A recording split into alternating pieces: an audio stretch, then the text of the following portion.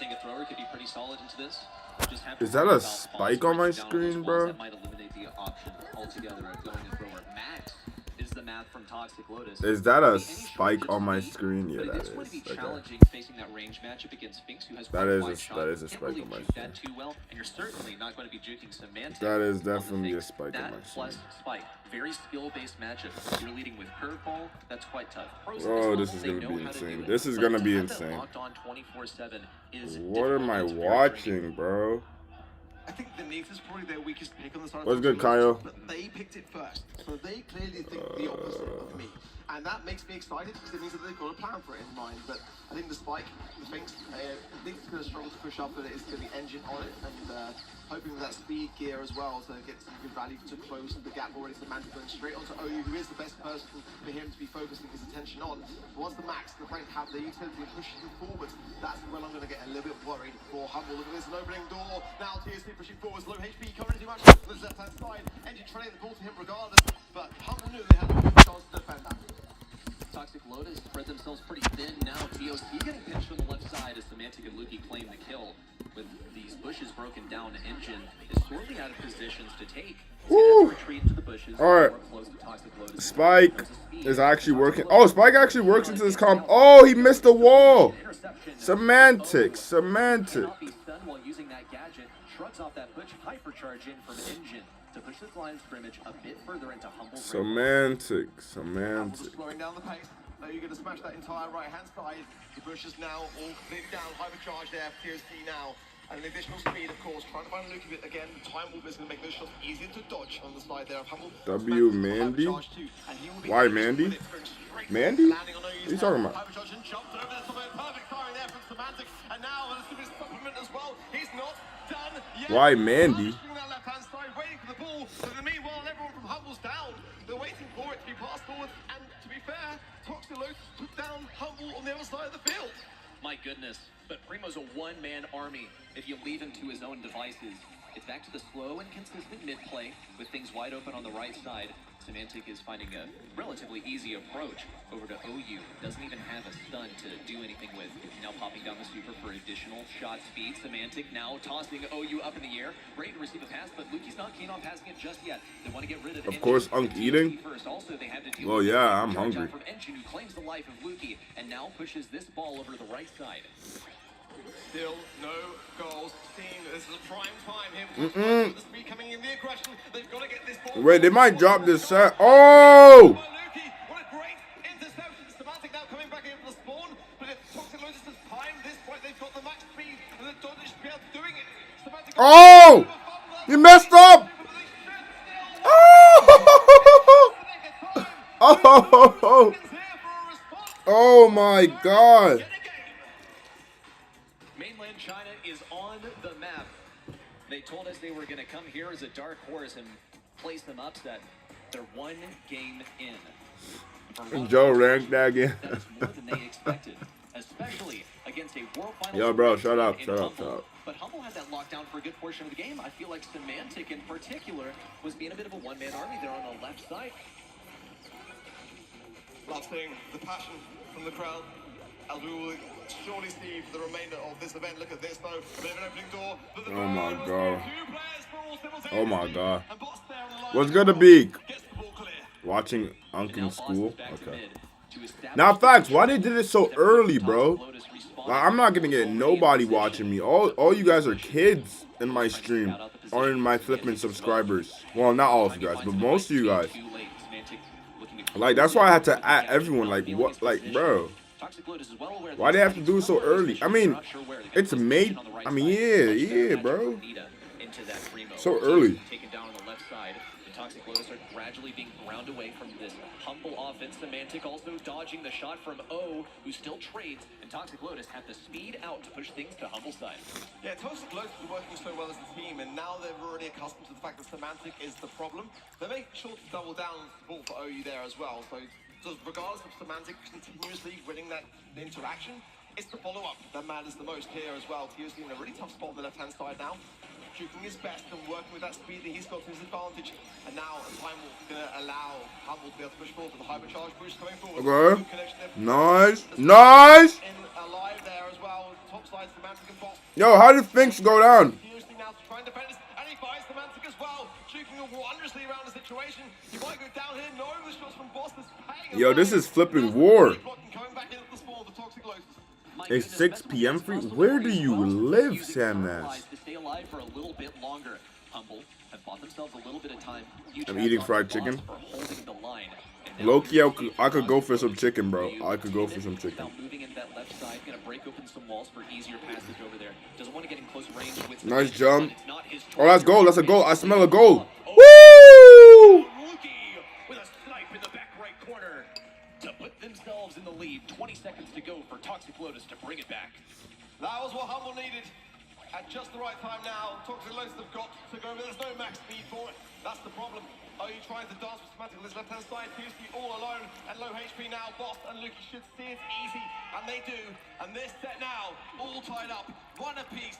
Let's see who will take it in the third. This is tough. This is tough. Semantic got to be a little bit worried right now. All three of these players came in with high spirits, and they're being given a real match. A run for their money by Toxic Lotus, a team that has only taken one match on the international stage. They've gotten a game. Toxic Lotus putting in work. Hold on. To potentially take this set. See if they manage to do so. It's slabs enjoy live and chicken. Facts. Establishing control of mid. No walls broken just yet. Their positions largely unknown. Semantic possibly looking to be sneaky over here in a matchup that favors him. If he can get onto O, that is far ideal. For me, OU as well has been timing the noise cancellator gadget to perfection. Just making sure that in that interaction with Semantic that he's able to not be stunned out. Nice. Now Semantic is cooking. Finks is so tough, bro. The Finks glaze will forever live on.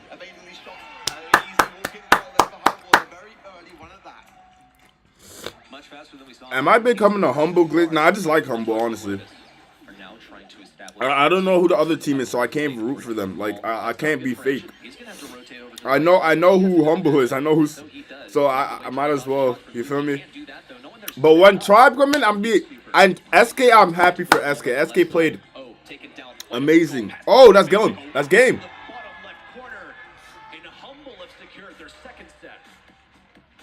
Semantic on tank, actually underrated, bro.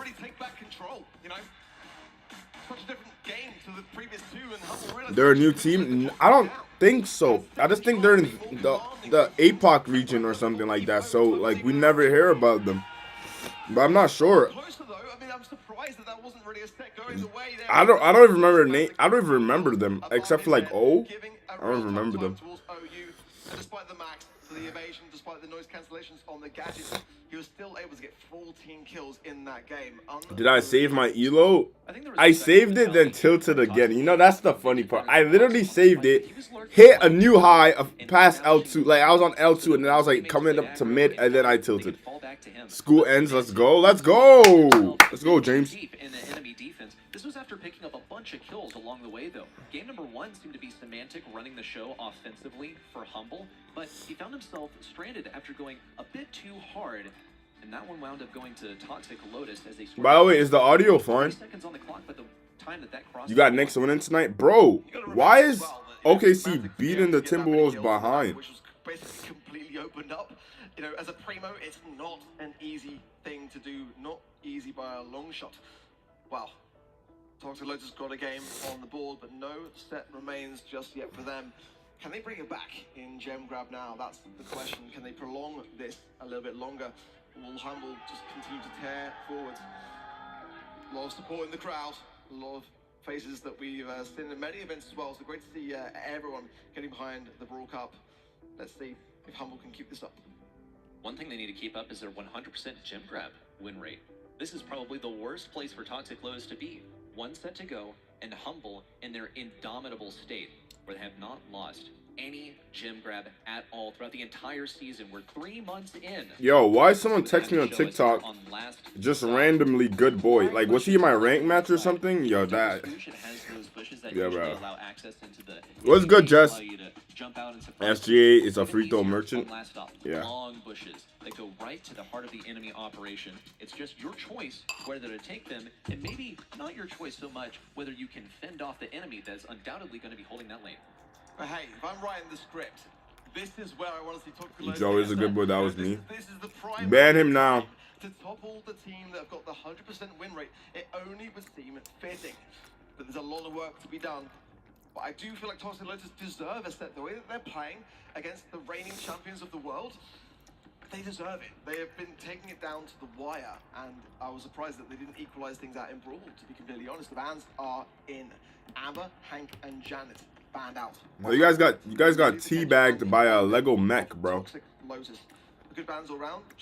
Cannot ban greatness, bro. So I can't be considering that myself as a potential mid here, but the long range mids do a good amount of damage as well. Bell, 8-bit, they're all pretty good depending upon kind of what you're looking into.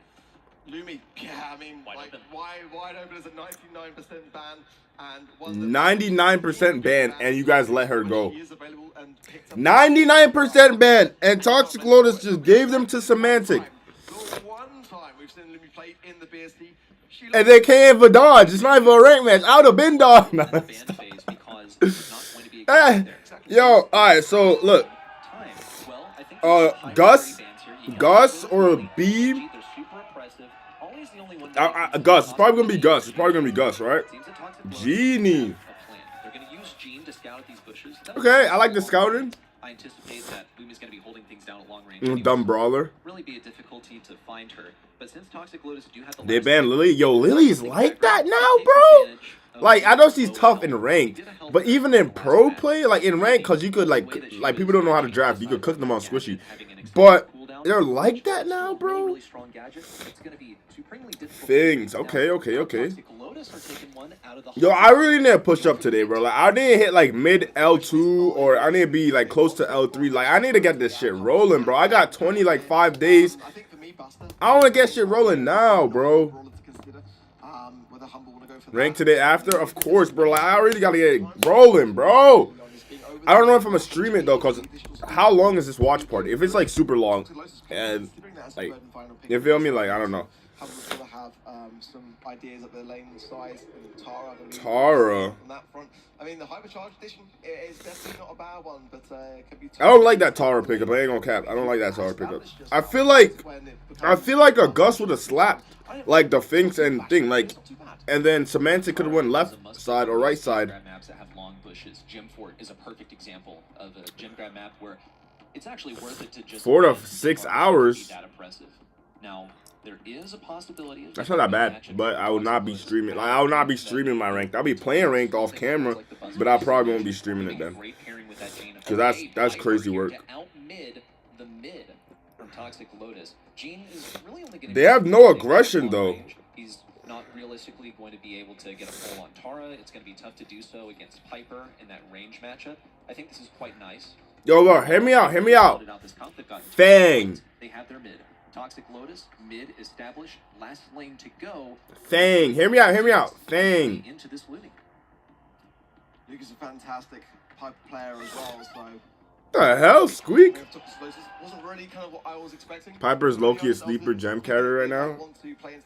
Well, only on this map, Rashay, right? Depending on what they were considering for that mid, I mean, I'm assuming it's going to be the why is there a squeak on my screen, bro? Lane side with the vision gear as well. Late, Lotus taking a set. It's that ability to be able to adapt. Bro. Bell? Gus? Like, there's what? I don't understand this. They had so much other cook-ups. What's good, him? Why Piper if they have Lumi? That's what I'm saying. It's like they picked 3 mids. I mean, 2 mids. But Lumi could really cook up on a lane. Like, Lumi could shut down a lane, like, crazily. Yeah, you see that? Like, that lane is hers now. Oh, Squeak does cook Tara on this map, so. Well, just in general, honestly, so, I guess. Okay, actually, I understand their draft now.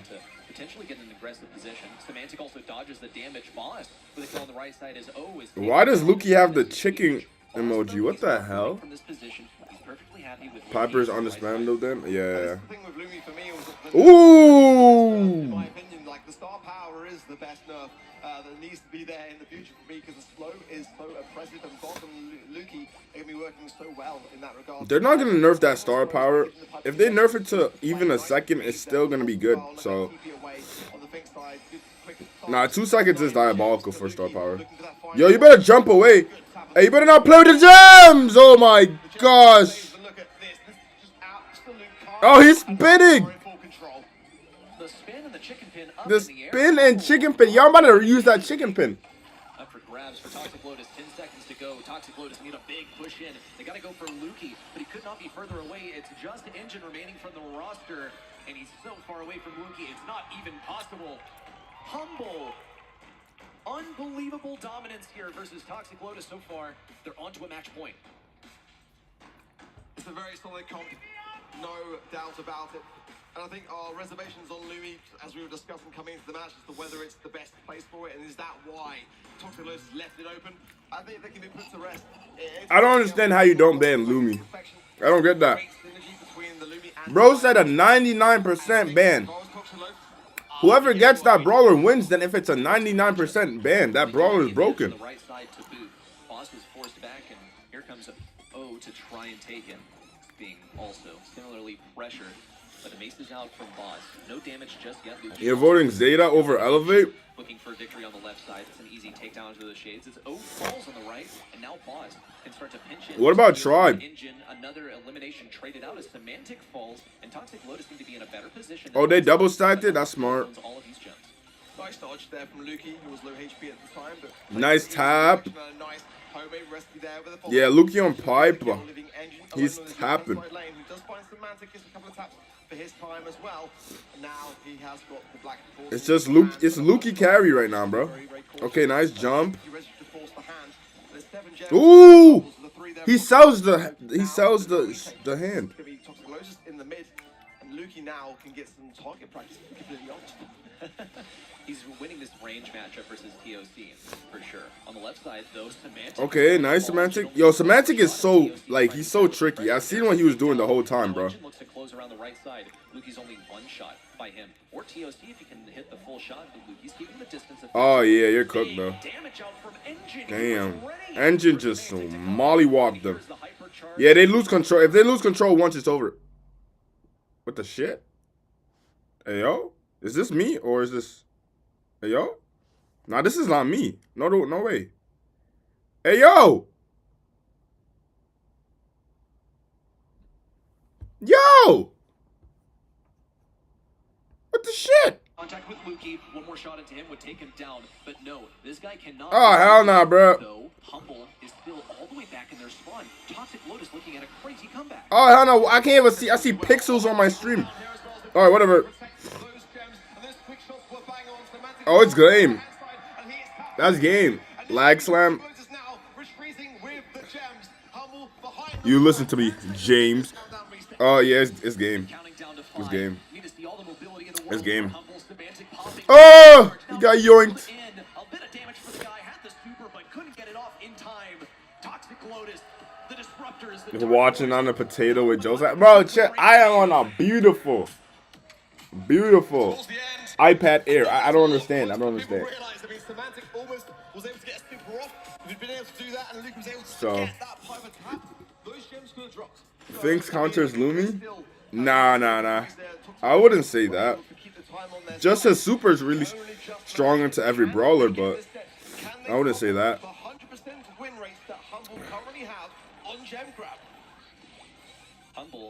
Wait, Humble has a 100% win rate on gem grab? That's crazy. That is actually insane. 100%. That means they don't lose. So this is... Wait, they should have switched lanes. They should have switched lanes. Like he can't... They're gonna lose. Engine at the same time falling once more, but the right lane does belong to Humble. It's a certain advantage for them, but the gem count is looking far more equal. Semantic there trying to make a connection, finds Engine. The follow-up from Lukey is spot on. Ogi in the mid there as well, and now again more target practice for Lukey, but he's got a retreat. That G magic hand is there. Nice tap. But no, maybe not. Maybe Ice that, ice that. Nice. Nice. Oh, good try, good try. Oh, what a dodge. No, you can't die. Don't die, boss. Don't die, boss. Don't die, don't die. Oh, he's gonna die. Okay. Yeah, cement. Yeah, I see the Tara pick. They just get bullied here, bro. Like, why would you Tara and then they got another pick to go? Humble found themselves backed up into their own mid with a threat of the Gene Super looming eternally. But also Like, Semantic is just getting bullied. Like, his KD after this is not gonna look pretty. He missed. How do you miss that exactly?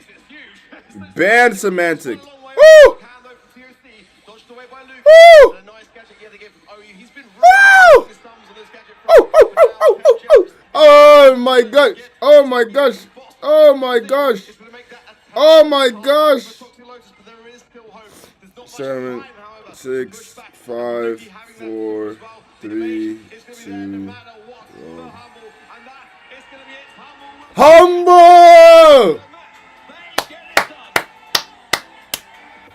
They can't resist? Reset? Yeah, they can't reset. 3-0 sweep. Belt to behind. Belt to behind. Belt. Yeah, bruh. I'm gonna start walking. I'm gonna start bringing the belt. Every time I get the belt, start whipping people. But it's only day one, folks. That's only match one of Group A and B. Finished. Toxic Lotus, they threatened also to take things down in Gem Grab. They looked also quite strong in Brawl. All right, hear me out. Toxic Lotus looks tough, but they just got swept by the like. You feel me? They just got swept, but it was close games. They just couldn't close down the close games. You feel what I'm saying? Yeah, Toxic Lotus is good. Yeah, yeah. Put some respect. Put some respect. Put some respect. Put some respect. Put some respect. We get to hear from Humble themselves. Let's take it to the stage. Semantic, the slayer of the dark horses, it would assume. Not gonna lie, they didn't make it easy on you, did they? It was quite difficult at some points until we adapted again and then got the win in the end, yeah. But they definitely played really good. They did play extremely well. I think they surprised a lot of people here and obviously the community that are watching online now. A lot of people, they tend to mention, pressure of Zeta win, please. You are world champions at anything, right? But actually, having spoken to you over the past few days, you seem to be under a bit less pressure. You don't really feel it right now, do you? Unless it's, maybe retaining that world title. Yeah, I mean, we got what we wanted. Being a world champion, that's our only goal for now. So like all the pressure I had over the years is just gone. We're just playing to win, we're playing for fun. So it's like way easier to tackle something like a LAN like this now, which is really, really cool, but yeah. Nah, that's facts. That's tough. Cause like if you win something, like say if you get pro ranked, or say if you're world champion, or say if you just win a match arena, say if you hit a insane something like that, you win like such a big achievement in Brawl Stars, or just in general. Once you win that, that means you know you could be on that level again. So like there's no stress. There's no stress. Yo, Lukey put in the carry. His back hurt. Look at his gem count. Well, he's a gem carrier, but look at like his back hurt. His back actually hurted. And Humble, for some reason, they kept playing into it. As soon as the strategy shifted up, that is where Humble finally found their footing to bring things back. The Lukey carry, yeah, Lukey carried. Yeah, nah, yeah, Piper was the carrier pick and the gem carrier, so like Lukey couldn't mess up.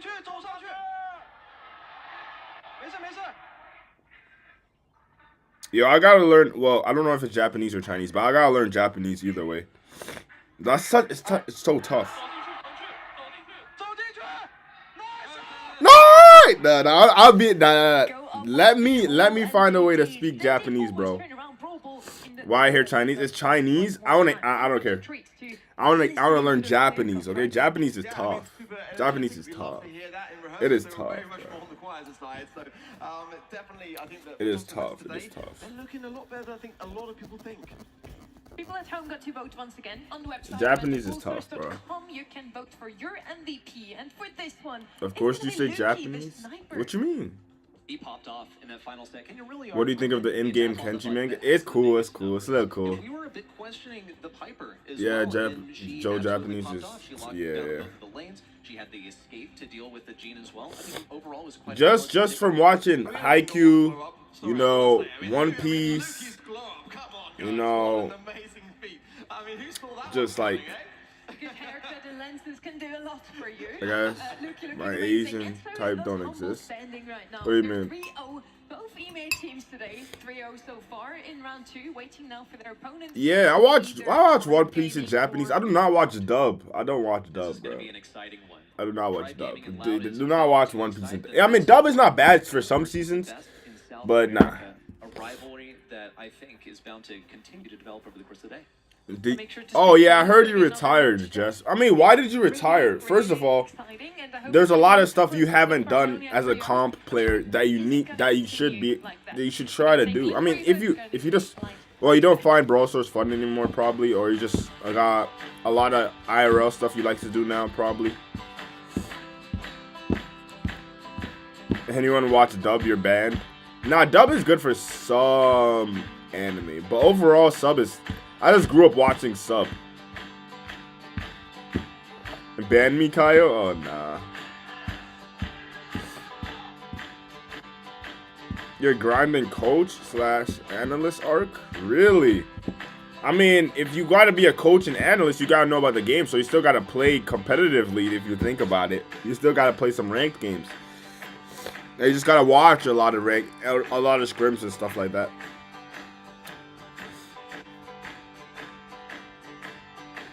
No banning. I said no. Joking.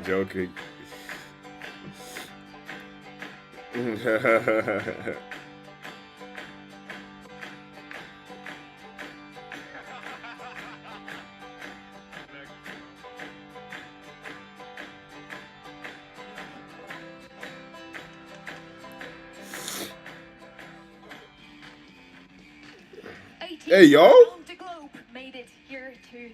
Oh, they're in Texas. And with 3 matches already out of the way, we're back in Group A now. We're in a TSL-style format. That means that we have Group A playing their matches all against each other, round robin, then Group B as well. And only the top 2 of each group will make it onto day 2. I feel like to be a coach, you need insane drafting. Yeah, you need insane drafting, or they're just not gonna listen to you. They're probably still not even gonna listen a lot of times. A lot of people don't listen to their coaches. They give nice advice, but there's some coaches like the SK coach. He's like the flipping all of SK. Like they listen to that dude. And the storylines that can come off the back of that, they are the 2 groups that we've got here today, and of course, everyone fighting for that #1 spot. Make sure to get your predictions in one more time. Drafting ain't hard. Nah, drafting's hard on the pro level, bro. It's not hard, but it's like you gotta really be on top of your stuff, bro. Are they gonna win this one 3-0 as well? I don't think so. Well, if you're asking, is NA gonna... Oh shoot! Full sweep Zeta. Damn. SSG never listens to coach. I don't know. SSG, I don't even know how. But Bobby, like, he be making videos, and his videos be talking about the meta, and then he goes into pro play, and he picks different types of brawlers, which are good. But, like, there was one time he picked, like, Draco on Last Stop, and, like, it was a disaster class. And I was like, Bobby, like, how did you not know this was going to go wrong? But that's pro play, bro. Elevate win? Nah, look. Yeah. You see what I'm seeing? I see Levi, Sai Temple, and Suzuki. I don't think... Yo, wait, when did Sai Temple get those 3 piercings there? Actually, Zeta Division has the best chance Brother. to take this world final slot. Hey, why is his hair like that now? Home region, and it almost seemed unlikely. Wait, was his hair always that color? I feel like it kind of fainted, right? Former roster of Crazy Raccoon to pick up Levy and Suzuku from Navi, who didn't even make it through the last chance qualifier last year. We also have from them a short statement, a little Yo, chill on Sai Temple, bro. There's literally people who, like, who simp for him on TikTok. Like, I don't know, it has to be girls, but like, or it could be boys too, but I'm saying like they literally like simp for him on TikTok. Like I've seen the edits and it's like it's not even a gameplay of him playing, it's just gameplay of him whipping his hair or like him walking or just doing this. Like I don't know. They are the mechanical geniuses. They are I don't know. skill that is unmatched across the world, and that sort of technique has been beautiful to see. I mean, you got to remember as well, coming into this competition, they've never looked better. Oh, so he says they're geniuses, and then they say he's the strongest. What, he's Gojo or something? They think this dude's Satoru. Nah, he might be Satoru Gojo, but they think this dude's Gojo. We've always talked about how mechanically skilled they are. Maybe The girls on TikTok chop to your Yo, side chill, now, they're chill, saying that's chill. going to be their strength. Chill. Let's see, their opponents are looking very strong. Okay, look at Patchy. They had some Cinderella Look at first Patchy. weeks, some strong finishes this season. Came even close to winning it all in April when they already had to play with a sub. It's wild. And Patchy, Patchy, Vegeta, and Ivex. This one be playing as part of their main roster today since Diego couldn't. This is a strong ass roster. Vegeta, Ivex, also phenomenal players in North America. During their rookie runs last year, they didn't really make any major waves of qualifying. Like, this is actually a strong ass team, bro. My goats, easy win. Nah, Patchy is one of my goats, bro. Like, I've been watching him for a long time, bro. Patchy, like, I've been watching him for a long time. Patchy is one of my goats, bro. He is one of my goats, bro. You glazed Vegeta for his draft. Oh, I didn't know he was that good of a drafter. I just watched him play, and he plays really solid. I didn't know he was that good of a drafter. We're pretty excited. They're obviously veteran pro players, but we wouldn't be here if we didn't beat veterans already. So just really excited for the game. Arch, you obviously voted that Zeta Division can take this Okay, one. yo, okay, It's something in the Patchy. day that not many teams were able to pull off. Well, my reservations are, do they have the confidence in themselves? No, having spoken Wait, to wasn't us, this like the media, that BSC kind of team? thing, Like, they're kind of wait, like, is this not the BSC team, like the NA team, right? That's This is the NA team, but just Elevate took them over or whatever, right? Or am I tripping? Every single month, always coming second. It's the same team every time. So having that kind of broader outlook is where they're kind of lacking a little bit. And this Vegeta's was woman the big fiend consistent- on the X? consistent Bro, second. what? So we know what's What does on the that line even here. mean? It's NA versus East Asia. The only thing we still need are our players. So let's get them in.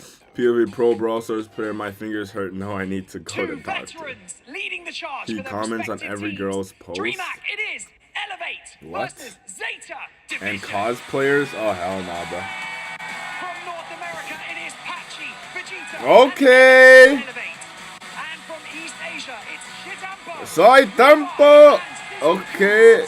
Okay. Levi too. He think he got aura. Yo, did they just walk the wrong way? Oh, they're throwing them. Woo! Woo! We do have Patchy. He's back coming out of his retirement. Oh yeah. We have also one of the players with a lot of long experience. He made it all the way. Alright, don't to do all that just to the get finals whipped. in a Brawl Nah, I final swear. already. So I do think Patchy and Shitambo are going to be the two we have to look at here. I think so too. And also, this is a player that Patchy has played against before. Kaboom Cannon out in the open ring of fire. Crazy Raccoon in the group stage. Well, that's sus. Why all these why all these flipping modes are passive?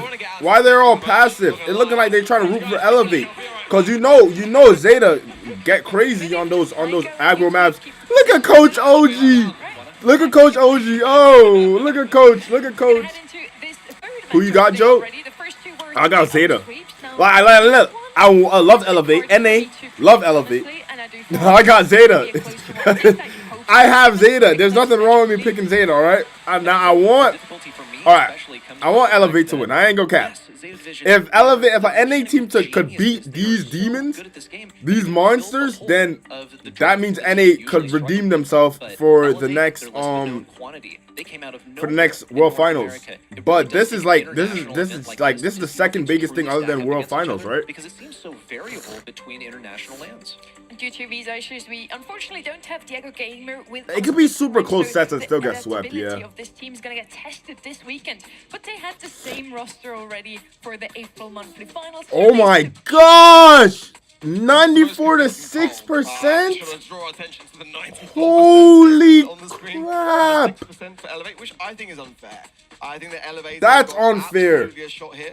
I think that you cannot underestimate a team like them. That don't They're not underestimating them, but that's just how strong Zeta has been, you know? He's a world champion. You know, you just- They got probably the best player in the world. Elevate have got a chance to topple They them. got amazing drafts and just Fantastic, aggro but you drafts. also listen to what they said during the interview. They're just Would dominant, be bro. here It's like if one we thing to be hadn't good at the beaten game, but they're just champions. dominant. The champions they beat, they sent down to the top 4 in North America and kept them from making it here to the Brawl Cup. They have that confidence at their backs.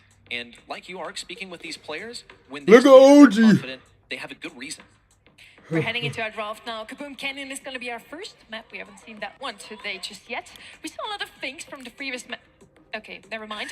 Fink seems to be one of the best new brawlers right now. Yo, Finks has been played so much already. Finks is that guy.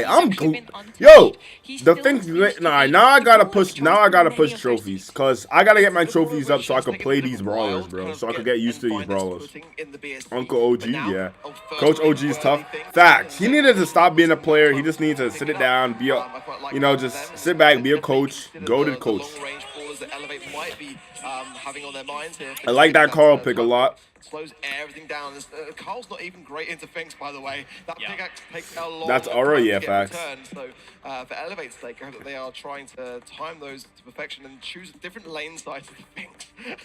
Yeah, I think you got to stay away from that Fink super. Otherwise, it's going to be a little while Kind of before boring that to pickaxe play. Nah, he's is not going boring to get play, bro. reload your Cause he shot. got the But Carl's teleport. really, He really could solid. place down He super. wins He's good like a matchups. He had the versatility support of deciding, plus you know what, plus I just wanna get it for utility free. plus Go for the low flying key. He hook could be a in. decent Or you damage. go for So it's additional like he does a damage lot. onto a brawler by utilizing your And he's not getting reaction. nerfed When it comes anytime to soon, Lola, too, so he's gonna be and I think strong, Lola bro. was sort of guaranteed by the presence of a Carl. They have the exact same Wow, range, believe it or not. wow, But there's the Kyle added knows benefit of the ball fact like Carl's that? pickaxe is gonna slice right through What? Lola's ego. There are W other ways to Kyle. deal with this. In fact, one of the most popular picks in East Asia. is Honestly, Bell, I was and looking I for wonder like if a, Elevator anticipated I was that looking as for like well. I really love that a call. Brock I think or the a Bell here is Bell definitely up there or as like the even front no, line. like They've even like a used it Piper. everywhere. I was looking for And that. against the Lola, it makes perfect sense to consider it as one of the biggest counters to her at this stage in the draft. All right, Angelo, facts. They left Not often Angelo. even seen as a second pick, Okay, often as a interesting. first pick brawler to have here. Surprised that Today's division weren't thinking that to begin with. I like Elevate Definitely draft right up now. there, as a really tough one to deal with. And I ain't gonna lie, I like Elevate in that draft. mid, of course. So, Body! interesting. Yeah! Worked, of course, now. Yeah, Being able I to don't know. mechanical If they pick Eve, they're gonna pick Eve. I'm calling it now. Eve is going to be played here. Eve is gonna be played. Cause I don't know why. Wait, I don't know why they did that. Eve, Daryl or Eve? Oh, they like going aggro though. Nah, it's either Eve or aggro. It's either Eve or aggro for sure. It's either Eve or aggro. There's no other Yeah, brawler Bryce is like. not as strong as he once was because now there's a cap to how much damage you can do to the safe in one go. It's going to be 25%, or you can find some tech, if you want Meg? to call it that, to get some extra damage on the safe. Meg is the answer. The way that Meg is going to be playing this is trying to juke out the shots from Angelo. I'm going to say that Elevate tried to lay a trap in this draft. They really wanted Zeta Division to pick up a Bell, and if they then picked up the Angelo after that, they would have been committing way too hard. Is she just for pressure? If like Angelo misses a couple shots, he pressures down to Angelo. Is that what I'm seeing? And this is the mentality of Zeta Division so many times. They don't need to go the thing that hard counters. What is Patchy brewing? You better be brewing some good booze, because I don't know what's going on here. Elevate are a very aggressive team. And Zeta Division have got to land. Oh, I got that Angelo skin. Hey, yo, a flying Barney already. Okay, nice. Okay.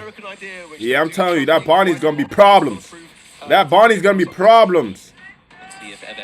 Okay, nice. Run that damage down. Okay, we split. Nice shots down by Levi. Nice taps. Oh my God, Patchy getting worked. Patchy getting worked. Patchy getting worked. Okay, yeah. Zeta got control. I don't see that Meg play working. I'm not even gonna lie. I don't know, bro. Nice. Okay, Patchy goes down. Nice. He's in their corner. Oh, nice. Vegeta pulling up. Nice. If Vex in the mid. I mean, that's the only time I see it working, when he's in mid and chilling, like as Meg. He's been tapping this game so far as well, getting some nice timed runs on the safe. Vegeta in mid, that's a problem. Lola's causing problems in that mid. Yeah. Oh my gosh. Wait, Patchy and them could win this. Elevate could win this. Because they don't really got no one that could help this, except for if Bonnie gets super. She's still going to jump to her death. Because it's three of them in mid. Uh-oh. Elevate might win this round. Yeah, Elevate might win this round. Wow, Elevate wins this round. Elevate wins. Elevate wins.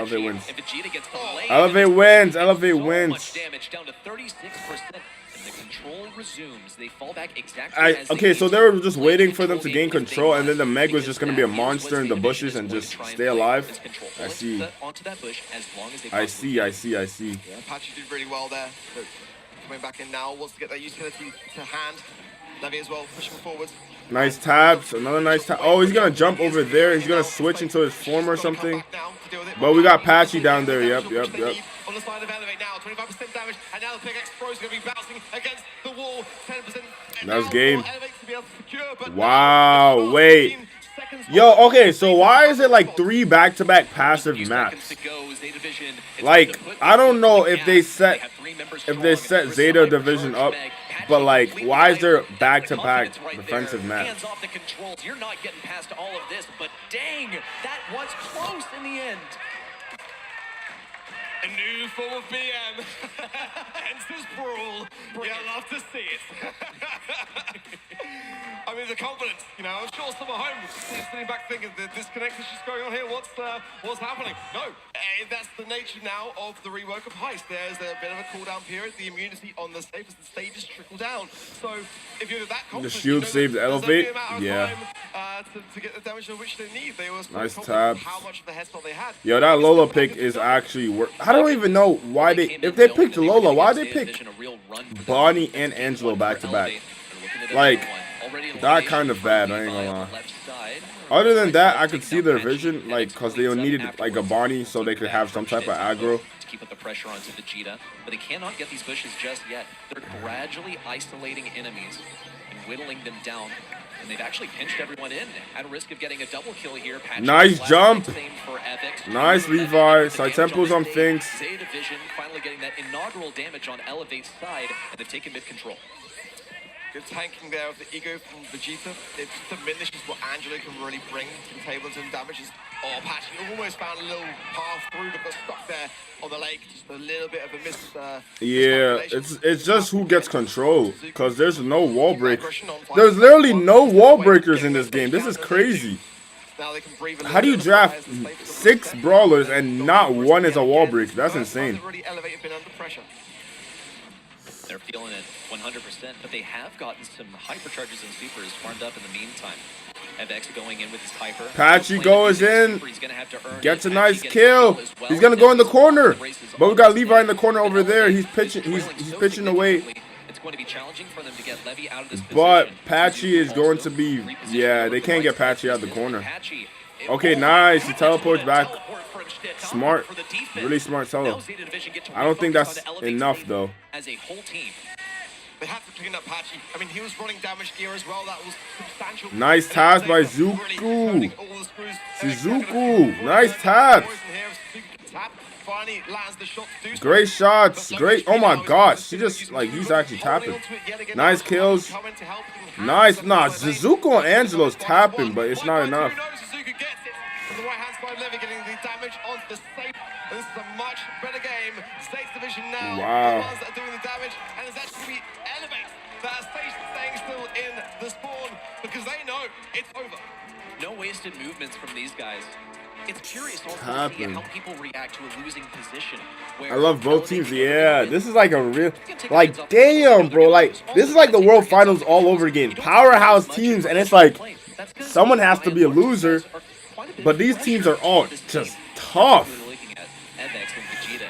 Already a kill on the Patchy. It's a great start for Zeta Division. They have locked in. They've DMA'd to FX as well, but Stampo is going to be taking down. Suzuku could get pinched. FX with the dodges. The straight lines are crazy. Woo! And there's the jump away as well. But Vegeta is still connecting with this safe. Meanwhile, Levy is doing tons of stuff on Elevate's side. Yeah, Vegeta did well that right hand side, but now pinched between rock and a hard place in the mid. Levi is actually tapping now. Suzuki finds a tap, but they've got to get this pinch yet again. Yeah, he's just tapping away.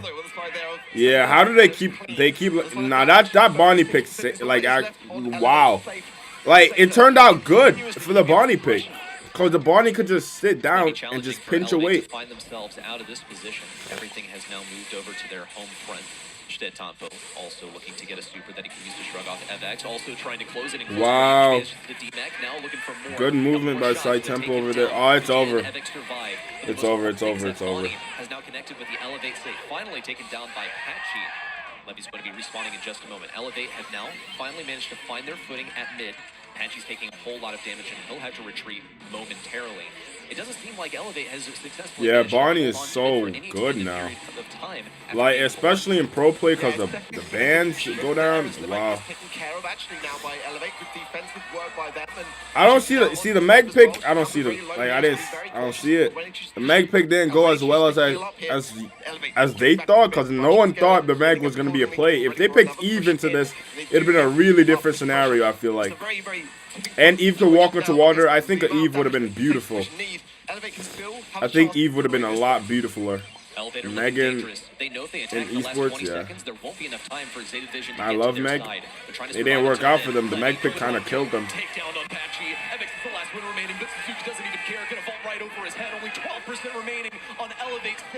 Last game. 15 seconds to go. Patchy and Vegeta know it's over as well. Yeah, that's game. To get into mid with 10 seconds still on the clock, they're not wasting any movements here. They know that's a Zeta Division win in set number 1. A confidence showing from Zeta to start things off, but a close set nonetheless. Elevate. If you pick Meg, you win. Well, they just lost with Holy Series. Wow. Zeta showing. Hey, look at the little kid with the Zeta Division thing. That kid in my rank. That kid's in my rank matches. You seen that little kid? He was like, that's the kid in my rank matches. I know. I seen him. We made 4. Our eyes made 4. He looked at me, I looked at him. He's in my rank matches. He's the legendary kid in my rank matches. Nah, bruh. Nah.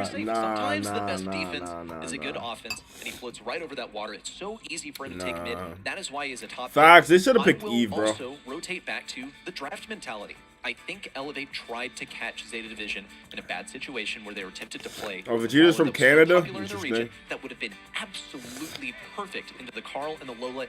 Remember our rank game from yesterday? Yeah, was that actually you, Boost DeLorean? He played solid. Wait, what were you? Were you the Primo? You were the Primo, right? I mean, you played kind of bad the first game. You said you were lagging, and then you played better. So he won, so I guess so. Did he carry you? Me? Hell no, he didn't carry me. He played good on the Primo, but he did not carry me. I think I got the screenshot. Who was I playing? Who was I? That first game was looking really, really good for them. They just kind of lost confidence in themselves along the way.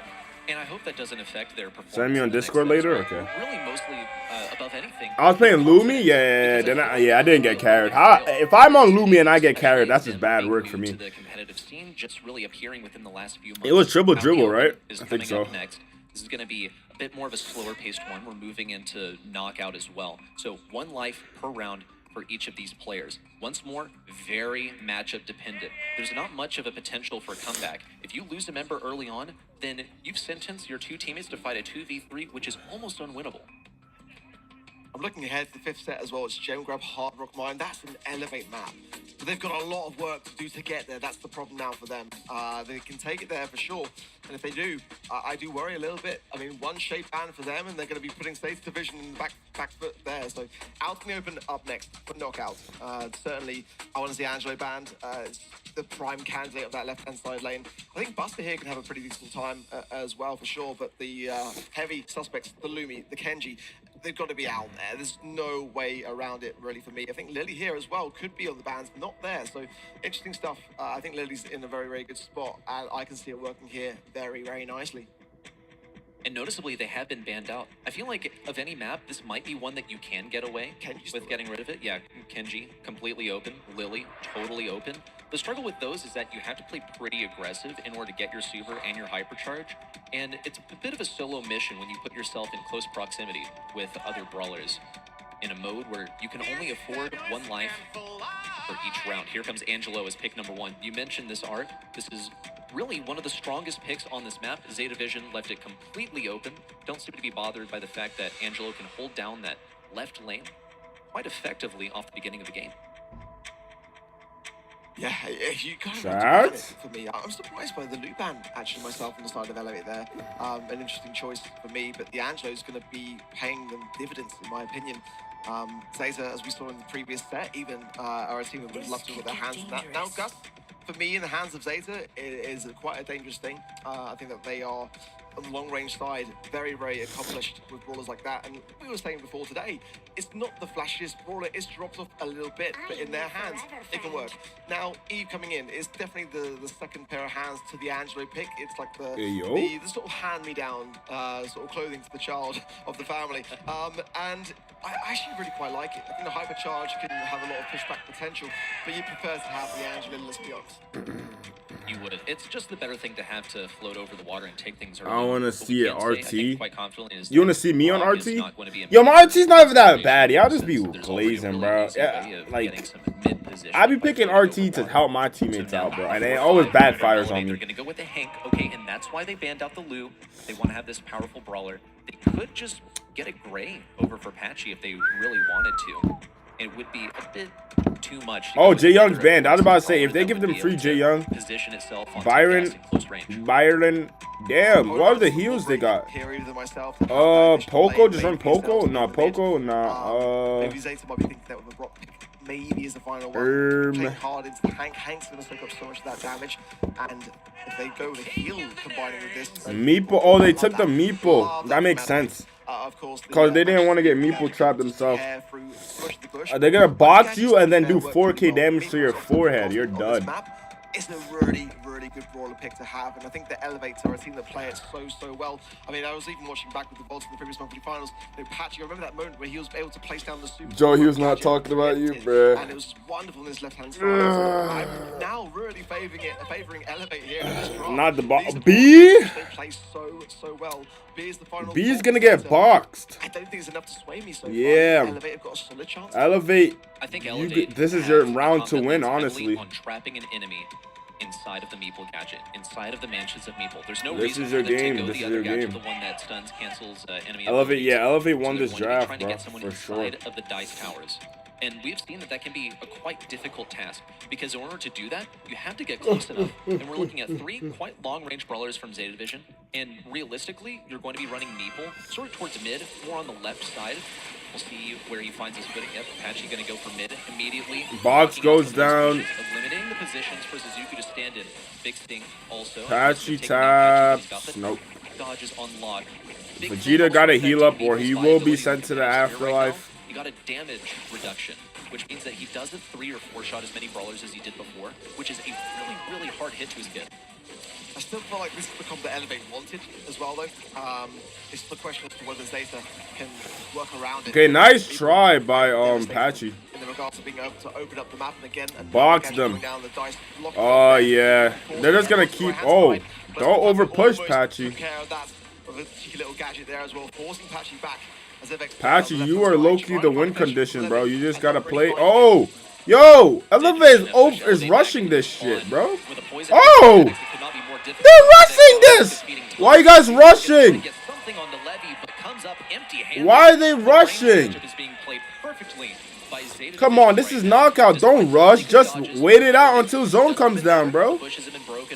Zeta are still in the exact position that they're comfortable with. For this to work, nah. Trapped inside of the gadget. Patchy's they're getting cooked. That's when Vegeta can use Master Archer and get 4k damage through the wall as well. They're getting cooked, bro. Down to 1 point of failure, and it has not succeeded yet. Suzuki's so dangerous on this B pick. Running insta B-load as well, so 2 followed up amplified shots is what makes him so dangerous. He's not nice. Alright, see, that's how you should be playing it. Just wait. Oh, back up, Patchy, run! Patchy, run! Oh, shoot. They've got a hypercharged Gust Super out here now. All that does is to accent the fact that Zeta Division have pushed Elevate against the ropes. FX almost nowhere to go. He does have a bit of health to work with, but he's staring down the barrel of a slow, potentially out from Suzuku. A bit of room afforded by Patchy, but the first kill now comes out onto Vegeta on the right side. Patchy and FX fighting for whatever they can. It's over. Wow. Yo, Kyle was right. This B shut shit down. Shut that down. Why are you talking like you would do better? What do you mean? I gotta give my commentating. Obviously, they're better than me. I still got my opinion. How is Bobby doing if he played? You know, it's always going to be working. Bobby isn't in The this. star power choice is making it so devastating.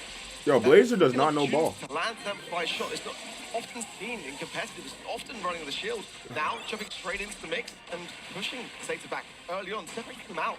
Leve on the left-hand side's got nowhere to go. Okay, and Elevate now trying to cover their tracks with a hasty retreat. Seems to be successful so far. Big sting coming out from Suzuki, looking for a target. Patchy walks right into it. Oh, he's one shot. Evex now tanking for him. They're as well. Saved cooked. his life just now. But Elevate, Yo, this B pick is just destroying. Nah, Zeta for the sweep.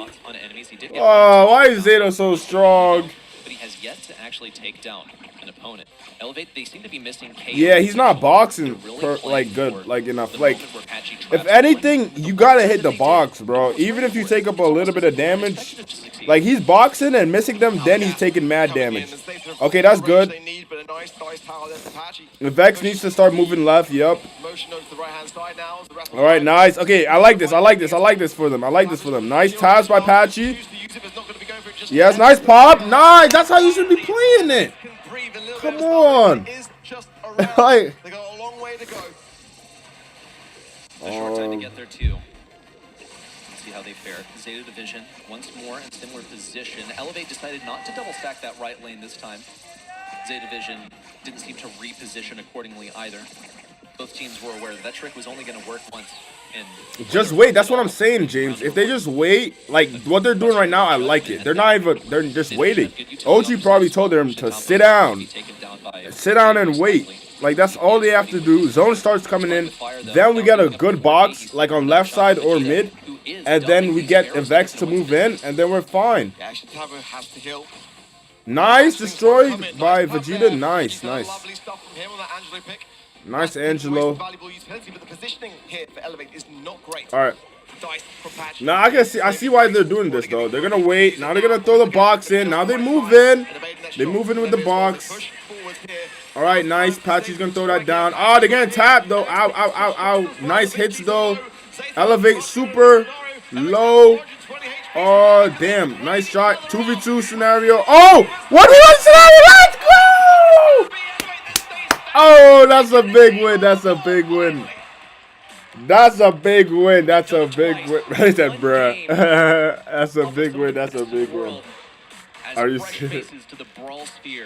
Nah, I can tell OG locked in on the coaching because they changed their whole thing up because they rushed the first set. Now they sitting back the next set.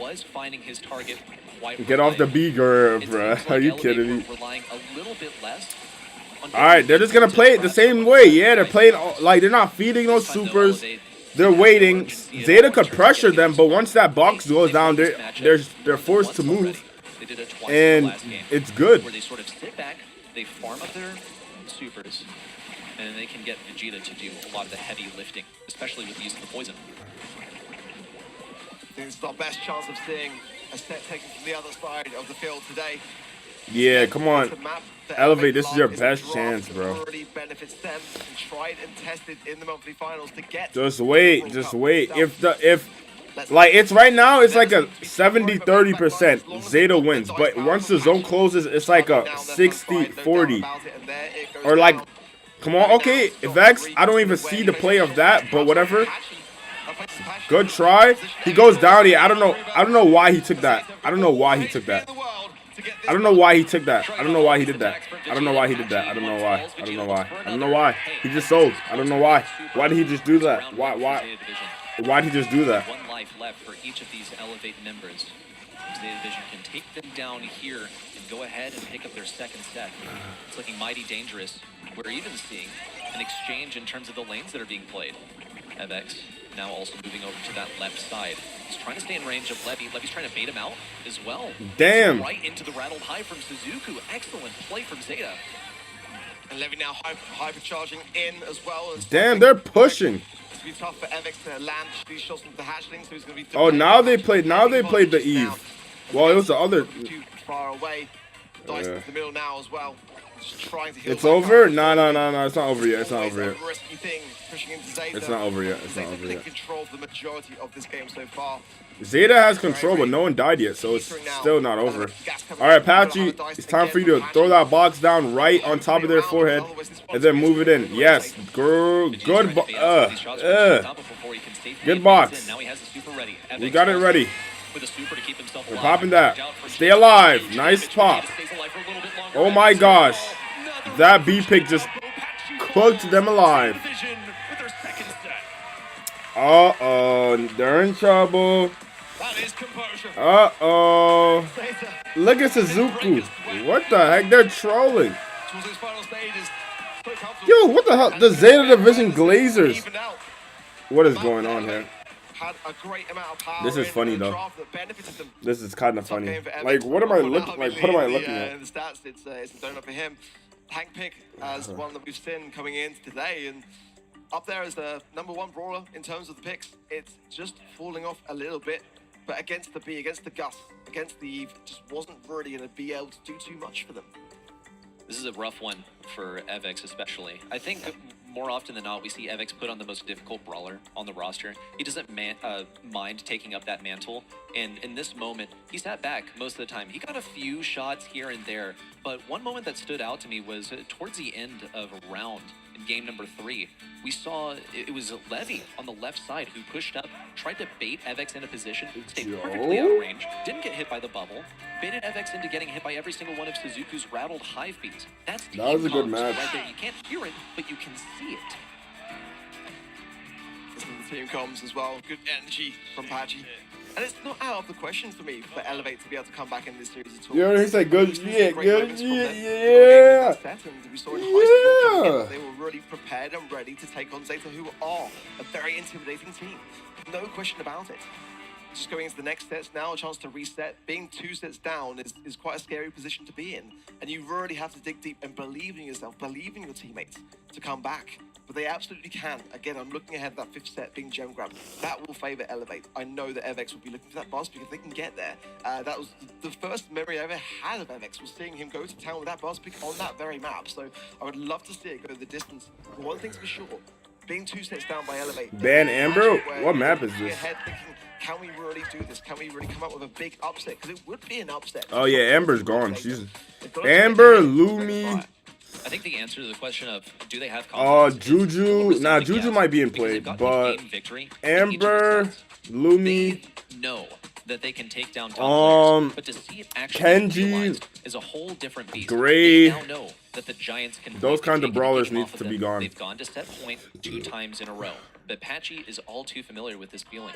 Last time he faced Stetampo, I simulated he went all playoff, the way to and the set 3 Thunder as well. win in And that 6 was the and final Pacers set win in that 7. best of 3. Yeah, I got He's Pacers in just a little 7. bit tired of going to the final Thunder in stretch. 6. Wow, that's Just actually betting for a game win in accurate, a James. Yeah, I feel it. I feel it. Fink's first pick. Okay, I got Gray, Kenji, and Lumi, but no Amber. B. Oh, there's gonna be Amber because B counters Amber really good. On Hot Zone, I feel like it's probably his best mode. And wow, we got a lot of Finks plays though. Finks is like that. Throws could be on the cards. Finks is that guy. Elevate gonna pick up the Lola pick. And the Ash. Ooh, okay. Interesting stuff. Love that. Very North America. NA bro. Very North America. NA bro. NA bro. Yo, why they be like North America? They be the bell pick. NA. We be like The Ash wouldn't be the worst of ideas. they be clowning us for our picks, bro. I swear. They say very North America. It be a diss, low key though. Because we go a lot of tanks. Disgusting. It really, really is. But Levit as well is a fantastic Stu player, and on this would be a really good consideration. Draco. Ash, let's be honest, but it's great for having the additional speed. I'm a little I bit like curious about Amber this Draco. as the last In pick here. many cases, you should be able to outlive that Ash, shoot directly through the. Not even Ash Amber, rods as probably well. another The aggro, Dragon probably. Breath. How is he going to be assisted? I don't think this is really a solo Draco mission. Elevate still also have the room to respond. Nah, to it they're if they definitely gonna wish. drop a We're support. thinking about that bell. Are they gonna do like a? It would be great. They can't The do low Byron, would right? be No. awesome into the Ashe. It can get overwhelmed. I Hank. think she can die in stupid ways sometimes because she doesn't have any CC. Hank, They're the passive doubling tank, up. is now going to take all of that health that was available in the drafting pool and centralize it over towards Zeta Division's They're side. doubling They picked up. Hank, and they picked really his #1 counter. So are they gonna pick Colette? So this It's is a just tall gonna be a order for Colette game. Well, they've got the potential to have heals off the back of the Colette? low power here as well, but still with the kiss. So, like, that's quite. I would go concerning for the Colette. other side of Zeta. That's my They've opted pick. To not really go with any heal approach. If Elevate wants to double down here with a potential Poco or something along those lines, Damn. additional heals, it's scary. Now it's Yo, very scary. what is going on They here? didn't really have that in their Holy back pocket. draft. Going with brute force, Look brute at these aggression, brawlers that are on my Hank, screen. not This is bad pro ball they draft have. here. But if What Elevate a- can really, what is harness this? that healing quality and just stay firm on the mid and have that in their back Chat, am I pocket, missing something this here? could be a tough thing for Zeta to push into. I'm looking forward to seeing how Pam's gadget interacts with the Hank because that scrap sucker is am quite I- interesting let me to know see if the I'm Hank missing bubble something shrinks, actually. And Hank in general doesn't like anything that can interrupt the bubble or I guess shrink the size of it as well. Draco could suffer into that as well. There's still going to be just huge balls of health, but that's fine. There's plenty of DPS on Elevate's side. We're in for set number 3. Oh, look at Zeta Patchy just running him two down. in a row. They could cap it off here. Well, MX already in a tough spot here on the left-hand side. Tambo trying to be going in here on low HP. Got to be cautious himself. Meanwhile, Cheeseman in the mid has already a healing station to help him stay healthy. And the ego as well. Low-key, this is Elevate's chance to win, cause I don't like the double tank. The ego there as well, allowing that to tank the shots and staying full HP. How will they hold control with the double tanks? They're just big old meat shields. They're gonna have to deal with Suzuku taking down that turret from Patchy. Suzuku once more pushing in, has that super to stay alive. Take down on Patchy at the hands of Levy. Zeta has really wrought control over this point, now eclipsing Yo, Elevate's Finks is percentage doing all so the far. like control work, bro. It's crazy. Zeta have done a very good job of catching up, no doubt about that.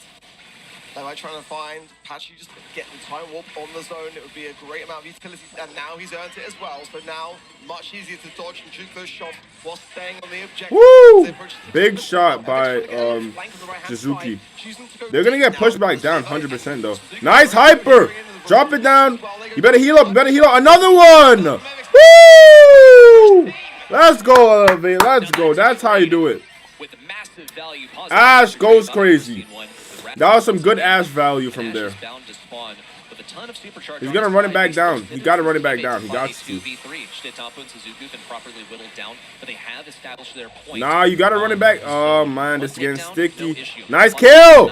Come on, Elevate. Don't get swept, Elevate. Let's keep this alive. This is a good game. Nice, nice. Oh, nah, they're just running in. They're just running in. They're just running in. Kill them. Kill them. They don't have enough. Oh. Woo. Woo, come on. No, come on, come on.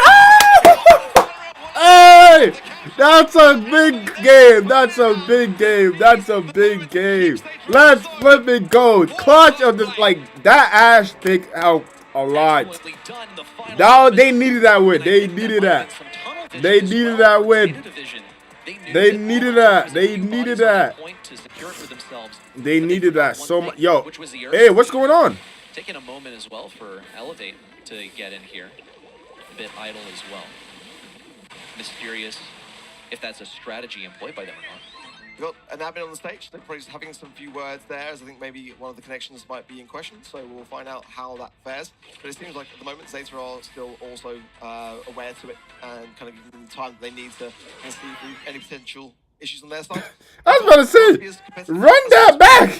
I'm about to say. But certainly looking back to that last game and how things fared. Multi-billion-dollar game company. In this series, Win trading and Brawl Cup.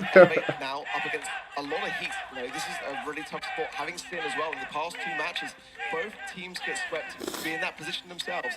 To be able to stand and stand firm and come back is going to be really tough, but they're doing well.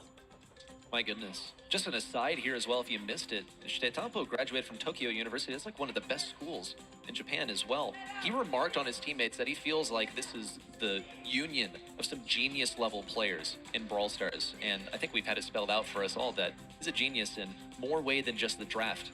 in the mechanics. There's no doubt about that. But Elevate have shown them up in just a few regards. They've made it clear that these drafts are not one-sided, okay? They can draft to the level of Zeta Division, which is such a message to send because they've consistently brought things to game number 3 within the sets. Now, within set number 3, for the second time this match, they've gotten game number 1 under the belts already. Are we just going to brush off the fact that you're aware of the schooling system in that region?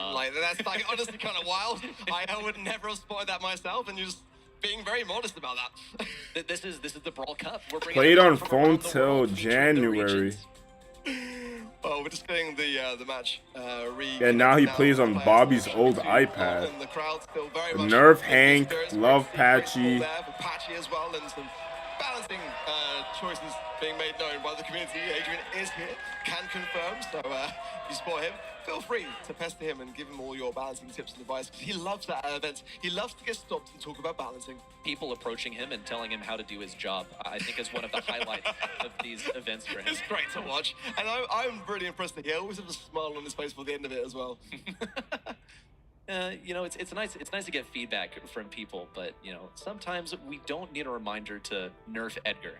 You're never off the clock, are you, at a Brawl Stars Yo, event? buff Edgar. Edgar rework. Now is a good time to do an Edgar rework because now he's just stinky. That brawler's so stinky, bro. Just kind of gain Edgar rework now. Finish in hot zone of all maps and modes. I mean, that's the sort of thing that can turn easily into a set. So I think hell no, I don't want Edgar. Nah, if they Edgar rework, he's gonna be meta again. Everyone's gonna first pick him. Like he's.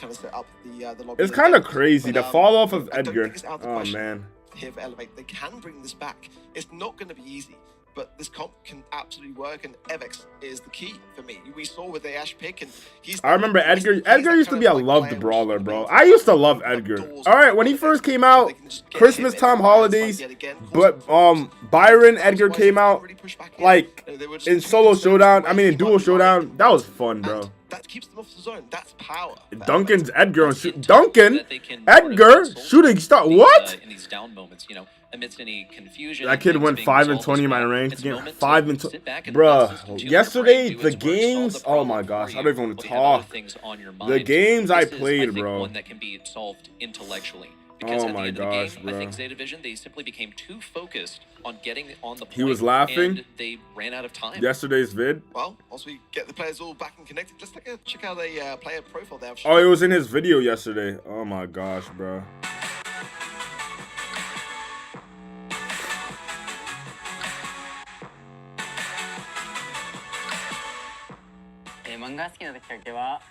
アニメとかで見るとやっぱ通勤とか気になっちゃうんですよね。それ通勤が気になるにつれてもう早く見たいっていう性格なので、それでも、自然と漫画が好きになったという形ですね。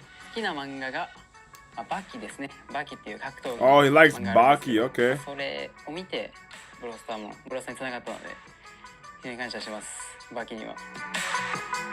Okay, that's a tough anime. That's a tough anime. まず YouTube を頑張ってやったのはヤピマルさんっているんですけど、その方を目指して一緒に動画撮るにつれて、俺もこんなんなりたいなとか思ってやりました。でキータンプさんは僕の中では神様です。メンタル面とかそれでこそもう落ち込んだ時とか動画とか何かしら見れば元気出るので、ブロサってゲームってメンタルゲーなんで。Yeah, mentality is super important. As you guys can see, my mental has been cooked for the past months, and it's made me be on fraud alert. Reminder, we're supposed to see Brawl Stars gameplay right now. Yo, chill, bro.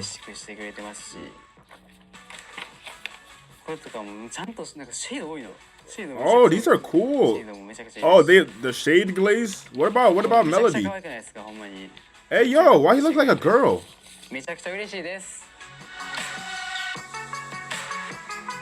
Wait, am I tripping or what? Is that him? It was with Shade, we were able to win. Yeah, the Shade pick was tough. Cosplaying that Shade?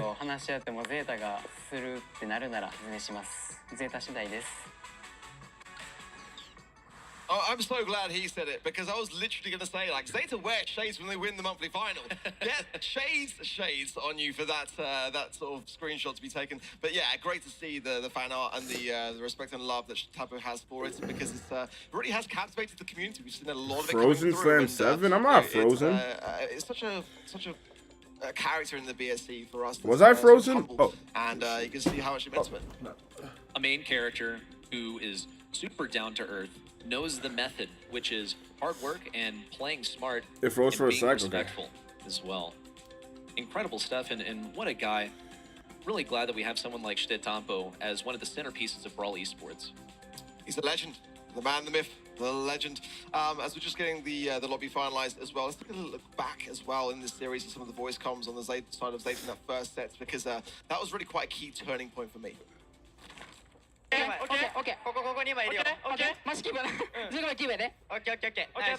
Yo, they're laughing and having fun, bro.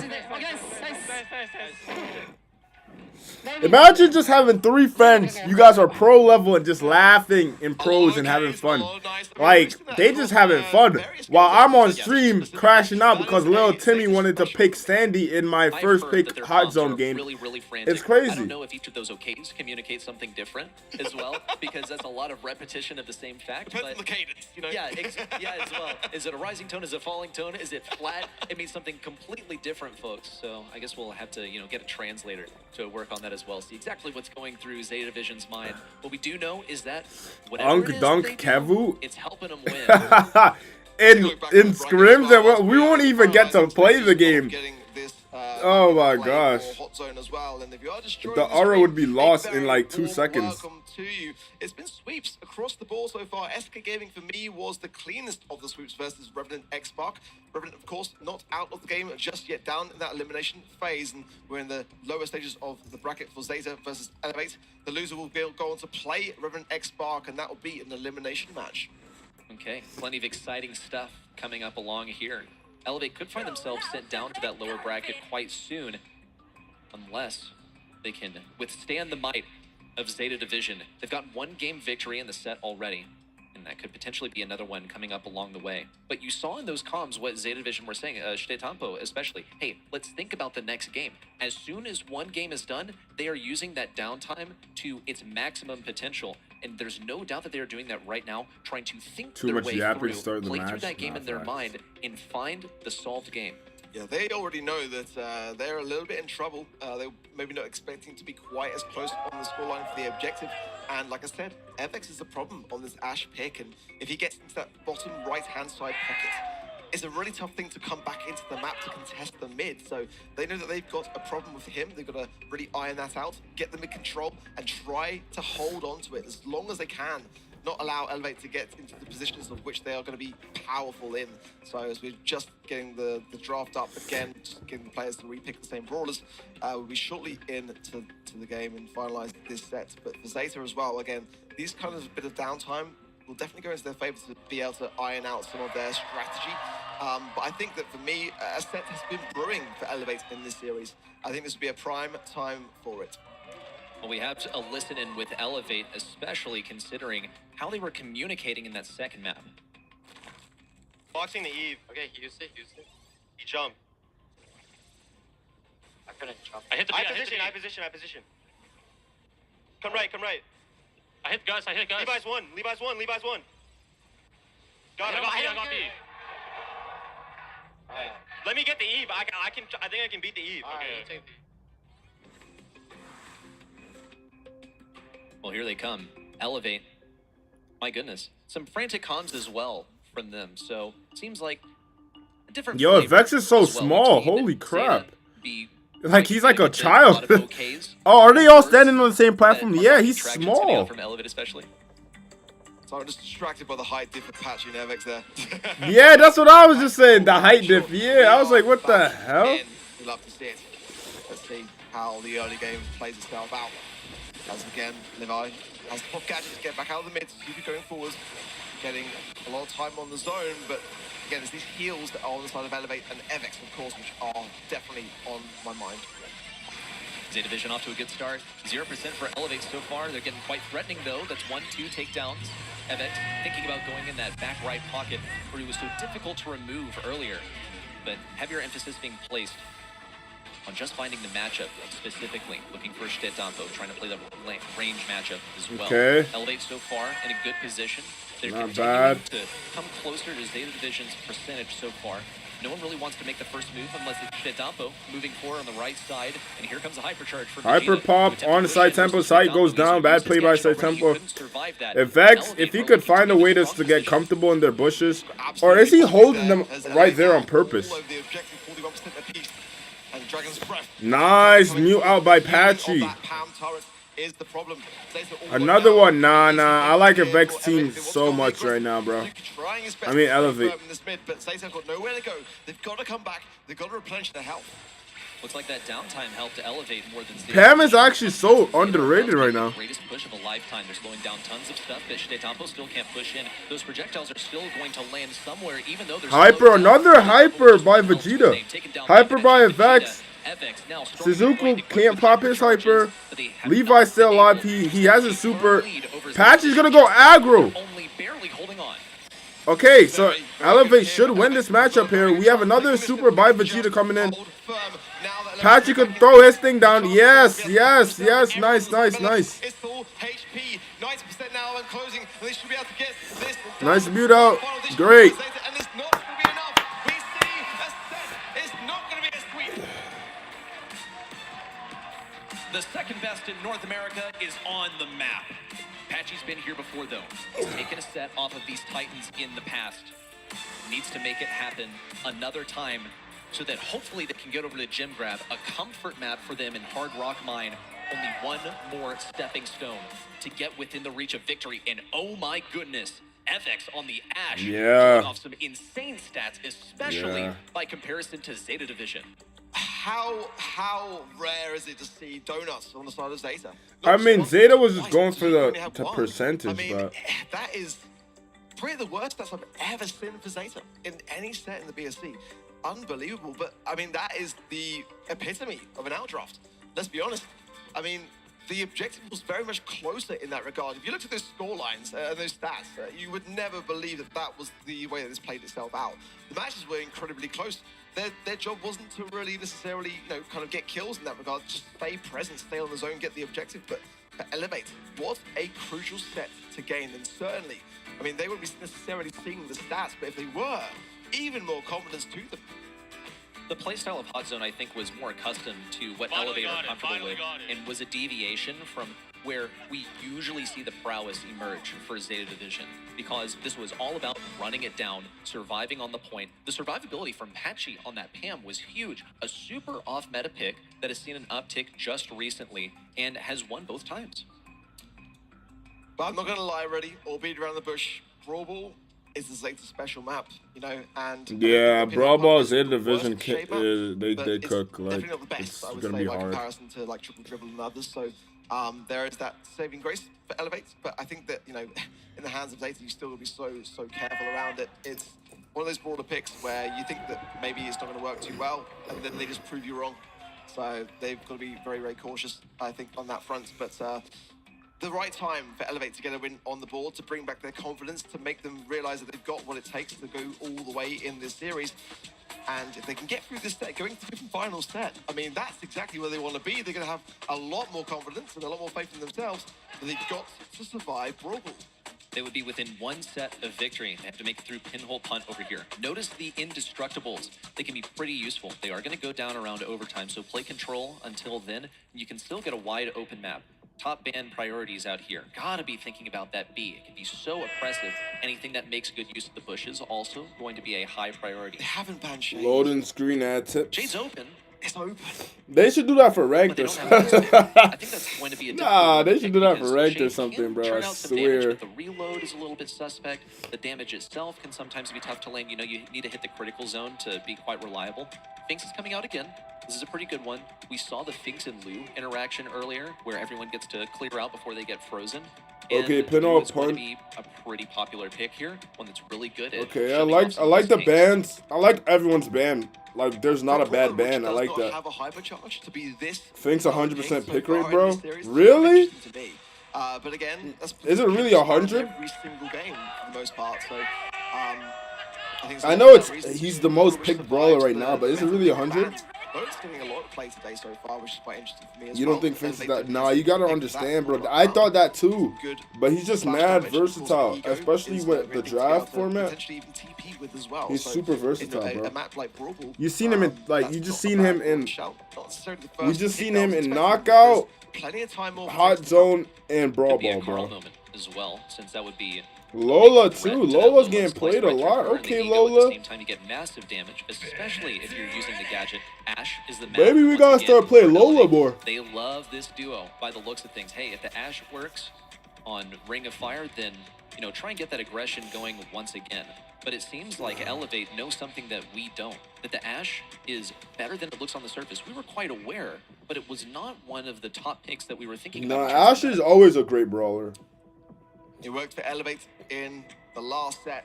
What It worked about for them in this is Brawl, pin but on it point? What about like matters. The survival depends on it. is Buster gonna come into Getting play? control Yeah, of yeah, I know which is ball. scary. I seen that. I Buster seen coming it. I in seen it. for Zeta.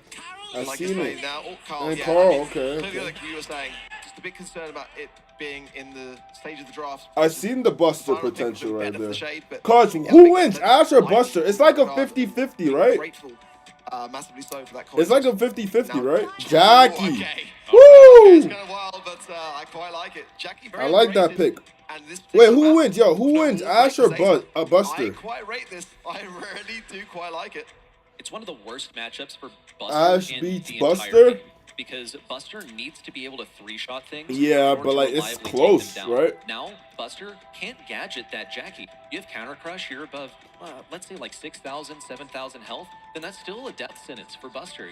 He's going to wind up killing himself if he tries to Most attack you tanks as beat Jackie. Buster, yeah. There's huge run it down That is potential, true. and also those bushes are going to be a straight-up avenue towards the enemy side, making use of the speed gear as well. Levy tried to shrug him off, but Patchy is still in position. We'll see Suzuku reposition the ball over to Shdetambo on the right side. Unless Buster There's gets one help? more back Okay. to mid. Patchy at risk of getting shut down by Levy, who flips the corner on the left side with a pickaxe. Montage coming in for Suzuku, but not going to really find or need much off the back of it, just simply having it there for good measure. Nice. Struggle, I feel, unless they can push some forwards, and Zeta really are quite attuned to it. Nice Nice tap. pick up there for Suzuki, who's got hypercharge already. Ball push forwards now. A nice time right. Nice Matt telly as out. Patch is Buster stuck comes there, in. and you can see Pops the aggression. hyper. There's the hypercharge. Double hyper. Oh! Very nicely done. The opening 45 seconds. The team play from Zeta Division has been impeccable. They know exactly when to stay Oh, he's together. running that To down on scatter. This them. would be one of those scattering moments. Patchy's looking for one, now two. Okay, Close nice. combo. Nice, Levy's the Patchy. last remaining bastion of defense for Zeta Division. I thought it was gonna be a It's fine, shootout. because this is a slow moment. Elevate needs to reposition the ball forward and find their footing before they can attempt another push in. Patch is in dangerous territory here, picking up the ball through. He's gonna heal. Oh, nice. Patchy pop hyper or something. He's not gonna go for it? Nah, he's not. And Zeta should be able to defend this quite straightforwardly. Hypercharge for Suzuki might even pop it just for the speed and the additional buff. We're gonna hold out for his teammates now. Patchy in the mid has super. Hypercharge there for Evex as well. So Zeta will be pushing cautiously into the wind here.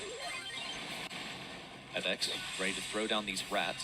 Doesn't want to do it on Suzuku or Levy. Suzuku in with the hypercharge, that's huge damage and speed. And now FX down with the robotic rats. It's going to take him a while to make contact on a Suzuku, on a Shdetambo. He ends up falling as well.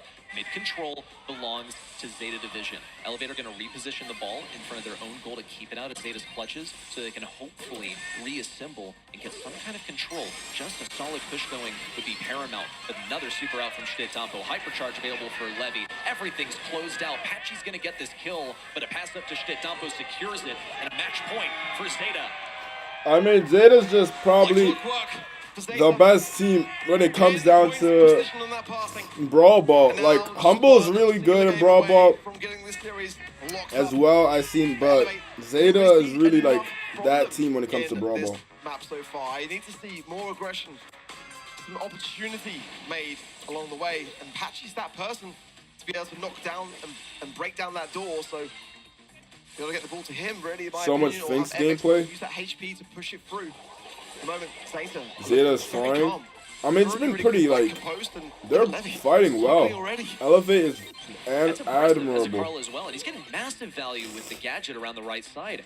Patchy's going to be burning down a little bit more, and here comes Shitanto to keep on the pressure. Oh. What a pull from Suzuku to get a goal solo, only 34 seconds in. A double pull of that. Nice from Slater. And now Elevate really are on the back lines. Hypercharge in, and it should find Evix in a nice way. Now Suzuku and Shitanto coming in for support. It's going to be a goal. It's no way around it. Slater get the match and leave Elevate in the dust. Only one set conceded. A showing for Elevate, but the Kings of East Asia have already established some dominance here in Dallas. Yo, I got a question. Like, no stereotypical. Why are people, like, not people, why are teams in Asia always so good in competitive gaming? Like, I'm thinking about just Asia as a region, like, as a region. I'm just thinking about, like, League of Legends. I'm thinking about CSGO. I'm thinking about just Asia. Like, why? How are they, like, always so? Because we are nerds? Nah, it got to be something else. We got nerds, and they got nerds. Europe got nerds. There's something else, bro. We make the games facts. I mean, not you guys didn't make Brawl Stars. Brawl Stars in Europe, right? It's in Finland, but like still, that is true. You guys do make up a lot of the cool games. They grind and ain't lazy. I think they grind, and I think their mental's just different, bro. Like I think it's just a mental diff. It's a mental diff. They have good game mechanics. I mean, a lot of people have good game mechanics as well, so it's weird.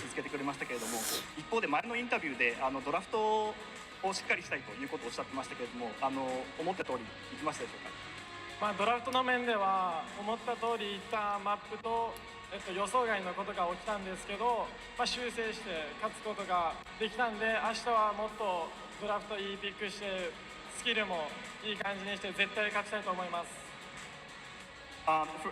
There's a PC bang in Korea. You pay to play game and eat. Asians are the majority, so it makes sense. What do you mean? They have hard. Yeah, they have their mental. Yeah, their mental is different, bro. I need to take a book out of their mental, bro.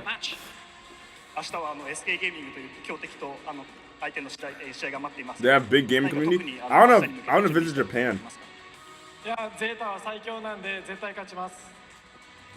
wanna visit Japan. Like that's one of my that's one of my places where I'm gonna visit before I die. You know.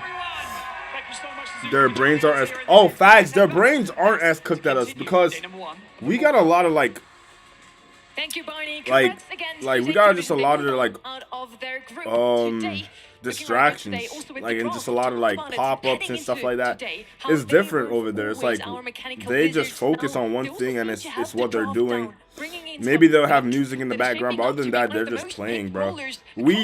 I'm talking, playing, listening to music, typing in Discord. I mean, I'm sure they do that sometimes, but I'm just saying, like, it's different. Super straight back into her cannon form made her super good in Heist. Yeah, I think this is the Laytox difference for Zeta Division. They have an analyst, and they trust in him, especially Shitanto, the real brains for the whole team. I think his teammates, Levi, Suzuku, they really trust in Shitanto. They know if they follow him, all Asians are the most populated out of all races. He's going to figure something out. Really? That's with mutual trust. Nah, that is true. Put in their analysts too is what led them to victory here and has virtually eliminated their weaknesses by the looks of things. But we've already heard they don't have it easy for their group stage here tomorrow. They're going to face off against the SK Gaming arc. Yeah, that is going to be such an incredible match, isn't it, really? I mean, SK have never looked better, in my opinion, against Zeta. Whew, that's going to be a spicy one. LOL is so popular in Korea. I mean, LOL is cool, but like, I just can't get into League of Legends. You know, I have like a girlfriend, I have like a life. Like, I feel like if you're going to play League of Legends, you just can't have those things, honestly, because an hour to play a game? to win or lose, you have to play for 1 hour. That's one game. Basically, like, let's say 40 minutes, 45 minutes. That's one game. Are you kidding me? Yeah, it's like you play all day. Yeah, it's like a...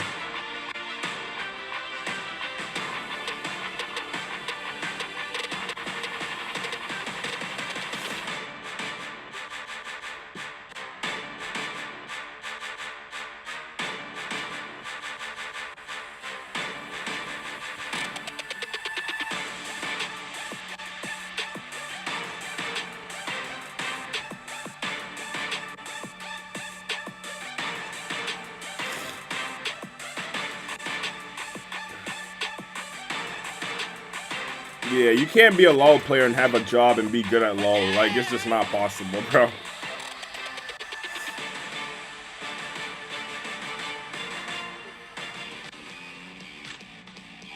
We're in Dallas at the DreamHack. 8 teams from around the globe made it to the Brawl Cup.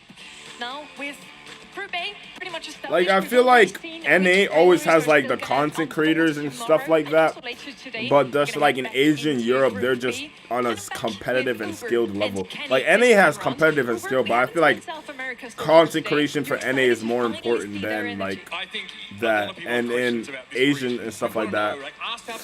Content creation is important, but they're just not as, you know. Polly's a Loud fan. How good is Loud? Kenny, you've casted all 4 of the regions. Do you have an eye out for some of them? I mean, I think North America is certainly somebody to keep an eye on. In the GSL format especially, there are 2 lives.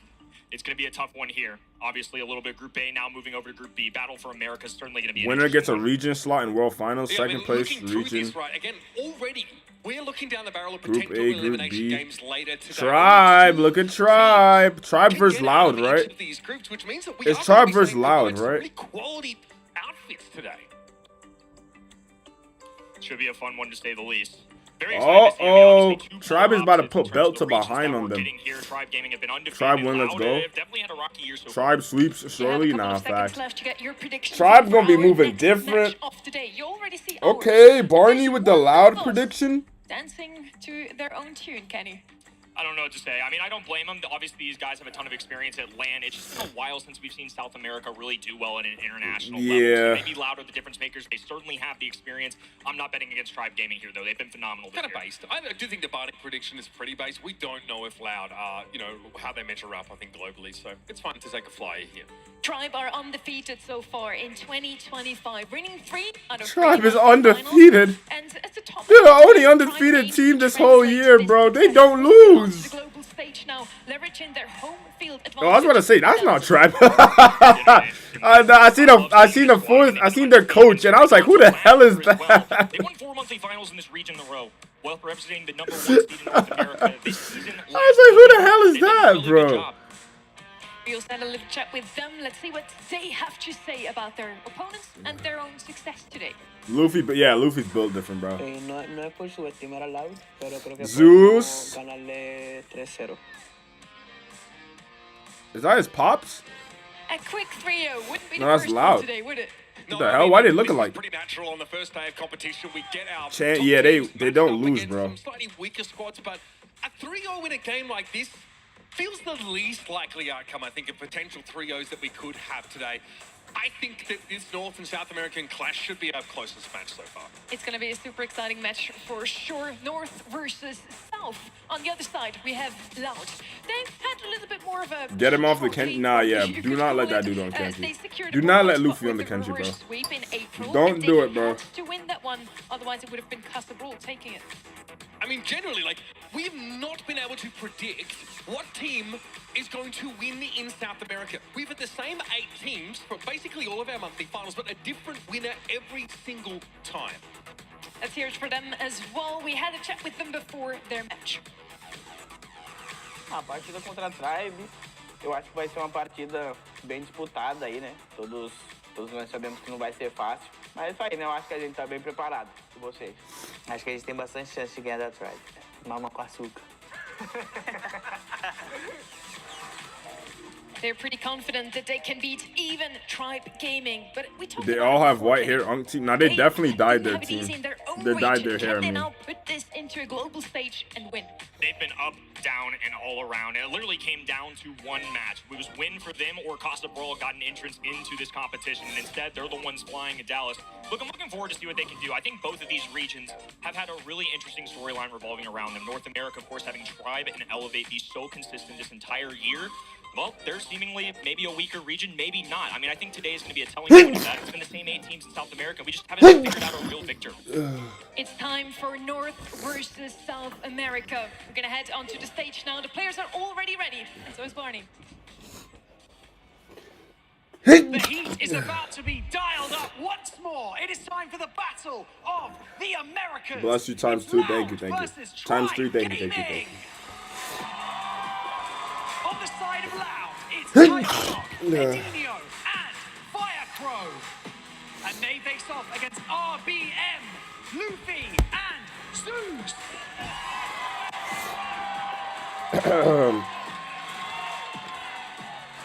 Times 4, chill, I'm dying. times 5, times 5. Yeah. Players and coaches that are super ready for I had to put down the window. Yo, it's so weird.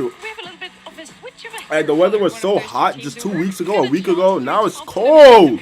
It's the summertime, bro. We did, yeah. We wanted to know what the hell was about. I suspected it was like a Neymar Jr. sort of homage, but no, they just promised. They said if we actually managed to qualify for Brawl Cup, we're going to dye our hair, all of us, except the coach. He obviously was able to be exempt from that. So they followed through on that promise. That's all, just a little bit of fun. It's just super fun to see those teams sticking together like that. They even share the same hair color now. We're going to head into Double Swoosh with our first map. We have seen that one before, and I'm super excited to see a new draft coming in now. Because before, we had EMEA drafting on here. Maybe NA and SA is going to bring some new ideas to the table. It's going to be an interesting one for Double Swoosh. I feel like this is one that's brought in a lot of new brawlers. Pam, one I'm certainly going to be keeping my eyes on. It seems like that buff has really changed the way that she's played. The healing has always been solid. I would possibly expect this. I need. It's over 100 degrees. Oh hell no! Safe side of the map on the left. And I don't want the cold. Side. So I don't want no over 100 degrees. I'll take like a cool 80, 90, even like 100 degrees. I don't know. Get information about the enemy brawler that hides among them, or brawlers, as it may be the case, is really important. Have a safe mid, a strong laner on the right-hand side, and that's half the battle. That was the first map we've seen today, and it was the first time we ever saw Jae Young in a big competition. They lost with him, so let's see if he's gonna show up once again. I mean, Jae Young gets banned. Amber, Janet, a lot of area control. Chester is really good. Oh, biggest rival ourselves. I like that mentality. I think like Jae Young gives you like a bunch of axes to play on. His weekend warrior gadget actually gives you, for a brief time, like a big damage increase on his. I like that mentality. 15%, so he can contribute, and obviously he can, pierce. I mean, this is only day one. He can actually be a really decent fighter in a pinch, especially when he has that up, but. Trying to make sure you're on the right. Why it look like everybody get cooked though? Healing at the right time is really important.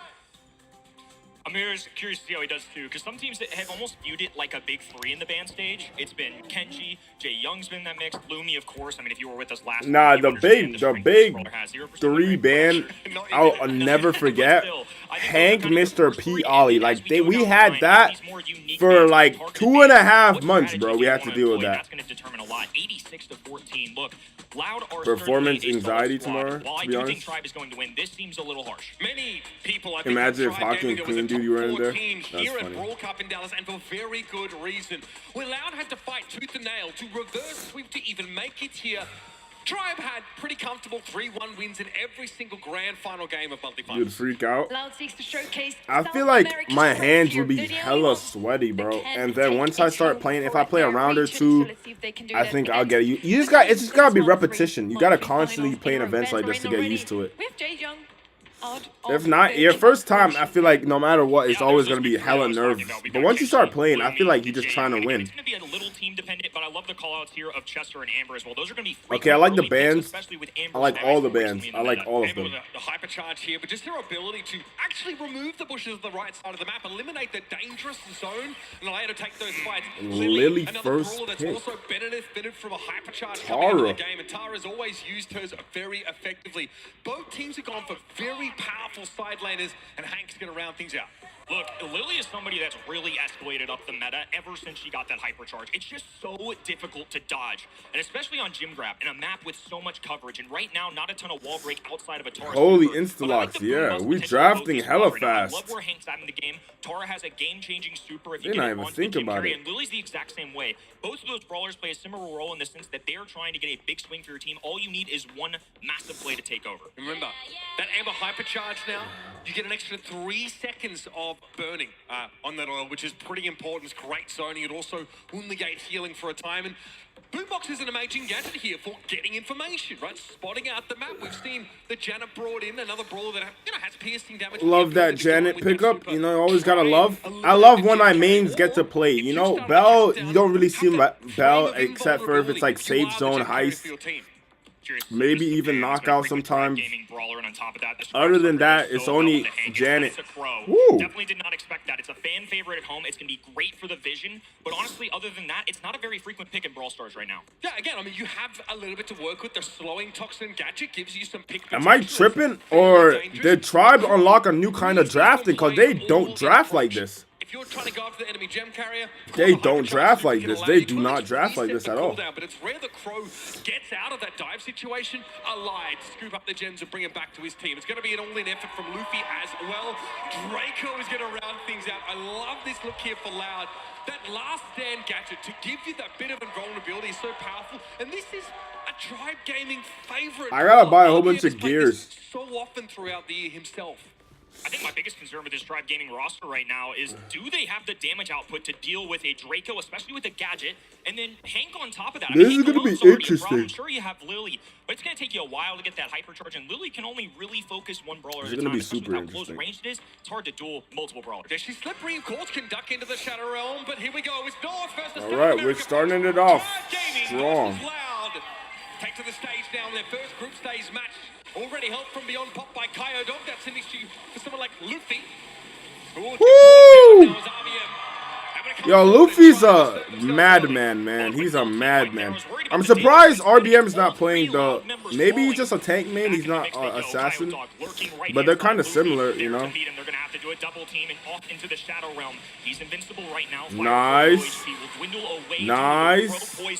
Loud will at least remain on this right-hand side. Yeah, Luffy's using the shadow. Why is he using that Janet skin? No aura. You don't have that available to you at all times. So he's going for a super now. Pressure on Adinho. I'll be able to nice. dive in, and it's a very low health. Nice. Now they're just playing aggressive as shit. Oh! He's dead. He's dead. He's dead. Hit him. Hit him. RBM. Massive swing here for Loud. Now they're right back in it. They have mid control and Adinho with 11,000 plus HP. Okay, nice. Gonna force Zoo into the sky. It's gonna be Luffy left-handed trying to get sneaky. Adinho there alongside teammates. They were winning it until that mess up. Goes down. Fire Crow, the man that matters though, and he's still got 6 gems in the pocket.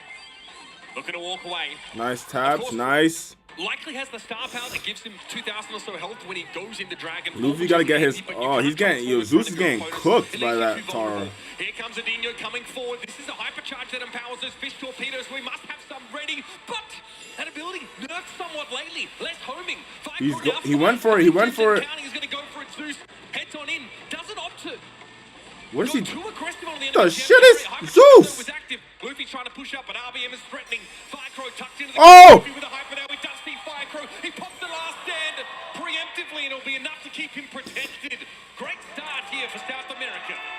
I don't know what Tribe's doing. Off the rip, it was a team. That was messy. All 3 members fell. Cell Gaming. They held the run. That's some good discipline, Brawl Stars. Janet on stage view. What the hell is going on? To take a lead, and at that point, even with Luffy getting some nice frags there, there's just not enough damage pouring out to really bring these enemy teams down. Got to be a frustrating one for Tribe, especially with this Lily that seems to be engineered to go after the Hank more often than not. Luffy's doing just that. Knows the Hank's going to drop back. Gadget pop by Adinho though, which gave him a bit of damage mitigation for a window. You'll see that Luffy's been able to really establish himself on this left side of the map. Much more tame start here. Action unfolding left-hand in, though. Luffy brings one down. 3v2. Now a dive in for RBM. Makes the connection, but the spawners were so helpful there. See just how squishy you are as Crow. You simply cease to exist in some cases. The best Luffy can do is get a trade there. The gems that are on Adinho right now, he's happy to be playing relatively safe towards the back of the map. This lets Kyodog, who's a little bit more close range, move up and try and get these big gravity catches onto Zeus, who's carrying 4 gems. Tara just on this right hand in, doing a scouting report for the teammates. Now Adinho pressing the wall. Fire from Okay. left hand in, forces a gadget out of Luffy, but he's lurking. Good heads up play, will go in, gets a trade. Now the Okay. Kyodog survives once again and clutches up for the team there. That could have been a Ah, hell nah. Do not sell this shit. There's a whole super used by Kyodog just to keep Loud's gems within their possession. Zeus should be able to come forward here in a moment. Trying to force Firecrow away, and he will have full aerial control into his next super if he wants to go after Kyodog and get them out of his hands. Dive off screen, loose, back lines, and it's going to be Firecrow trying to encroach. Going to the sky, indestructible out there, and in hypercharge form as well. It's much more controlled. A perfect gadget, though. This could be bad. Ooh, Zeus narrowly. Oh! Holy shit! This is such a clutch. This is so weird. This draft is so flipping weird. Oh, we got a hypercharge Tara! He's going for it.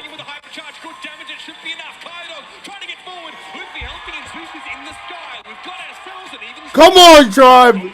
Come on, Tribe! Come on, Tribe! Come on, Tribe! Come on, Tribe! Come on, Tribe! Come on, Tribe! Come on, Tribe! Yo, guys, this is how we sit now. We sit like XQC, bro. This is how we sit, bro. This is how we sit now. It's low-key comfortable like this too. It's not even hurting my back. This is how we sit now. South America might have the best of Tribe. A team who kind of cruised to this event, in fairness. Firecrow there, last stand gadget used. In fact, wasn't ultimately required. But Army was far too squishy for this kind of foray. Firecrow's done a good job at just being a nuisance so far, letting Adinho take space and gems. Kyodog once again going to be in control of the right-hand side. A little bit easier for the red roster on the right, and that's why on blue side you're going to see 2 members there.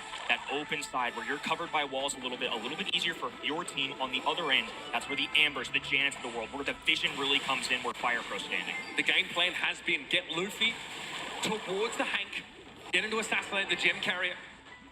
If he has to use a super or not. Here comes Adinho, looking to get forward.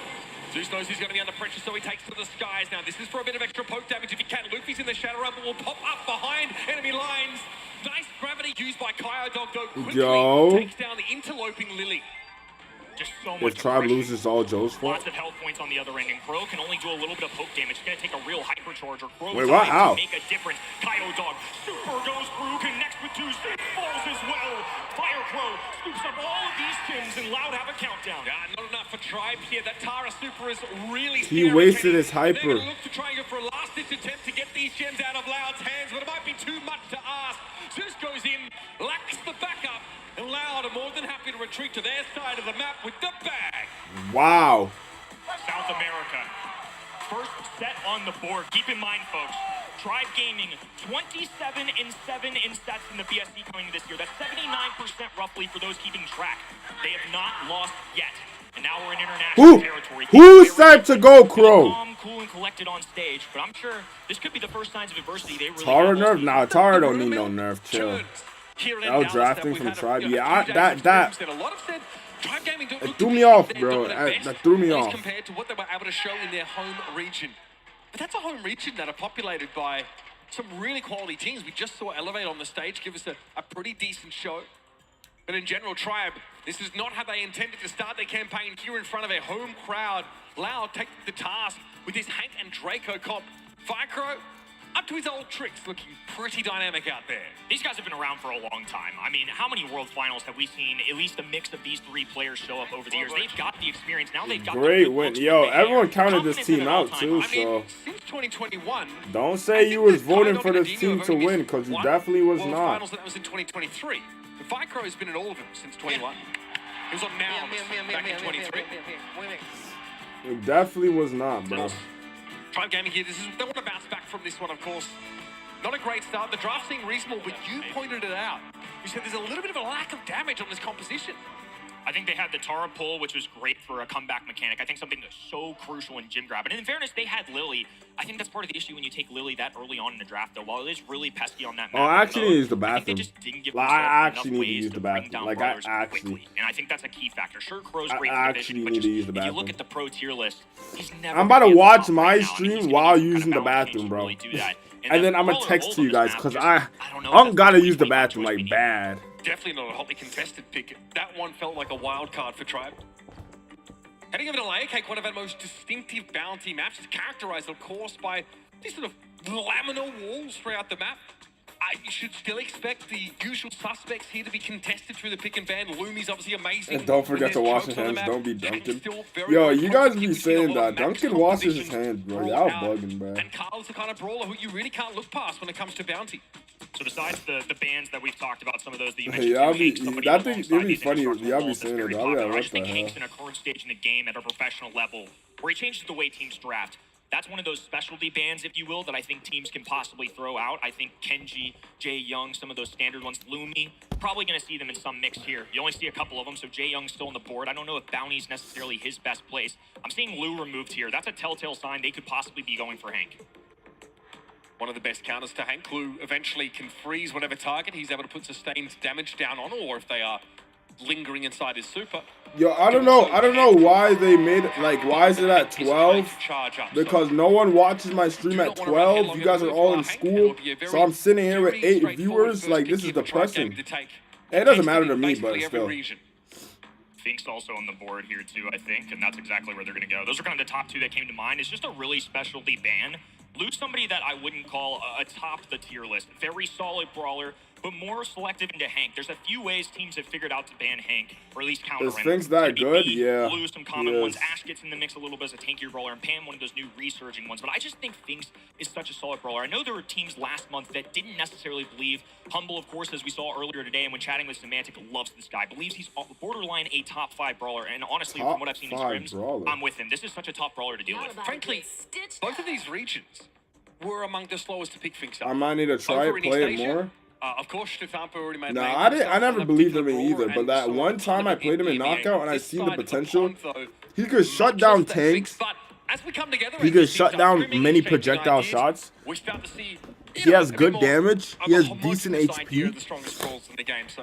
He has Pierce kind of shots where he could take down projectiles. I mean spawnables. Like, he's good. This year, she's a very, very potent thrower.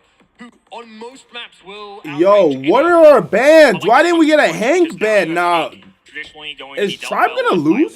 By BB, not necessarily a layer cake kind of brawler, at least the top of mind. Is Tribe gonna lose? That stereotypical option. Well, they have Juju, a thrower, and add on top of that, a extra long distance thrower. When they're in that grass, Juju is able to just propel shots at such a range that B's not gonna be able to keep up. She can't hit around. Already outdraft, yeah. Is Tribe going to lose, bro? Tribe Gaming, they're still in the mix. Quite often when you see the Juju come in, you need to pick up a brawler with comparable range. Barley does not outrange Juju when she plays from the bushes, but has healing tonic, so adds a little bit of extra utility and sustain to a team that's likely going to need it when they're going to be under pressure from the long-range thrower, but also those Hank bubbles. Always looking to chunk them down. Looking for health points here on Tribe Gaming's side. Finks is a great mediator. We've got Barley, who's good to match with the Juju, at least have something. And Buzz is going to be that option. This is a little bit of a wild card. Buzzilla. But I think this has to be RBM on his Buzz, his main brawler. Otherwise, there's so many tanks on the board. This is clearly one. Well, either Ash, is a skill diff Buzz or too. just a believe in the matchup. Obviously, you can charge your super from the other side of walls on this particular Buzz pick, which can be good. But RBM nears a clear shot with that torpedo in the direction of Firecrow. It's another brawler with a hard stun that will interrupt whatever bubble is currently being charged. So sometimes Hank can be baited into popping it early. Yeah, it's over, bro. Charge full damage on that bubble. It's over, but bro. I kind of like this. Loud do now see the Tribe are trying to engage on them hard, go after the Hank. It's only an extra layer of durability here in this. Gus will make it a little bit hard just to blow up Hank, who's already relatively tanky, with a super that gives him health back. Pretty well-rounded compositions for both of these ends. I think Tribe Gaming have to pick up a set here, though. I mean, being down 2-0 to a #1 seed in another continent is a really tough thing to go up against. I don't care what level of international competition. I don't care how good you are. This second set, very important. Yeah, this is a must-win for Tribe. And if I had to pick a team to win this, I would literally pick Loud because I like their draft way more. Their draft is much more like, but they realize that Finks is available. I don't know, so they like, take him first. I like it. While taking away some of his most natural predators. Then they've got to pick the weaker thrower, I think, up against Juju, because they aren't able to pick her first. It was like Loud kind of get away with everything they could ask for in this draft. And Tribe Yeah, a lot got away with everything. What are our draft? It's still not exactly what they're looking for. Yeah, I feel better about their odds, but nonetheless, it all comes down to how they play it on the battlefield. Luffy releasing his super and how to slow down all those single projectiles. It just makes it so easy to dodge. I mean, it also slows down throw projectiles as well, which is kind of wild. You see them sail through the air and you have a lot of warning to get away. Vicro, though, This set means everything, bro. RBM has a super ready to go. In on Vicro, stuns instantly. Nice. There you go, RBM. There you go. RBM is their. He's their engine, bro. He's their killer. Zeus wasted a full flipping barley super. Once you have a star lead, especially with the blue ones all your side, they've got 5 right now. They don't have to push the objective at all. They just need to hold back, play the clock, and hope to run out with the win. Vicro, okay, Grigri deployed. He has a shield, which makes him pretty hard to bring down, and Healing Tonic can be used, but Tribe have lost a lot of map control. They've got to find their way back in. Nice shot, Zeus! Let's go, Zeus! Let's go, Zeus! That's what we're talking about. Big shots, big shots. As they try and take space, it blows up in their face. Don't throw this. I don't think they could throw this. I don't think this is throwable. Tribe's gonna, Luffy's gonna switch left hand side. Zeus gets another one. Nice. RBM goes out for a good aggro. Good cleanup on aisle 6. Let's go. Let's go. Let's go. Let's flip it. Go. That's how you play. That's how you play, NA. That's how you play. Let's go. That's how you play, NA. That's how you play, bro. Allow themselves to fall behind like that in the early rounds. It's hard to come back when Hank is just going to eat so much poke. If SSG's not here, Tribe is my next team to glaze. RBM, so that's kind of their Carl flying hook, if you will. Maybe another motivator for selecting this brawler. But Adinho getting real aggressive on his right-hand side. Thankfully for him, Barley can either focus Hank or has to focus Juju. Can't turn his attention both ways. Vicro wants to soften up Tribe without exposing himself to too much of this poke damage, which shouldn't be an issue, considering when in bushes he has extremely long range. This is what we're looking for. That's forced out a Healing Tonic. Loud probably have to just let that go, and now try and poke Tribe down. RBM moving in. The cooldown of that gadget. RBM is charged. He's throwing down Grigri. Ready for action. Fire Crow moving to the right-hand side, joining along with Grigri there. Tribe Gaming have been put in a corner. One goes down. Grigri gets another. This is disaster for Tribe Gaming. And this is the oppressive look. And they get Grigri back. Right? Hank being so effective. I don't understand how you don't ban Juju or Hank. I just don't get that. I don't get that at all. I don't get it. I don't get it. Luffy went deep. Has to recall away, and Adino's going to get some chunk here on Zeus, which forces the gadget out of the barley yet again. Now the Herbal Tonic in combination with Last Call will allow Zeus to retake this right-hand lane. Luffy in the mid. And RBM's just not going to be a great brawler to deal with the extra spawner on the map. Grigri is such a nuisance, especially with that shield on. I mean, there's just so much to shred through. Yeah, virtually like 10k HP on Grigri. So it's basically map control in a can. You just pop it and you're able to move. I smell something though. I smell something. I smell something though. I smell something. RBM Super's ready to go. We got. I smell something. We got Gus. We got Gus. Okay. Yup. I smell something. I smell something. I smell something. I told you. I told you I smell something. I told you. I told you. I told you. I told you. I told you. Let's go. Let's go. Let's go. Let's go. Let's go. Oh my God. That's how you play. That's how you play. That's how you play. I told you I smelled something, bro. I smelled it. I smelled the setup. Do you see that triple stun on left side with the buzz when he went down? Look at the triple stun. The triple stun on the left side, bro. And then that's the one the barley laid down the shots. Then they try to run. Then RBM Spider-Man all the way up the map to get the last second clutch, bro. That is tough. That is tough. Hank in front and not the two brawlers standing behind him. That is tough. Chance to fight back in that game. Really close though. This is Definitely what we were hoping for. A day of 3-0s. Look at this. Look at the replay. Look at the replay. These two teams are leaving. Oh, wait. That was first game. This is first game. We said it at the top, but this just felt like the most unpredictable of our four Oh, my gosh. Again, so many question marks about both these teams. Is North America super stacked and Tribe just happened to be the best among them? Or maybe it's a lacking region this year. Loud, inconsistent, up and down. Didn't even make the grand finals every month after last year having a dominant start representing. Look at that. Look at that. The last second. Mind you, RBM is Spider-Man. Got it. Last second he got his. He didn't even have a super. That is quite true. I mean, whichever group of players dons the Tribe jersey, it comes with a whole weight of expectation. Heavy is the head that wears the crown, and in NA, it is a particularly gilded piece of headwear. Triple Dribble, going to be our next map in this series for our set number 3. And the end. Loud Mental might be cooked after this. Their drafts so far have looked like 2 meta brawlers and maybe a bit if they got away with that one, Loud was winning it. They had, like, literally Tribe had to win that, bro. Ban that Hank. Someone please ban Hank. Please. Just at least one ban, bro. Just one, please. A brawler for them that they go for here. I actually think Billy's a little tricky to play on non-butchy maps, but this is one in particular where I noticed it a lot, so I'm going to keep my eye out for that. There's plenty of other tanks that get in the mix here too. Hank, Ollie, I think Chester. Yeah, look at the shrimp on the side. Not only for Brawl Ball in general, but just his coverage. Why is Hank so good, bro? Hank really went through the slums. Thank you, Hank ban and Lily ban. Bro, Hank went from really broken when he first came out to really horrible for like long ass time, to insanely broken, to he's okay, and then he's back to being good. Like what? With a hypercharge that definitely catapulted him back into relevance, getting the guaranteed effects of the bomb, the destructive ability, plus the fuel that leaves behind, makes Chester just all round a bit of a menace in the damage dealing role. Great job for Loud. Okay, I always love the first Chester pick up here. So they're gonna go. Oh, Carl is banned too. Wow, wow. Some of these less overpowered brawlers, if you will. I think with all right, so a Juju would be nice. I like a Juju. Finks.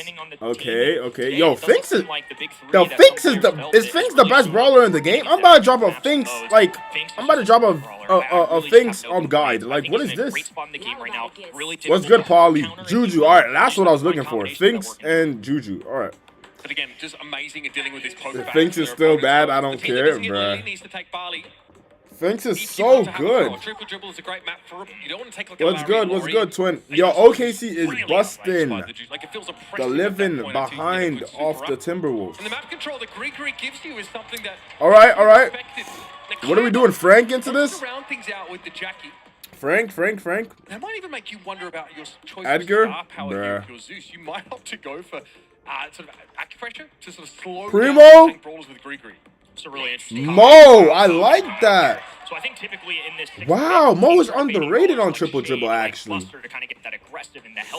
I like that. I like that. Wow. Oh my gosh. Oh my gosh. Mo still has a little bit of a goal scoring mechanic. Obviously, I'm a little concerned. They don't have a ton of HP. It's Bilal, bruh. Yo, I might dumb, but I didn't even fill out the prediction stuff. What was it? What do you win if you get good predictions? What do you win? I like seeing Jackie on that map. Juju is solid. Clearly, that's the thrower of choice in this set and on this entire match. It's been Juju then Barley both times we've seen it now. 100 XP pro. Man, get that out of there, bro. I don't need that. Probably a little more subtle. A lot of it revolves around the playmaking ability of this Mo.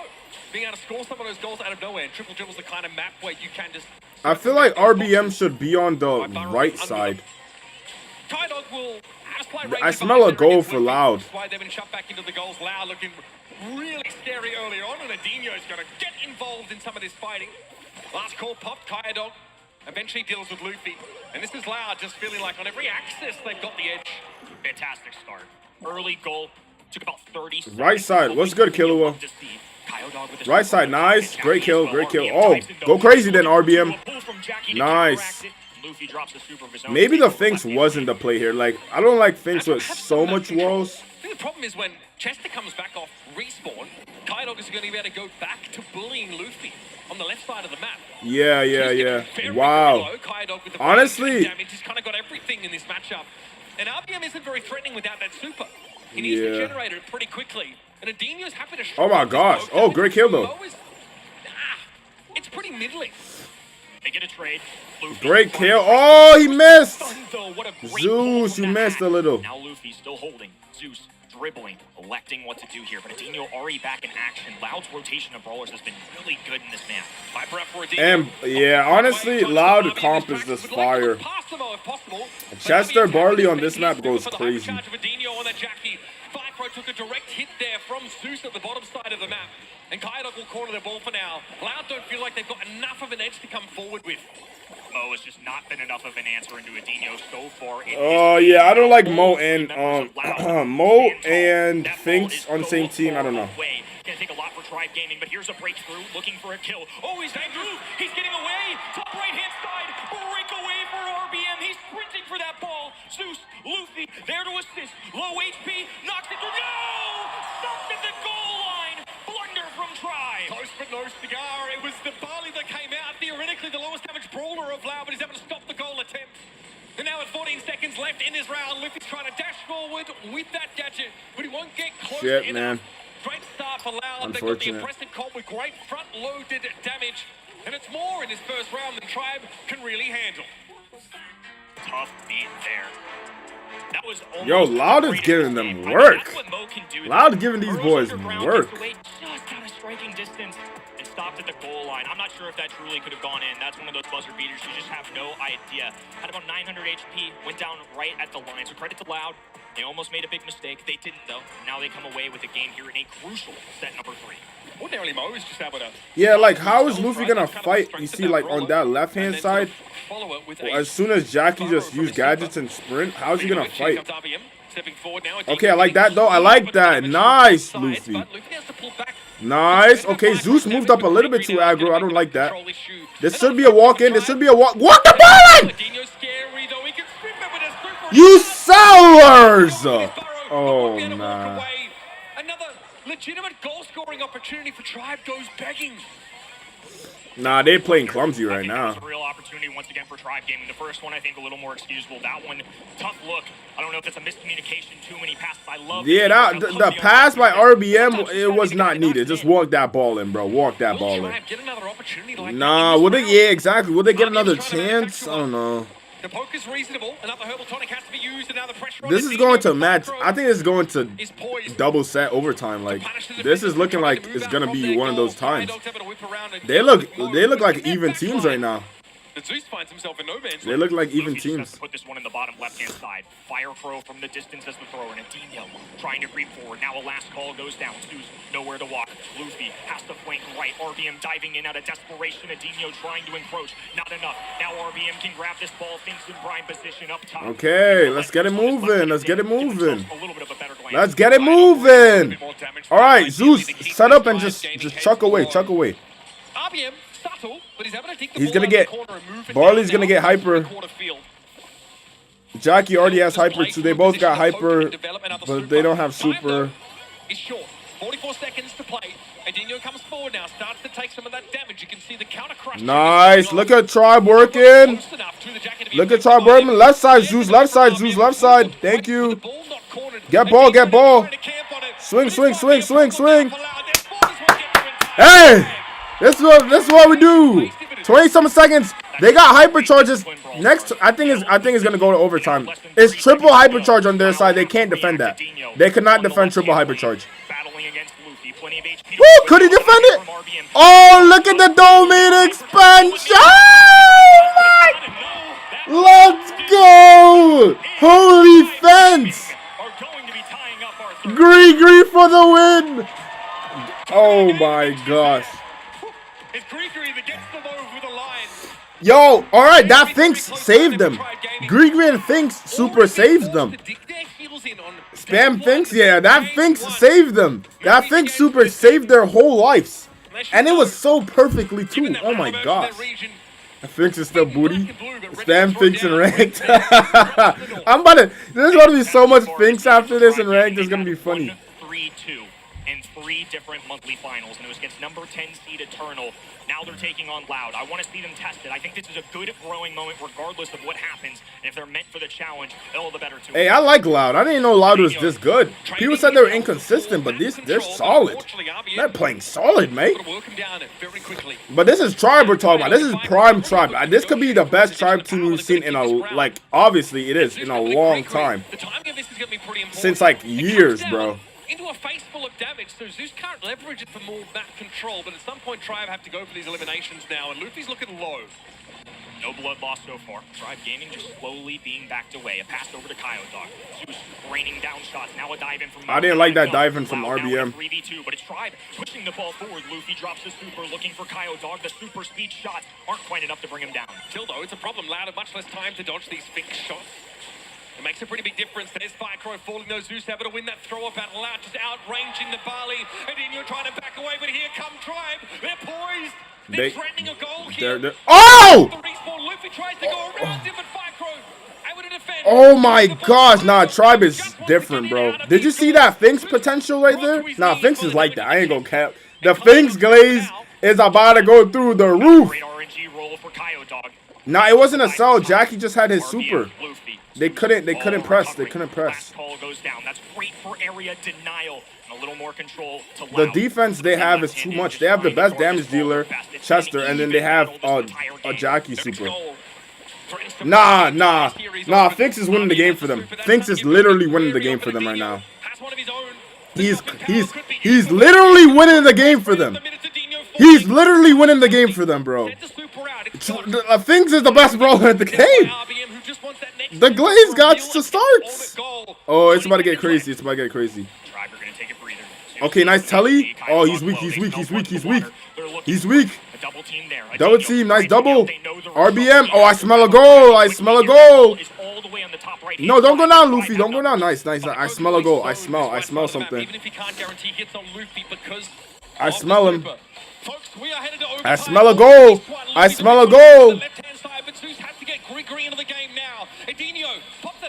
We got a hypercharge by Dog. He's got to hyper it. He's got to throw hyper. He throws defensive hyper. Misses. You whipped the whole hyper. He misses. No. It's over. You bastard! Damn it, Zeus! I mean, Luffy. Oh. He tell you out.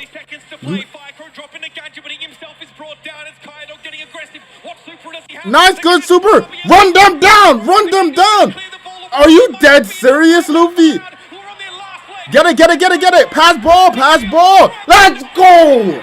Oh my gosh. Let's go. Holy shit. Nah.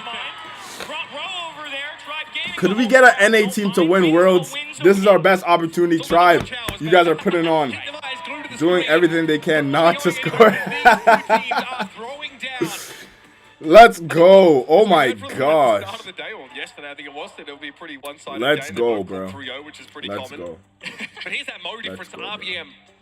Constant pressure. Bro, what are you talking about, Paulie? Look at RBM. Most stats go different. Most stats hit different, bro. You see RBM, when he's able to go and get more than just a 1-for-1 trade on those supers, that's when Loud really get put on the back foot. Look, I feel like it took RBM a little warming up in this set, if you will. I feel like Jackie was able to at least go even, which you definitely don't want to see if Mo is your damage dealer. Yeah, RBM is the best, like, I feel like he's their best overall mechanically player, because he always plays the carry, like Ash, or... Well, he didn't play the Lily last time, I'm pretty sure, but like he plays those kind of brawlers that gets kills. They could come away with one still here. Excuse me, but like Luffy's their captain. Zeus, like their team is just so good overall. Honestly, they're just building powerhouses. They're just all individual really good. We thought it might have been sort of curtains there for Tribe. That would have been a fumble that could have sent them spiraling, but instead. They recover, they win Brawl ball out, they've got the better overtime comp, so we're headed over to Heist now. Tribe Gaming, trying to get this series done and dusted before Loud. Get too powerful for them to handle. Tribe Gaming definitely want to end it right here. I think for them, this is all about let's move on to tomorrow. Big benefit of our winners today, of course. If they win, it's on to day 2. They don't have to worry about any elimination match, don't even have to enter their second life. So Tribe Gaming can end it right here, right now. Before you get to a set 5, you just never know. Especially with 2 teams as powerful as them, it's always a coin toss. This might be the best that these 2 regions respectively have looked. I think like there's a lot of chatter over in NA about this Tribe team being, in the current era of Brawl Stars, the best look that NA's been able to put forward. Yeah. Let's not forget, South American teams since 2023 have basically been finishing dead last in every international tournament. So yeah, South America been booty, but NA, North America, this is our best North American team since Prime STMN. Honestly, Prime STMN, Prime Luminosity. That they are true legends of the game. Since that 2021 World Finals, 0 quarterfinals appearances for SA as a region at the World Finals. Crazy. So just getting grouped every tournament. Yeah. OJ's gonna fire them if they don't win. Yeah, but he's the main character, back in the bro. day, and since the group stage has been invented, unfortunately SA has not made it to a championship Sunday. Kenji gonna be the first overall selection. And when you just look at this, Lumi gone. So yeah, I mean, you almost want to take advantage of Kenji. We haven't seen him a ton today, but I feel like he's so good to the point where you don't question it, you just grab it, you deal with the ramifications later. I mean, they literally took a Tara super and just added it into his hyper. It really is. Now, not only does Kenji appear in the epicenter of that Slakshimi super, but also just draws people into it. Makes him unbelievably. How are they gonna nerf Kenji? Are they gonna nerf the time it takes to get him? Like, is he just gonna turn into a better version of Mortis? Like, you know how you just die a whole bunch of times with Mortis and get a squad wipe and win the game? Or is he just gonna be that way? Like, is he just gonna be that brawler? Oh, let's go! All right, so we got a Janet played and we got a Bell game. Let's go. Let's go. Especially when you get that map control, you turn it into this minefield. Yeah, might as well pick it to avoid dealing with it. Yeah. When they try and break back I mean, what's good into him? Like, it's another way of snowballing. Honestly, I feel like we play it slow here and just wait for the last pick. We just play something that's decent again, and then we wait for the last play. Deliberate what to do here. I always hesitate a little bit. I don't want to see too much control. I like that Bonnie pickup. I feel like now with the way that Heist has changed, you're only doing 25% chunks at a time. You don't need a Loki, I could see a Eve. I could see Eve coming in. It's definitely been a trend, I would say, in professional. I could see an Amber coming in to play for Tribe. More frequently than she already was, especially with that damage amplifier to Kenji. I do think it makes sense. And Bonnie now has such a quality of life. Make his hyper as bad as when Sam. you use a super and she gets ejected. Nah, they did Sam so dirty, like so dirty, bro. Like, you cannot get the hyper charge even if you get squad wipes on him. Like, that's literally not fair. Like, you should be able to get a hyper charge one time a game. At least once a game you should be able to get a hyper charge. You barely don't even get that hyper charge. Done a lot to make her relevant in all phases of the game. She's an impressive pseudo sharpshooter. She has all-in potential on the enemy safe just to be able to dive in, and now has the option to use that dive more defensively to put the enemy back at arm's length. Really Tribe wins. I would say for Loud. What am I watching? Bella's about to cook this. Just so Kenji's not dealt with even easier. Penny, definitely not a frequent. Why are they B into Bell? Bell slaps B every day of the week. At a professional level, I know there are many fans at home that have been waiting for the day that Tribe wins with Wallbreaker. Tribe wins with a nice, like. Who are we gonna pick into this? Found their niches here in competitive Brawl Stars. Amber, yeah. Amber to play against the Kenji is just good. Punish the walk up and beat you in the head strategy that Kenji often tries to employ. RBM just really wants to make sure that that Samurai cannot close the gap. The B, I think, is pretty scary, though, either way.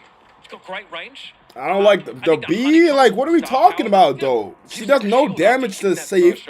Bell is going to give her work of her life. She can't do shit. Essentially going to get free super off something like a Kenji. Kenji first pick is Sal. I mean, they had to first pick him because if they didn't, they would have picked him and they would have had a double pick. I mean, be a good mediary there, but not going to keep up with the range of Bell. Fire for yeah, Bell is going to tap. Yo, just leave the Kenji alone, bro. Leave him alone. It's over, bro. It's over. I do not see Loud winning this. There's just no way I see Loud winning this. Hive here. RBM does take a glancing hit from it. It's really a Dingo being extremely impressive. It's a body dive onto the safe. RBM does it to the tune of 18%.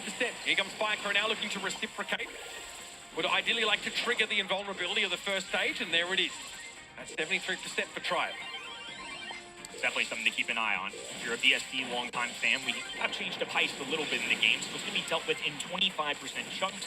little bit of indestructibility, just to make it a little bit easier so there's not a runaway, say, from a Crow's Super or a Colette Super or anything like that. That was pretty big, actually. RBM couldn't trigger the safe. Okay, now they've actually used the whole Super to do it, but the fact they picked up Kyodog is kind of massive.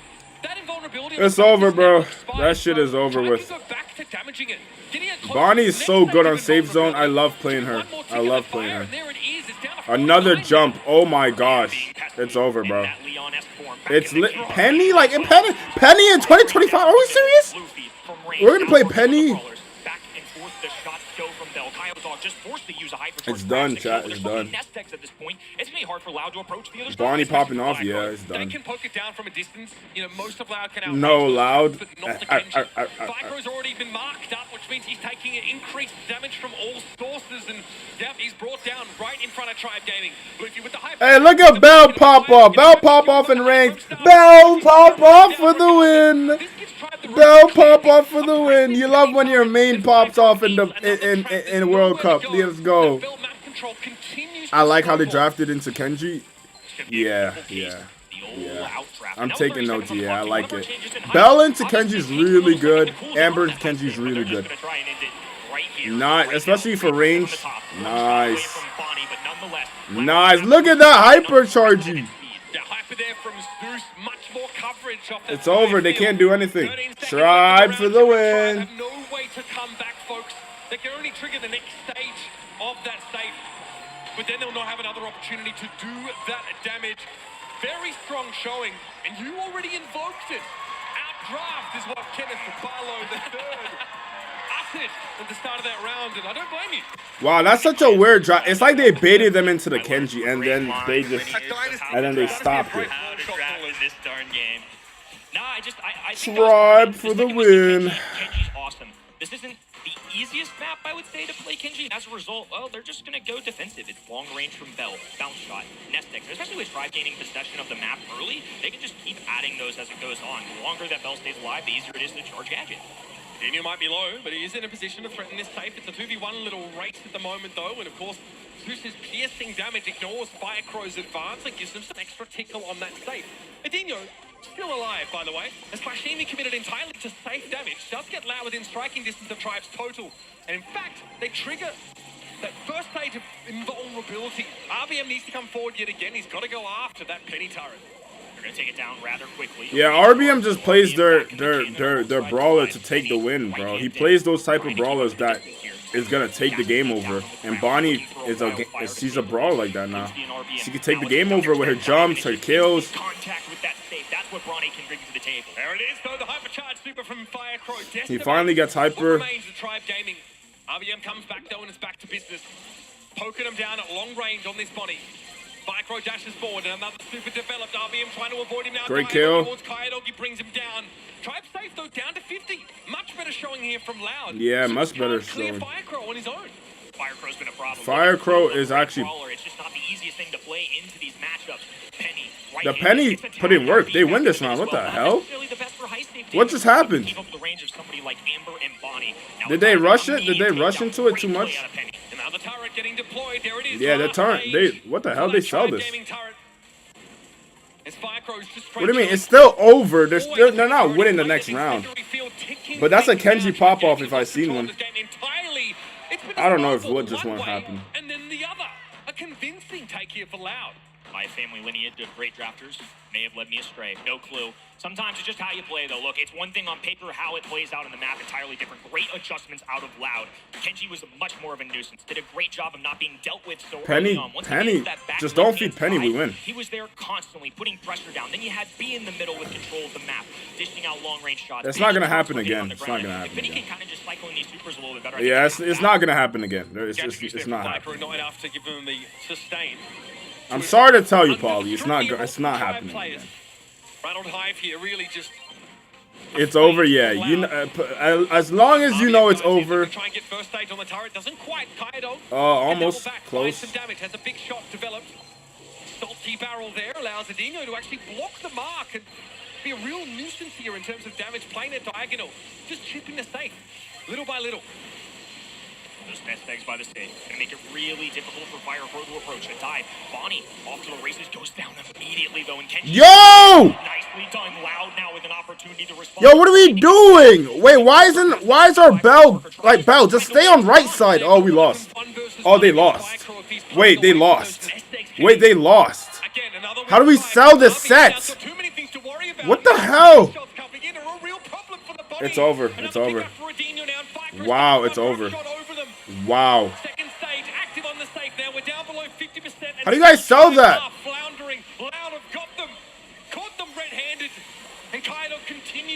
How do you sell that? Nah, bro. If I was playing that, nah, let me stop. If the Bell should have just stayed right side and just sat. She should have just sat right side. I don't understand that at all. You have to go through several layers now of this onion on the high stage. Yeah, they haven't even triggered that first stage. So they've got to get through 3 more. It can't just be one push, one all in. No, it's going to be consecutive assaults successful on that safe. And I really feel that's asking a little bit too much here at Tribe Gaming. Here come Loud, thundering through. They know they can end the set right here, right now. We are headed to a decider. Oh, it froze. Freeze that. My bad. My bad. I apologize. I didn't see.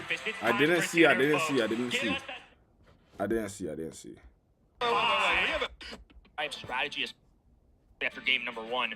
Looks pretty sound.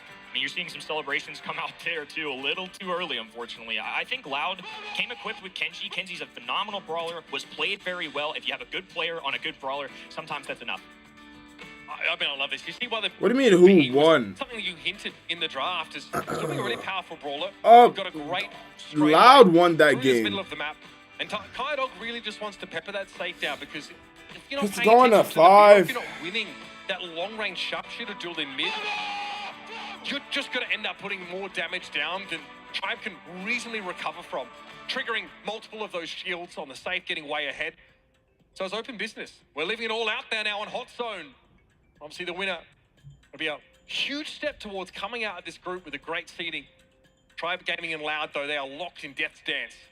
It's hard to pick apart the resume of Tribe Gaming this year. Have not lost a single BSC match. 1-3-2 matchup the entire 3 monthly finals.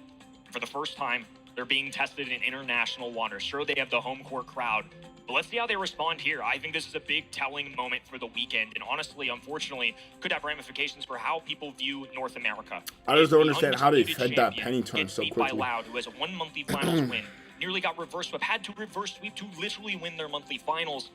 I think this could be disaster for the PR department. Yeah, not what you're looking for. Good luck spinning this into a positive NA story, especially after Elevate already suffered at the hands of that Zeta Division team.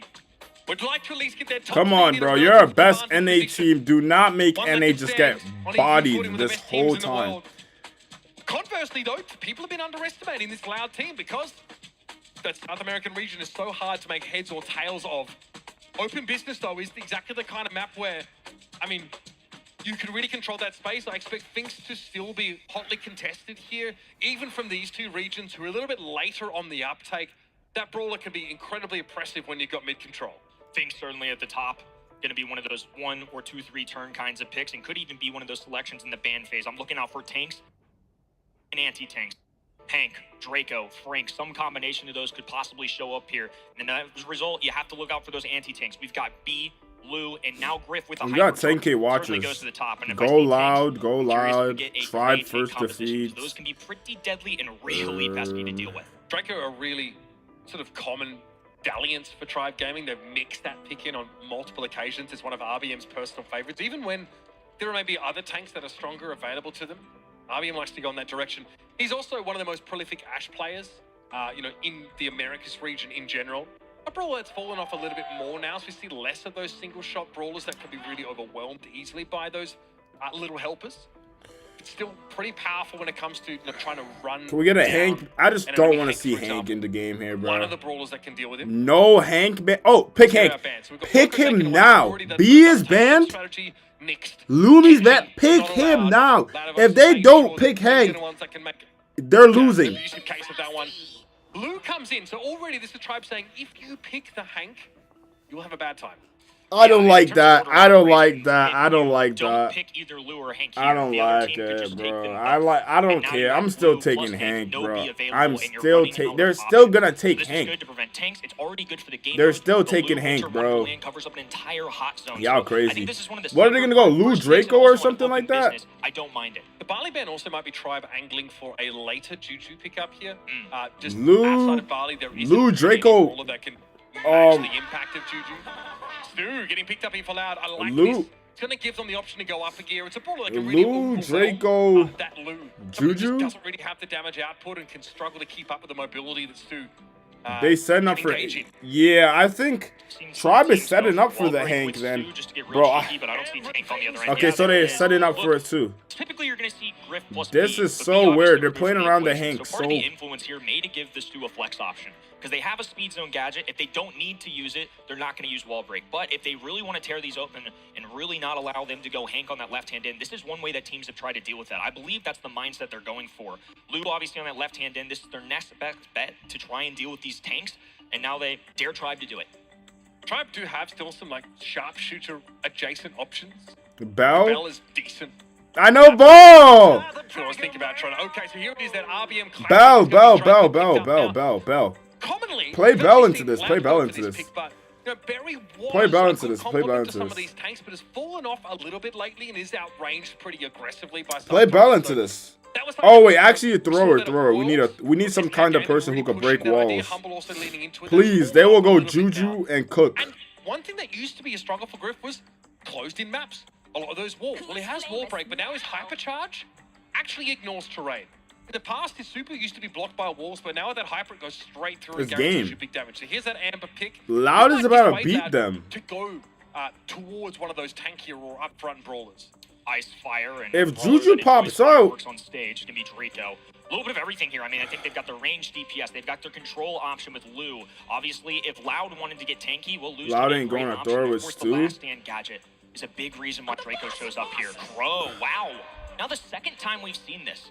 And honestly, I'm not sure how to feel about it. Obviously, in the first The set of shit this is match, going it on didn't here? work out too well for Tribe Gaming, but Loud sees something in it. Okay, a draft here, finalized. Bro, I don't know, bro. I don't know how we go through no Hank, no thrower. On the line is bragging rights, and of course the ability You guys see the vision. This is why I can't be a pro player in Brawl Stars, cause 90 plus brawlers in the game, I'ma lose mental with even the draft. So we head into open business. Pro for Amber. Will Loud look to open the map up quickly and try and run into Tribe Gaming? And can they handle the Draco? Fire Crow dueling Luffy in the mid. Coyote Dog goes straight through. There's that wall break. It's the Griff and Stu coming in for a big time punch. Zeus goes down as well. This is going to be an instant wipe here if RBM isn't careful. Has the gadget, an easy dash. Why don't you go Amber into Stu? Bring down the entire roster of Tribe Gaming. And Luffy can't match the output of any of these brawlers in the 1-to-1, not even the Crow, so he really needs to wait for the rest of Tribe to get here. Zeus needs to be fairly sparing with his ammunition. You can shoot through it quite quickly when your opponents are strafing. Yo, that's game, bro. That's game. Kydog's already worked his way through the back. Look at that little 1-2 punch on towards the Crow. And Zeus says, I don't really want to be the one standing on the point. I don't want to have to accrue that progress. And so Loud have gotten so far ahead already. Loud beat Tribe, that's Out of that crazy. Blue Super as well, with everybody going down. They could still skate a little bit. No brawlers aiming at them. Coyote Dog hypercharge keeping him up. Andy survives. Now flanking left-handed. Down goes. Yo! Three brawlers for Tribe Gaming. That's Loud game. That's here in game. number one. What are we doing, bro? I'm telling y'all, Bell was the play. Bell or a spawnable? What are we going Amber for into this? Kydog strafing forward, soaking up this damage from Zeus, damage that otherwise would have gone in the direction of the less mobile Griff, who now pops that hypercharge. Walls ignored, Luffy down 87, RBM's in trouble as well, 96% and counting for Loud. What a draft, what a comp, and what a start in this last set. Demoralizing. North American fans at home, gotta be disappointed. I talked about it in pre-show a little bit back in the green room, but I just feel like if you're Tribe Gaming, if you don't come away here with a 3-1, a 3-0 win, I feel like the expectations are just so high for these guys to go undefeated in a region that has a lot of pride, and to be in a situation now where they have to win 2 straight games just to survive. Yeah, if they had last pick, why are you gonna go And there Amber? are no easy games in these groups. At least there aren't 2 in a row for a team like Tribe if they were to fall in such a fashion. But Loud looks so indomitable in that first round. Adino, a real problem for the Draco to deal with. RBM comes forward, though, makes use of that last stand gadget and creates space for Luffy to stand here, giving Tribe an early lead on this point. A much-needed early lead. Dog punching right through the middle, dashing back and forth. Adinho flanking left-hand side. And Firecrow just can't keep up with the range for now. They're going to open up this map even more. Down goes Luffy, and as a result, Loud takeover. Look at how effortlessly the Stu outranges the Draco. There was really nothing that RBM could do to command the attention of Dog, and Adinho sits in the backline, just peppering that rather tanky brawler down.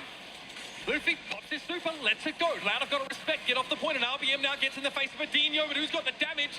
It's all about the gadget, really. Once again, RBM's able to surprise. Dog touches the point. Loud have a slim lead, but this cycling of loose supers has kept Tribe in the game. Dog just elusive, looking for that super, and he's cycling it to perfection. Just keeps just out of range of RBM. Luffy falls as well. Now Dog going up the middle of the map. Zeus goes down as well. RBM falls, and Tribe Gaming may have a lead, but they have 0 damage, bro. Dog shifts forward now. Hypercharge at the ready. It's going to be basically impossible to hit this two, and in he comes. Zeus pepper down a little bit. RBM takes the hit from the Crow. Dog runs his circuit. Hyper from Adinho. The cards come through now. The gadget has to get forced early out of RBM. It's not what he was looking for. Loud have got themselves in the lead. 20% away from taking the series.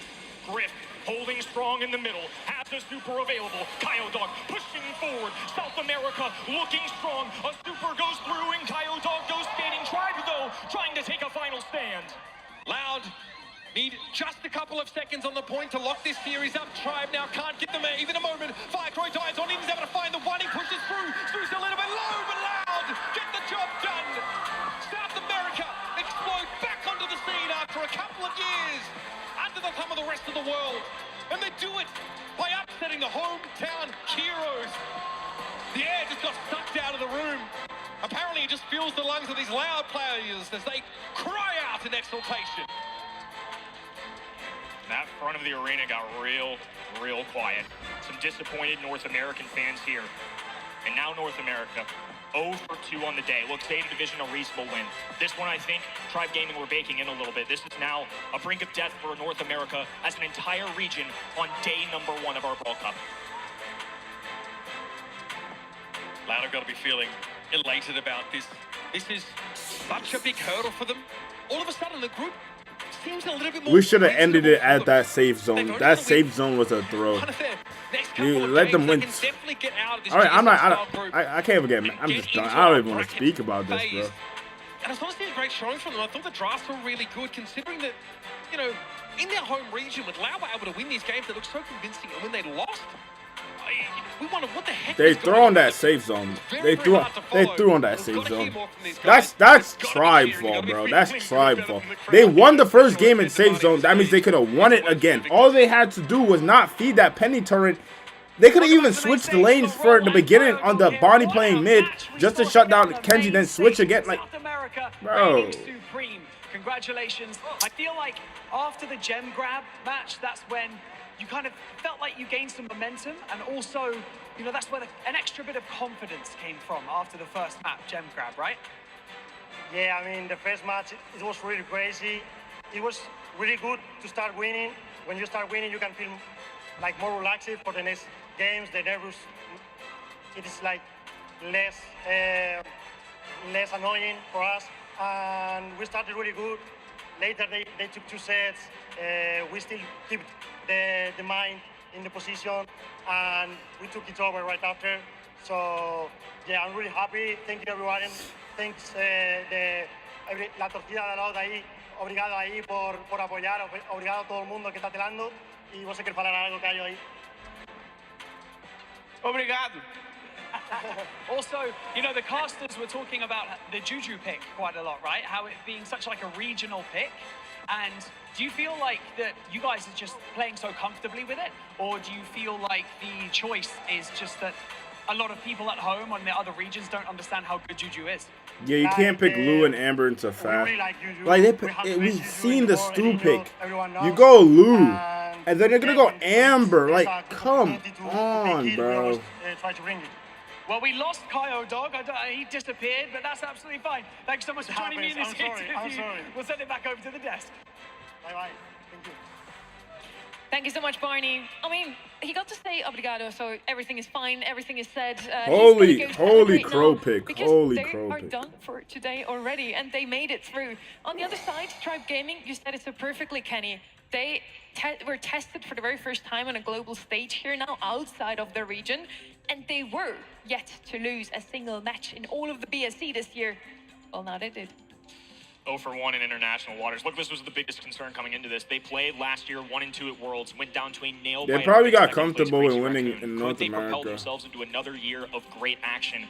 Fortunately, this is not the start they wanted. Look, it was a solid match, but I think they were reasonable favorites there. They're undefeated in their region. They're undefeated on the year. To lose their opening match, gotta hurt. Set number 1 was a close one. Loud won it in the end, and we got their final moments caught in their voice comps. Ó, o Zoguete, tá aqui, ó. Vamos, porra, vamos. Bem jogado, velho. Vamos, caralho. É isso, porra. É isso. Vamos, mano. We're usually seeing a lot of, okay, nice. This was more of a, we got it, easy boys.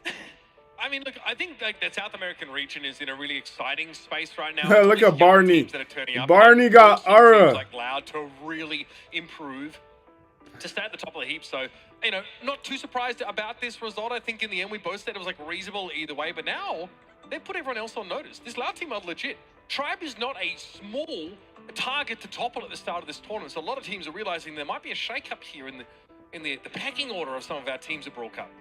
The one that we just said, that we just saw say thank you, is also the one that got the MVP vote. For everybody that voted on events.brawlstars.com, they said Kayadog deserves that title. Yeah, Kayadog on that stew. He's got the gameplay, and now he's got to win for his region. I was just shaking my head.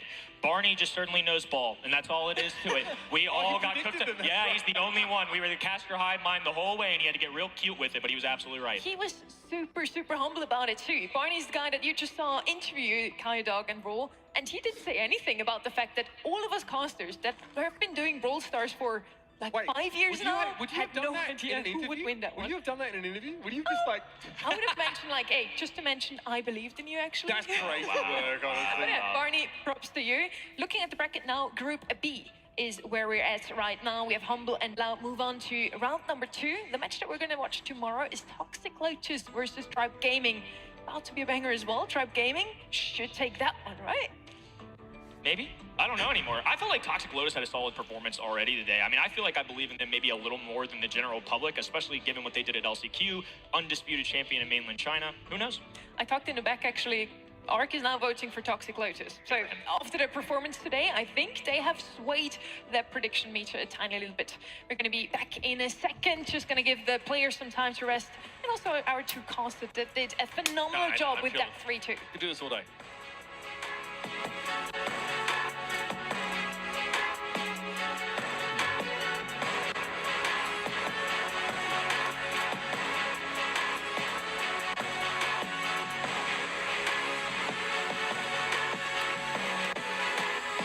No disrespect to Loud, but they'll play amazing like this the first day, and then the next day they'll play like some booty.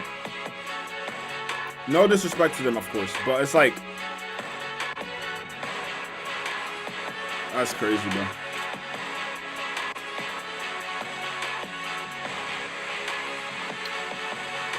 That's crazy, bro.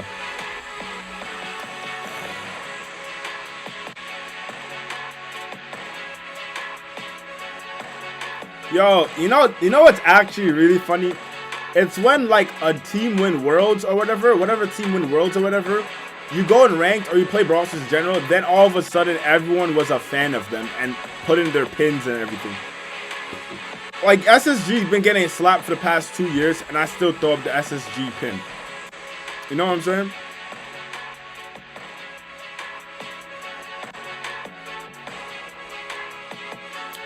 This is probably one of the most like fire matches, I ain't gonna lie. We're back here. DreamHack Dallas, are you Nah, chill, Paulie, chill. Cause last year, weren't they elevate? Last year, they don't play bad. They just go up against Titans, bro. But this, they went up against Loud. Loud's not a Titan at all. So honestly, so we still have 2 matches today. should have won. And now it really is right where the money is. it's about will we lose? Yeah, they were Elevate last year. They played good. They went to Worlds. They competed at Worlds and went up against. Then they go up against Crazy Raccoon. Format where we have 2 teams getting eliminated in the first day of competition, but go O2. Never support old Elevate when it's on stage. Stakes are high. Seems like we are agreeing once again. Even Barney this time around. I feel much more confident. Barney knows ball Crazy clearly. Recruit is no more cause no more sight. Elevate's a very Nah, good squad, facts. though. Sight is maybe paired up with ignorantly 2 that my geniuses, region and has a now it's chance just here, they're and I will causing keep havoc. I mean, look, I think this, like, Revenant X Spark team has got some really quality players on it. I think, like, the only difference is they just haven't had quite the same time as some of their I contemporaries. don't even know who's on Revenant Also, Spark. in this permutation, have only had a little bit of time to come together. They played that last monthly final with Patchy. He was able to get them across the line and qualify. But this is not that Put same me on team it's been Worlds, for not the gonna year. lie, I'd So if you solo are all looking the for 2 teams. teams who are Someone ban Rashay. underprepared, it could be these 2. Now we have 2 teams that have to play with a Who's on this team? Oh, okay. Oh, it's Zar and Zar in them. Okay. Too much. Both of them now are on the elimination match. Whoever loses this one is out of the competition. The absence of the team captain Sergeant is gonna hurt Revenant X Spark a tiny little bit. Is this but a with losers an experienced bracket? player like Yeah. Zar amongst them, I think they're gonna be fine, Kenny. I mean, this is kind of a revenge arc moment for Zar, right? Elevate just dropped this dude, and now he stumbles himself into an event where he's going to be playing against them. I'm all eyes on this one. We have a super short statement from them here. Let's hear them. Elevate, we won't face them, right? Because they're going to lose us. I told you it's going to be short. Well, they did not think that they would actually face Elevate. They're predicted. Nah, the Karma's about to go crazy. They're about to get bounced out by Elevate. That is hilarious. That is hilarious. I think this team Elevate beat them now. It always happens. It always happens. The team that talks, they lose, bro. And they're still obviously in great shape. What's good, Elvin? This time around, though, a little bit more straightforward for them. Yeah, on the other end, this has been a questionable day for North America. I didn't think they looked too bad against a roster of Zeta Division. That's one of my favorites coming into this tournament. Patchy obviously being a substitute. The mechanics from this team have been great. I want to see if they can hold up on the drafts, because that's one thing that I think has given them such a good gateway into making it to this tournament. We also want to hear from them what they think are their chances against this team. For me, personally, my thoughts about playing against Revenant X Spark is, well, I'm a sub here, and Zar is also a sub, so it's like kind of a, you know, me and Zar have had a rivalry. We were LG and SUN rivalry for years, and it's just going to be another, like, continuation of that. And I've played against all those players on LAN before. Wait, do any of you guys know why Diego couldn't play? We were talking about it all day, how NA has never looked better. The new era of NA. And now both of the teams. Wow, dropped down SSG, into Pioneers, and the OG. elimination bracket. Well, they did have a great run here. Elevate did beat a couple of those teams. We also saw they beat Code OG, and OG is now their coach. So at least they're all sticking together. Oh, look, I mean, I do think that Elevate represents. Oh, I think most of us are NA. We're not like European. Previously, like just ranked warlords, come together, build a team, and actually show that they can, you know, show it off on the biggest of stages. But this is it. It's their last chance to deliver. With all that context, we're now ready. Yo, NA needs to make a super team, bro. Like, bro, Tribe was supposed to be the super team. It's already that time of the competition. One team advances to tomorrow, and one team is sent packing, fighting for survival. It's Elevate. Us NA players suck. Yeah, we're doo-doo. We're like doo-doo, bro. Elevate consists of We got all the hype, but to never back it up, bro. We got all the hype, but we never back it up, bro. Our super teams fall under pressure, yeah. Oh, man. Elevate on the right side.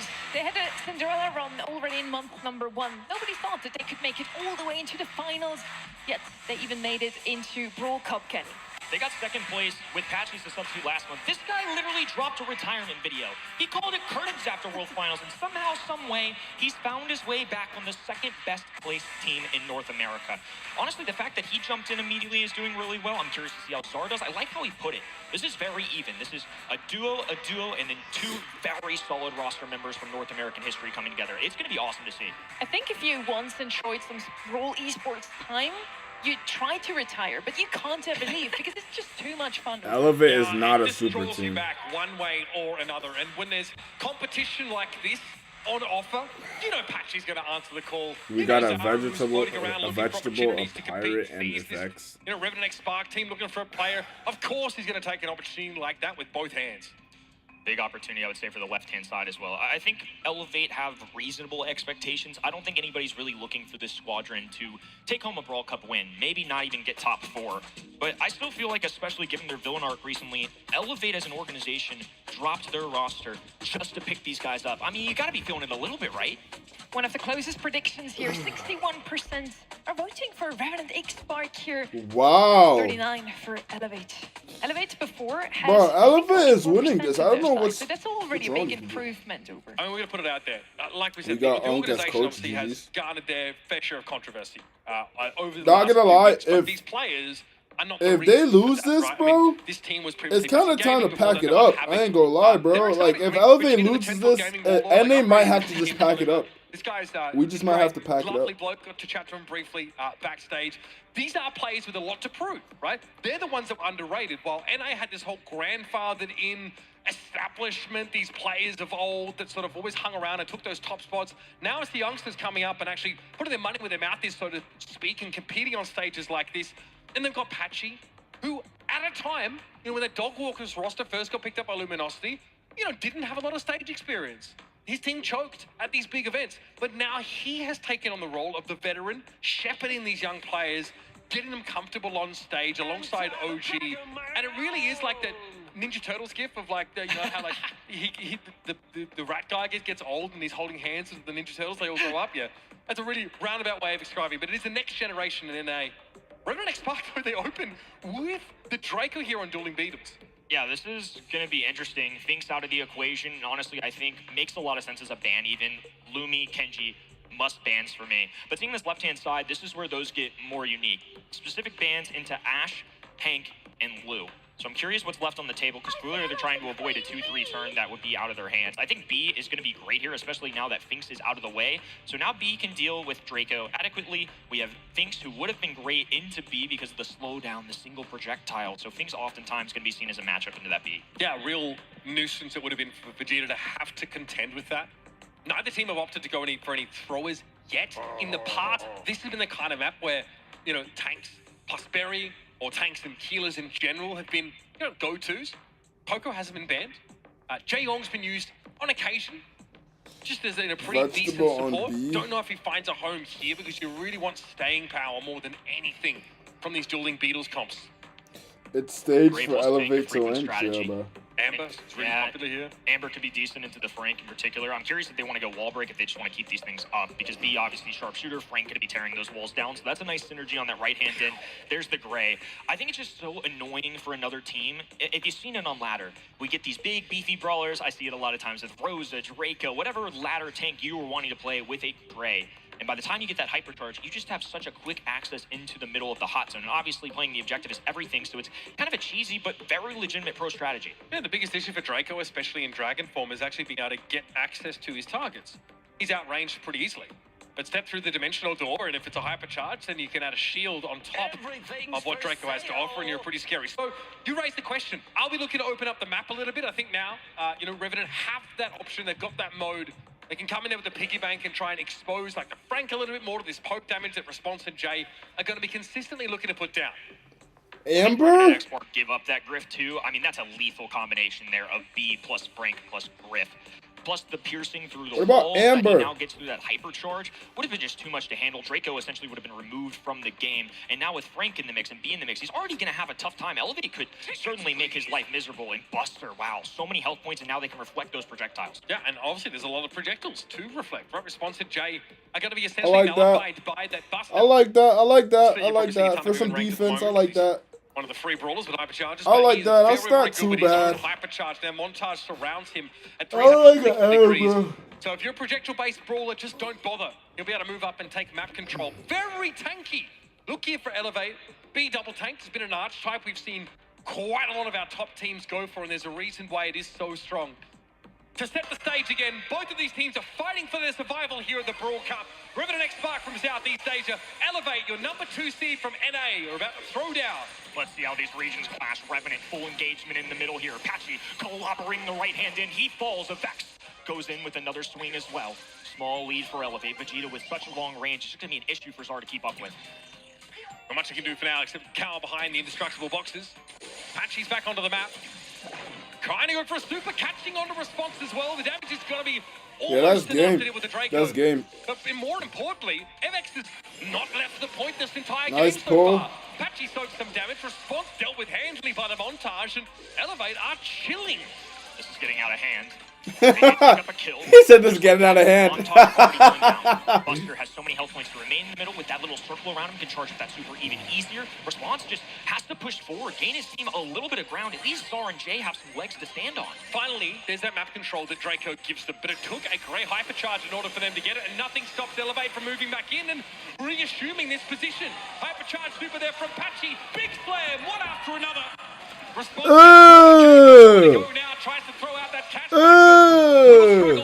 MX in the montage. Won't buy him enough time to start that healing.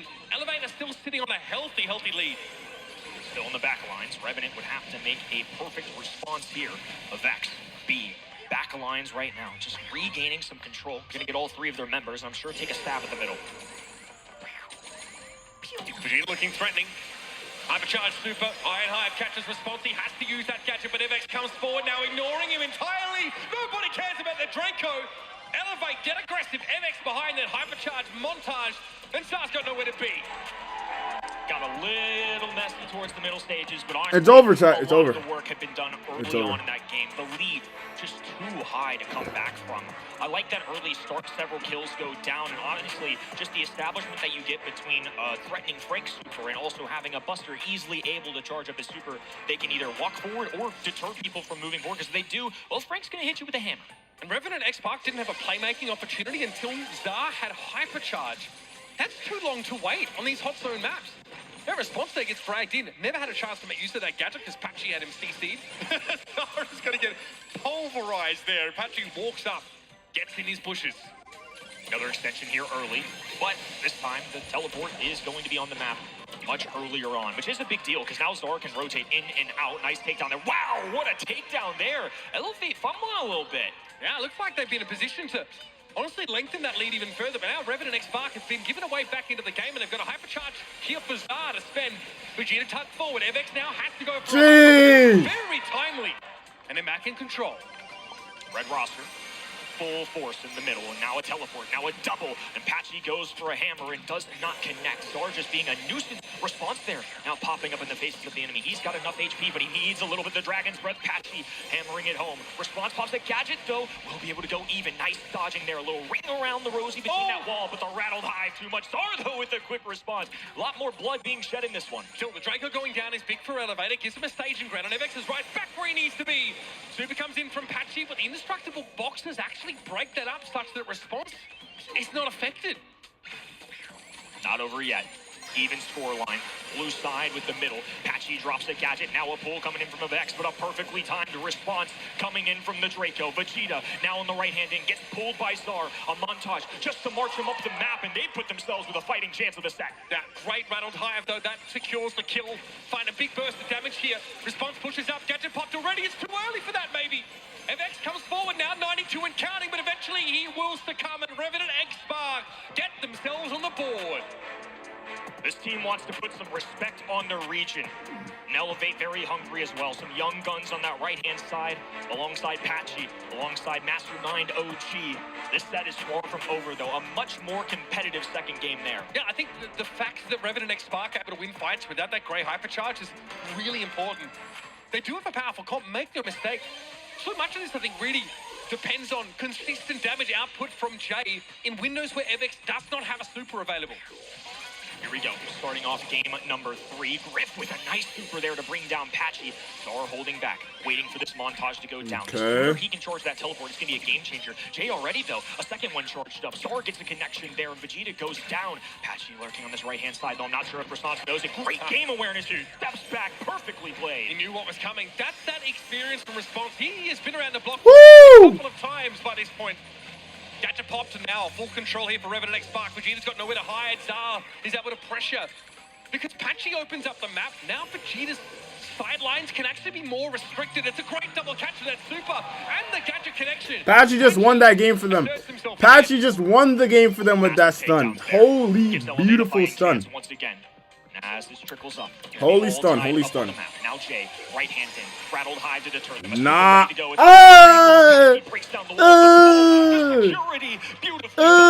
Do not lose. Do not lose. Like, just don't lose. Still, that's a dimensional door that response can make use of.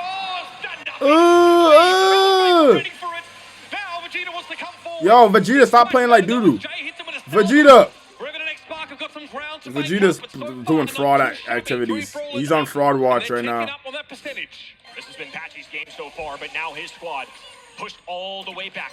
Like, if Vex and Thing are really putting in work, Patch, like, it's game. The lone man standing, and all Elevate can do is wait for a respawn. He's got to wait for his teammates before he can make use of this hypercharged super. Here's Evex, C-Star, get a walking cane. This is how Elevate get the game now. Shit. Let's go. Come on, you got a hyper prediction, hyper. Let's go.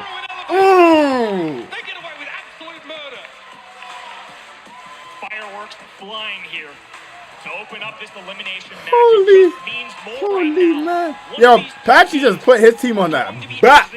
Patchy just carried. Vegeta, Vegetable, you didn't learn how to play that beat. Oh my gosh, that was scary. Like, that Gray was cooking. Having that super available when he did.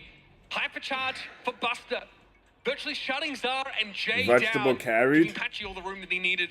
And that clutch stun as response tried to TP through the he played well, but was like, real heads up from Patchy. Nicely done to they have Buster. nothing for B. 13 frags to be leading the squad and the entire match there. But Buster being the guy that's getting the percentage points, and I think that's just the benefit of having so many health points. And again, that montage just to reflect projectiles. Look at how much time they can buy here. He can get aggressive, he can stand back. I feel like that was such a flexible composition. Kind of a little bit of everything, right? The fact that Evex just sitting on the point doing his job by capturing it is able to gain super as long as he stands close enough to Patchy or Vegeta as it may be. Virtually had, about the highest uptime on montage that you could ask for. Whew, that stun was dirty. Yeah. I mean, again, it's pretty hard to miss the hypercharged super from Frank. But then it comes before response has the chance to catch it and get invulnerability. You've got every reason to feel good about that result for Elevate. Hard fought hot zone, but they come out with a dub. That's a big confidence booster, and love the animation coming out. It's something that in person you really get to feel in the arena, to see just across the stage from us here. Just seeing how elated they are, how happy. I mean, they're people too. I think oftentimes we see them as just these robotic Brawl Stars gods. But at the end of the day, they're competitors. We see Elevate every monthly finals in NA, and they load their play area with friends and family. Like, it's great. There's like 13 people in their room at all times when they're playing. It is great. They have been obviously electric domestically. Online, they've looked great. Now, though, it's a completely different vibe. So, shaking the monkey off their back, getting that really important set win here at LAN. As they look towards knockout, has got to start to fill their sails with a bit of wind. For this Revenant X Spark team. I mean, they refuse to be kicked out of this competition so easily. Looking to the draft here. That's how they start to claw back into this game. Set number 2. Hopefully, wait, why isn't this in ranked? Number 1 did. Back and forth the whole way. This is not in ranked, right? I have not played this really map. Interesting map right now, I'd say. I think Knockout in general just in a peculiar place. Kenji, Lumi at the top. Jae Young certainly not showing up as much as I was led to believe, at least based on scrims and bans and whatever we could get. But here we go. No Lumi, but Kenji did survive, so keep your eye out for that. Some of our teams earlier today opting to ban Jae Young. Probably half the reason why we haven't seen it, but outside of that, mostly overlooked. In drafts like this, normally it's like the Finks that sneaks through on some maps. Knockout maybe less so. I never played this map in ranked. Me neither. It doesn't exist. Kind of fallen off. See a Brawl with great crowd. They banned Rat and Lou, that's sus. Hotly contested. The Kenji, though, sneaks in here in a knockout game, and there's a bit of a dirty strat with the kit here. You can try and work in. Gold Arm Gulch is a reasonable map for it. Revenant X Sparks see coming their way because already Elevator will tip their hand to some degree. looking out for Pam, and I know that may sound surprising, but it's just something that we've seen a lot in pro practice. Yeah. So while it may not be picked, it's something to keep your eye on, or we could just get even more of a hard counter. Let's go with the hardest of hard counters. But that Scrap Sucker gadget, it's an old-timey brawler. It used to work here. The healing's great. The healing station can go behind indestructible walls. That's never been the issue. It's just the damage. And once she got that buff, it's really brought her back to life. I mean, Kenny here still coping on the Pam pick. That would be 2 brawlers that were released. What, Is this Worlds? 21, I think. Yeah. 5-year-old brawlers. We end up seeing them come in. So Angelo here, obviously great. They getting in their bag, bro. They're in their bag right now. A Shelly pick? To the degree that we saw teams used to play even pick Eve on this The map. beginner brawler? That ability to traverse bodies of water was so highly desired. He's obviously a fantastic sharpshooter in his own right with a hypercharge that basically says, don't you dare come near me. The fact that Shelly was this early is honestly wild too, but I mean, in theory, it makes so much sense. New Kevu vid where they hire a mythic player to draft. Honestly, one of my favorite brawlers, if not my I hired 3 mythic players to pull up to World Club. Sometimes that piercing shot can be all you need to secure those key eliminations. Something that, in the past, Gene would try and do with Vengeful Spirits, but he's been banned out pretty studiously here. Revenant X-Spark did not want to deal with it. So the Juju comes in. Barney was discussing it with, Loud on stage. They really love to try and get that brawler in. But against a brawler like Shelly, you feel like she can do so much just to pressure Zara out of a lot of those positions. Hear me out. What about? Be able to target mid-map. Just have this ridiculous amount of range. And also in a pinch, Gregory is unbelievably powerful. Solid roster here on the right-hand end. I mean, Juju for thrower, and with the grass has the extra range to kind of match with Angelo too. I mean, outside of a piercing shot, what's he really to do? Sharpshooters traditionally do not do well into throwers. Shelly, though, can blast her way through a couple of those brawlers between Gus, Kenji, and Juju. If Shelly escapes, has a pop-off game, it's going to be tough. Now they've gone for 2 in terms of the shotgun brawlers, so I think we're starting to see a trend here. So Daryl has the mobility, right? For sure. That Daryl roll lets him close the gap really easily. Shelly, less so. She's more defensive. She has great stopping power. But outside of, if you do take the gadget that allows her to dash, then fair enough. But quite often we see her take, clay pigeons and give herself like a bit more long range in a pinch. Can make it easier to charge up that super. So you do have an answer when push comes to shove. Here we go, set number 2, folks. To elevate at the top of your screen in red, Revenant X-Spark still chasing their first set win. At the bottom in blue. Interesting start here. Of course, Daryl's going to be able to charge his super passively, so it doesn't super matter which angle he takes, but Jay this time actually goes right. There's a lot of mind games that get played early on about full engaging left, which has been normal choice, but sometimes you get real aggro and go right. Because there's a little more openness on your left-hand side spawn, it's usually the safer end. See the clay pitching gadget there for Jay. Able just to get some decent damage down at long range. Would love to build an early super. Basically means that Patchy can't hard engage at that point. Otherwise, he would just get liquefied if he turns up in front of that deadly shotgun brawler. If Notice here, MX doesn't Revenant actually is have pushes noobs. to use. It's a bit annoying. He is not able to be that aggressive long-range thrower that he would like to be. Or at least deny a response use of that bush, but he's looking to get close. Patchy's starting to posture more aggressively now as well, Kenny. This is all about building those supers, and Daryl releases one. The super roll goes through. 2v2 situation. Shotgun brawlers versus a sword in a little distance. Shield goes down. They focus him. It's an even matchup, and Vegeta gets the dub. Plus, he has I really feel super. like that was emblematic of these 2 drafts. Both very strong. Both have good long-range capacity and also close range, in-your-face brawlers that can spit out absurd amounts of damage in a pinch. That one went to the wire. Patchy already has Flashimi at the ready. He's supercharged. Zara will be forced now back to the extremities of the map. This is what Patchy wants. Zoning away with that star power that mitigates the first hit every now and then by a huge amount. Staves off a lot of the burst that Angelo can cause. Nice shot coming out of Zar. A little extra pressure. Now has that hypercharge available. One for response as well. So a full house on the side of Revenant. On the other end, it's just Patchy with a super so far. And that's a big difference maker towards these in-games. Elevator trying to take Zara off this diagonal. It's really annoying for them because they cannot outrange this Angelo like that. They've got to try and force him to the bottom of the map like so and use Patchy as a cattle prod to sort of herd this Angelo away. But Zara will always be able to find these nice little straightaways. And Vegeta has to be on his best behavior. Look at that, chunked down to half by one shot. Here comes Zara getting aggressive now. Daryl goes in, Vegeta gets the shield, but he's still in trouble. Able to survive. Greenberry used to body block, but he's awkwardly in a corner. MX can't really use it to defend himself, and the gas should bring him down, but not Oh, me backside. Nah, that Juju tough. That Juju tough. That Juju tough. Oh, they feeling it now. If Vex beating the ass. Look, that's some high pressure stakes there. Landed the mechanics, Juju did what tough. was necessary, and now Elevate escape with the game. And it could have been awkward because Grigory was tucked into a corner. It's actually really hard to use it to body block there in a pinch. Fortunately, he eventually started moving forward. Their thumbs are different. This is just thumb diff at this point. It's just thumb diff. Aggressive thrust here from Evex causes him to take a shot from Zar. Patchy on the right hand end. Just trying to sneak his way up there. Bro, they just got better. They were just born with better thumbs than mine. My thumbs are just not good as their thumbs. It's the thumb diff, bro. These early games, once you get towards those end games, have a super available. I don't know what I'm watching. Yeah, Endgame is just it's just super spam. It's super spam in Endgame, and then whoever comes out on top, honestly. The shield from Vegeta with the knock up as well can really turn a lot of these fights on their heads. Apache getting invulnerability during that first stage of his super is also very important. When Patch has that shield up, he doesn't have to respect Zar's damage whatsoever, so he uses that window to take space and then tuck behind a corner. All right, response, he's tipped his hand now, looking for FX, trying to slow him down with a tar barrel, and he gets him. Patchy's got no choice but to go for it now. Jay pops the gadget, and there's Patchy!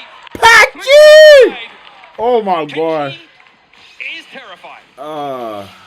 Knockout is like squad busters, bro. He's so darn good, certainly on his anime arc right now, and Patchy on one of his own. Has quite the legacy in North America, but is looking to extend it here with a little post-retirement party. They're starting off hot here in our second set. Once again, Patchy was posturing towards the bottom side of the map. Zara is not on the diagonal, which is just where Elevate wants him to be. Vegeta happy to draw some shots. Decent amount of health for a mid to long range brawler that Gus has, so he can take a hit every now and then. And he has been over the course of the game trying to trade his health points for map control. But Elevate want to play for the late game. They want the gas to start encroaching, and they're probably a little bit concerned about Response's hypercharge, which they know to be ready. Especially at this point, plenty of time for adjustments, and as that fog starts to close in, they'll be ready for Response. They just don't know where he quite is on the map right now. They know he's somewhere left. Shows himself now. Yeah, now the green going in as well. They know his coverage available. Rolls forward. It's going to be a double. Patchy feeling the heat, the bounce. Oh! Instant eradication. No! It's 2v1! Yo, they keep doing it! Hey, Revenant, that's what you get for yapping. All that yap. On Twitter, y'all about to die on Twitter, bro. It's an absolute mess. The Daryl hypercharge comes in. It gets popped by Gusto as well. You can see that Elevate know there's going to be they're about to get swept. Oh, look at him. Jay? Wasn't it Jay who was talking? Look at him. Look at it. It's over for bro. It's over for bro. It's over for bro. That's why you don't talk crazy, bro. Solid roster, solid composition. I mean, no complaints really. Look, Revenant Export kind of went for it here. Daryl, not super surprising. Angelo, but such an early Shelly pick. I feel like the adjustments in that draft mid-segment just really solid. I mean, I think this is the range of Gus to now keep up with the enemy side, and also as a shield to provide to bounce off in those last-second moments. I mean, I like Angelo, but Gus can at least go toe-to-toe there. And Grigri, honestly, such a factor of X collection up there. Response, I thought the fellas had it there in this next round coming up. But no, Grigri, the fourth brawler, just bringing so much life. Oh my god! He is 800 health, able to get a super online just in time. And Evex leaves a parting gift. He leaves the Grigri. So Vegeta has this extra 4,000 shield, and then a bodyguard, and then he hits the shots. And let's not forget, Cuckoo Popper, in those clutch moments, just being able to find some burst damage is a game changer. Two different vibes going on that stage. On the right-hand end, they are grinning with glee. I mean, they know they got away with one there. And they definitely weren't going to lose the set in that moment by any means, but they just ended a little bit quicker. On the left-hand side, no comms, no talking. They are dialed in because they know what's on the writing on the wall. It's 2-0. This is international gameplay. Reverse sweeping is such a big ask, especially out of an underdog region. But this is how I feel about Elevator. This is how we've sort of seen them find their wins all year. If they don't get out-drafted, more often than not, their mechanical skill, the raw mechanical skill potential, especially from Vegeta and Evex, is enough to get them over the line. In moments like that, where basically it's impossible to train for those situations. You can't simulate that, can't dry run that sort of weird end-around situation. Their instincts, game sense, and mechanics just make them that much better of a team. And it's surprising, Revenant X Spark have got tons of experience of their own, but in those pressure scenarios, they crumble, whereas Elevate rise. I think it's one of my favorite parts of Elevate as well. Obviously drafting in general, but you talked about the game sense, the on-the-fly creativity. They see a Shelly. What do? They have a great answer, a well-rounded composition, and obviously the mechanics speak for themselves. Shouldn't be picking the Shelly there, I think. Fair point. But still a little curveball. Because the problem is that Kenji is so good against burst damage, flat out. That star power on its own makes him a viable brawler against so many of these sharpshooter looks. OG here, obviously weighing in on this draft process. Getting Gene pretty early in a bounty match is always going to be good. And there's a bunch of great brawlers to pair with it. RT's taken away. Max is there though. Gene Max comps here on bounty. Really, really solid. Haida is the kind of map where, we've seen a ton of different kinds of brawlers in the past. Lumi was one that snuck in recently on this map. She's been taken away. Revenant go back to the well and say, we still think Angelo is critical to our strategy. I think it is too. It's just one of the top brawler choices, I think, especially given the ban stage.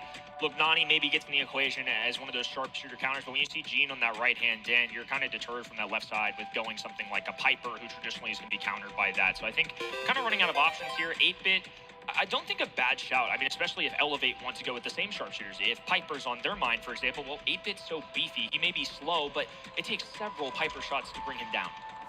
Elevate have banned Bell here, which is always fairly telling. She's the kind of brawler that is amazing in a defensive aspect.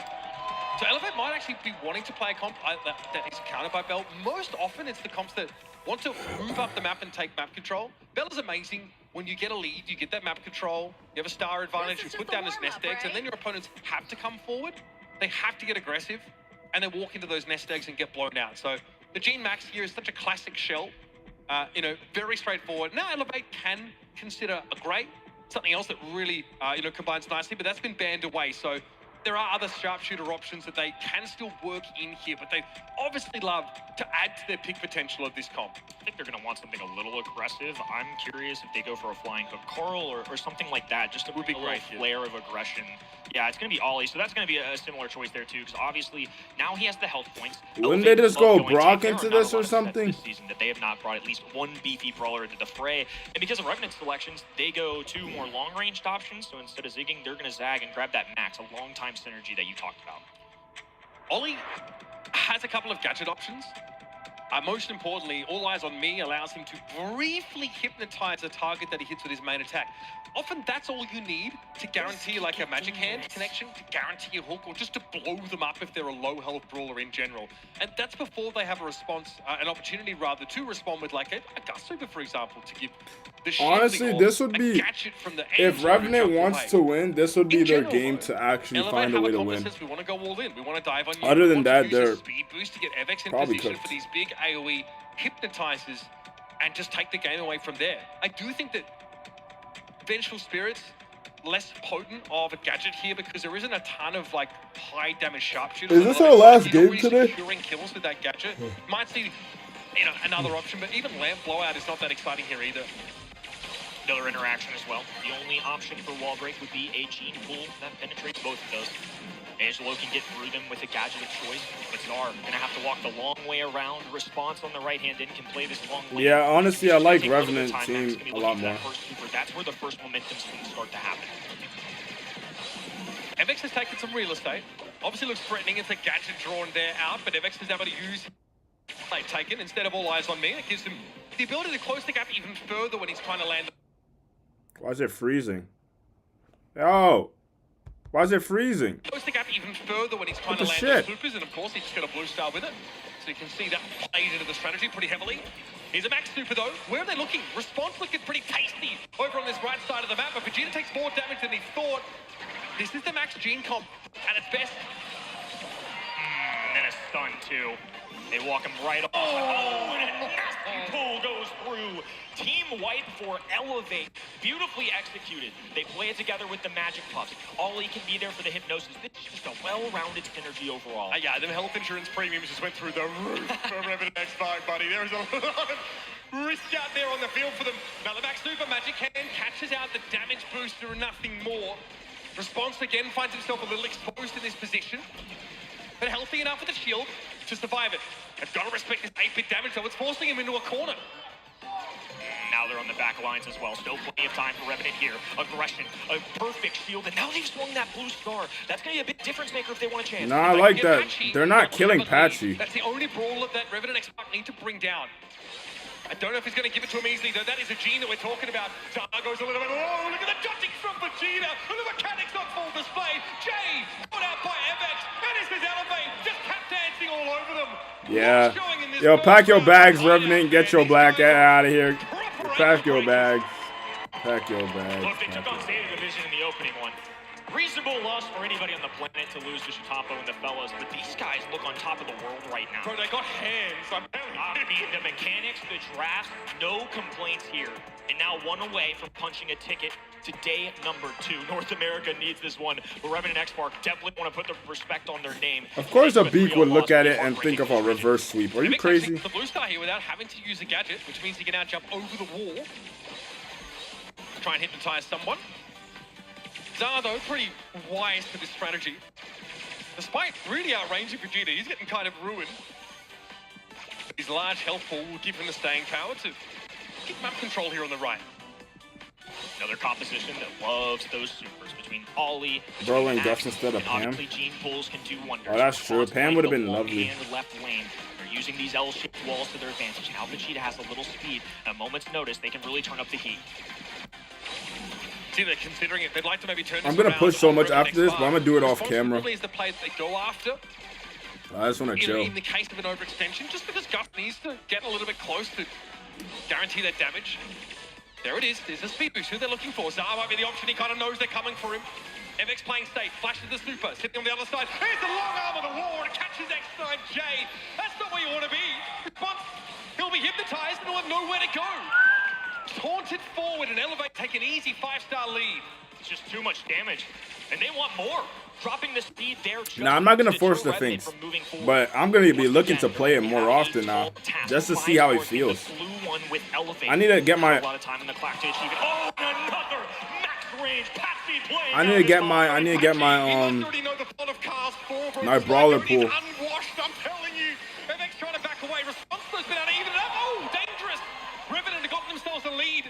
Response with a timely bubble. Now Elevate have got to be the aggressors with only 13 seconds left. This has collapsed on them. Patchy just yapping and just grabbing. Teleporting up, one goes down. Blue star, the difference maker here. I smell a kill. I smell a kill. I smell something. Unk still got it? Nah, Patchy still got it for sure. We thought that were done. We thought this was the last hurrah for this team from Southeast Asia, cobbled together in the final moments for this tournament. They were struggling. But all of a sudden, out of nowhere, they get the Gus Super exactly where it needs to be. They win their individual fights, and they blow Elevate out. Not quite yet, Elevate. I still need to take convincing results here to walk away with the series dub. Job's not done yet, but Patchy pressing. Jay goes down. Oh my goodness, this guy has just been cracked this set. He was retired, folks, and now making an appearance here in Dallas in front of a home crowd in North America. Just something special. Only one Magic Hand has missed so far this entire set, and it was on a damage booster, which is acceptable. Bro, he hasn't missed a... He's... Every pull, every super he's used, he's pulled something, bro. He's literally pulled something, bro. Something has gotten pulled. Every single pull, he's pulled something. He hasn't missed a pull, chat. And he's getting like 3 a game. A little over a minute on the clock. Day with a piercing shot. Vegeta will easily heal, though. As part of the crowd control patch, he can just stand there, work alongside his unit, go for a pull, and be threatening at all times, and alongside it, just heal up. Speed going down. A Surgeon's on the right. Response in Jay. Tapping, though, and now they'll swing. He finally missed. The blue star separated. You've got to respect the Angelo. He can take a star lead out of absolutely nowhere, and he did even up the game. It's about the blue star here. Jay's looking deadly. Amped up. by the 8-bit. Jay said I can't let this happen. Jay's playing. It'll have time for another get to cool No down. wall This game break. is Y'all done can't at really some do point. anything. Elevated No will one make really the plugin. pushes in Vegeta's and does element like. just came online. Patchy's gonna have a hyper as well. They get forward. MX takes a blow. Vegeta chunk down to less than half and instantly Elevate back to their hiding holes again. Zara been knocking down arrows left and right. Now a hypercharge going down left hand in just for a little extra step. And the long range sharpshooters are going to have to play. This looks Elevate bad. crowded in the top left-hand side. Down Okay. goes one. Ollie looking to respond. Hypercharge for response. Okay. It's gonna be a close call, but he gets away with murder. Patchy with the pull doesn't go through. It's blocked. 3 on the clock and a Oh! Oh! Oh! Shut your ass up, Abik! Shut up! Oh! Just will look like they might have to wait another set. Well, God forbid, have to stave off a potential reverse. Ooh, sit down, Jay! All that yap! All that yap, Abik! All that yap! Oh! Abik! Oh! My gosh! Such a fun team to watch. It's been awesome to see these guys. Unk still got it. Unk still. Damn. All that yap, bro. For this squad, doing excellent work. All that yap, bro. There were unbelievable. Elevate is so at chill, bro. Good. Elevate play, bro. They can play. They're a thing of the past that are still trying to hold on. Yeah, Patchy. Patchy, man. Why does that look like Peterbot from Fortnite? What am I? We've got Patchy here with me from Elevate. Listen to that crowd. They are going absolutely crazy for you. What an experience that must have been right at those final moments. Talk us through what happened. I don't know, man. I don't even know how that happened, but I'm just glad Evelyn got that final kill, man. I mean, speaking about that old guard rivalry you were talking about. I don't need to get off Fortnite. I don't even play Fortnite like that, Yeah, bro. finally got a win against I used to be a Zara on fiend, land. Glad but we played. I lost to Bobby last time at LCQ. We got Zara, so 1-1, you know? I feel like what the turning point for that map, or especially a moment that I recognized for you guys, is coming out of Hot Zone, that final flourish that you had at the very end. You guys had that huge reaction to it as well. And then from then, you just played with a lot more confidence. You took a bit more risks as well. Is that fair to say? Yeah, you know, losing against Zeta, like I've lost to Zeta every single Worlds or whatever I'm at this point. And we just needed that first set, that close set, get back in the game, you know, feel like we're nah, back in it and get the rest. Zeta really stops so much good players from winning. Like what? Like what is Zeta? Let's send it back over to the desk. Thank you, Barty. Good on you, Patchy. Very humble, and they're looking forward to the next few days. They're still in the race, but sadly, we have to say goodbye to not only Revenant X-Spark. They represent the Southeast Asian region, and this flag is now going to be a Genie star player is crazy. Yeah, look, I mean, it's a tough matchup for them to run into for their survival. Elevate with a 3-0 here, and you can just see it's a classic composition Elevate pick. It's nothing out of the ordinary, right? That Gene Max combination is tough for even the very best teams to deal with. We had the chance to listen in with Elevate in that set number 1. Let's hear them. They don't have hybrid TP. Yeah, just hold. Watch the hook, watch the hook. I'll take the grave, I'll take the grave. I'm going left. He missed. All right. Just hold it. I hit Griff. Nice. Get up. I'm staying left. Play right, no, you gotta play right. All right. Yeah! Good fucking shit. Oh my God, bro.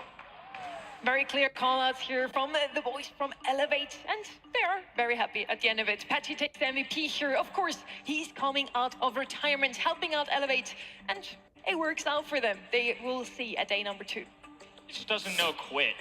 Honestly, I feel like his legacy has been just moments away from being even bigger than it is. He talked about it, but whatever organization of Chatampo and Tenside that they've been a part of, he's unfortunately fallen just short of them. He lost to the 2023 World Champions by 1 sliver of a goal. This guy's been so close to greatness so many times. So I think this is a little bit of a redemption arc for him, and I'm glad it continues to tomorrow. With that, Group A is now concluded for today, at least. We're still going to continue tomorrow with that winners match. SK Gaming versus Zeta Division. Elevate is then waiting for one of the 2 teams to drop down and has to play against one of those 2 giants over. Yeah, it's brutal. I mean, that's kind of how we expected this group to shake out at this point. Revenant X Spark probably being the weakest team there. Elevate had to do something that probably no one expects them to do to get out of it. In front of this crowd, they might be able to find the energy, but I mean, this is world champion either way you slice it. After we've wrapped up Brawl Cup for today, we still have a little treat for you. We're going to have a show match between Zeta versus Loud, and we're going to have a first look at a brand new game mode in Brawl Stars. It's Brawl Arena, it's a MOBA, and it's unlike anything else than we have in Brawl Stars. First up though, we're going to have one more match for you. It's going to come after the break.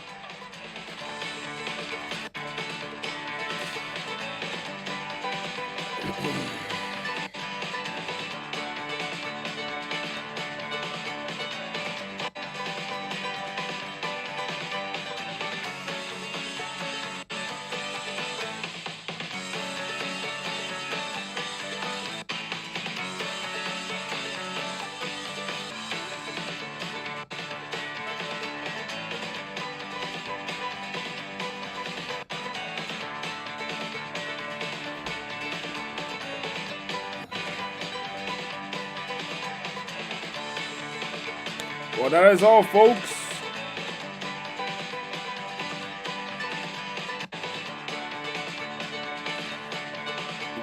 Day one.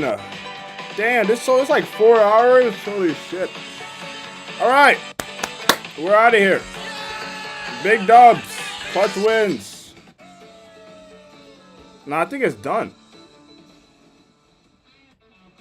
Whilst we are enjoying the music here at DreamHack Dallas, the players already are getting ready for that second elimination match of today. We already All right, I'm gonna go use the bathroom. The hell with this.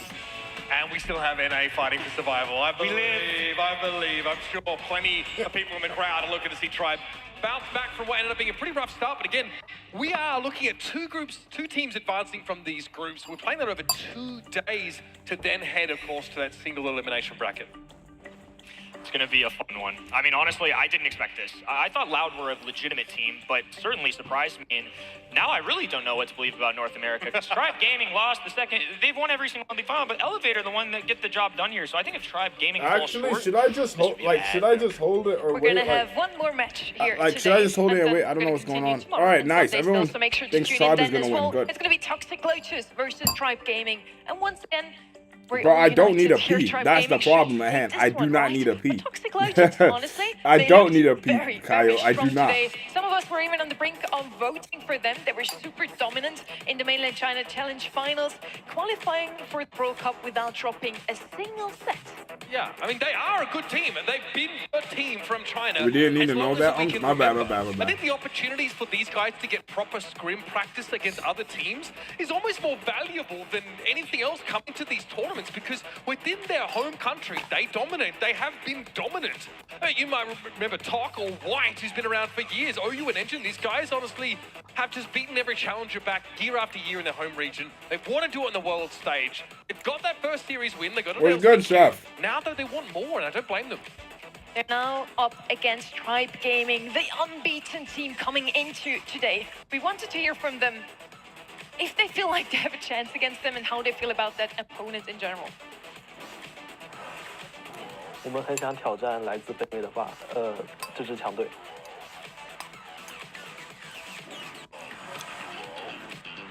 Our players are super talkative as always. They're the dark horses that did take some victories in 2024 and 2023, Kenny. a big deal for them. I mean, for the region as a whole, first international win. It's against an historic organization like Na'Vi. These guys aren't slouches. They're definitely the champions of the region, and I think have shown legitimate promise. I mean, honestly, in their opening debut today, I didn't think it was too shabby. I think expectations can't be through the roof for these guys. I don't expect a top four, but I expect a fighting chance. Every single time mainland China came into a global competition, they got stronger and stronger. A 2-3 in 2023, and then they even beat someone in 2024. On the other side, we talked about them a lot today already. They are in their own home field arena here in Dallas, and they have a lot to prove here. rushed through the monthly finals in their region, didn't lose a single time, and then today was their first ever loss in the BSC 2025. And they're better than what they showed today. I generally think, like, we saw them in their home region. Like, NA is no slouch of a region, right? You've got, like, Sulan, Tyrant, you've got, like, all these goats out over, like, Bobby, like, you have legitimate Brawl Stars players out there in NA, and these guys tend to slap them around sort of month after month. They're better than what they showed against Loud. It's time to actually show that now. They also had a couple of words to share about their opponents, Toxic Lotus. You're training for Tribe, they have Luffy? Yeah. Yo creo que sería pues una experiencia bonita, saber como que vamos a traer un spot a nuestra región. No sé si lo merezcan o no, pero tipo, pues si sea la primera vez que se trae un spot a NA, entonces estaría muy chido. Yo pienso que el mejor equipo que podría ir con nosotros al mundial pues sería el segundo lugar, el que tenga segundo lugar y se lo merezca. So that extra slot, either the World Final slot or the 2 LCQ slots we give away this weekend, would mean a lot to NA, Ken. And this is what they looked like at the World Finals. This was kind of the reservation that a lot of us, I think, had about this team, because it's one thing to do in the monthly finals, but going 1-2 at the World Finals last year, now 0-1 for the day, I'm a little sketched out. Yeah, they went 1-2 World against Crazy Raccoon. They gave us one of the best games at Worlds, hands down. Exactly, that's what I'm saying. How you guys say they played bad at last year at Worlds? They literally gave Prime Crazy Raccoon a run for their money. They had Side Tempo, they had Tensai. DreamHack Dallas, our final elimination match of the day is here. It is Tribe Gaming versus Toxic Lotus. Tribe Gaming consists of RVN, Luffy, and Zeus. Toxic Lotus have Top, Engine, and O.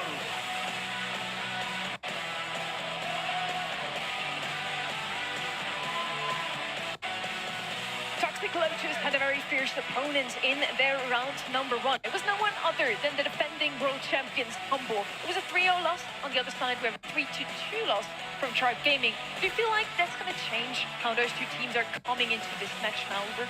No, why do they have so much to I think play Tribe the Gaming game? respect Toxic Lotus because there were a little bit of...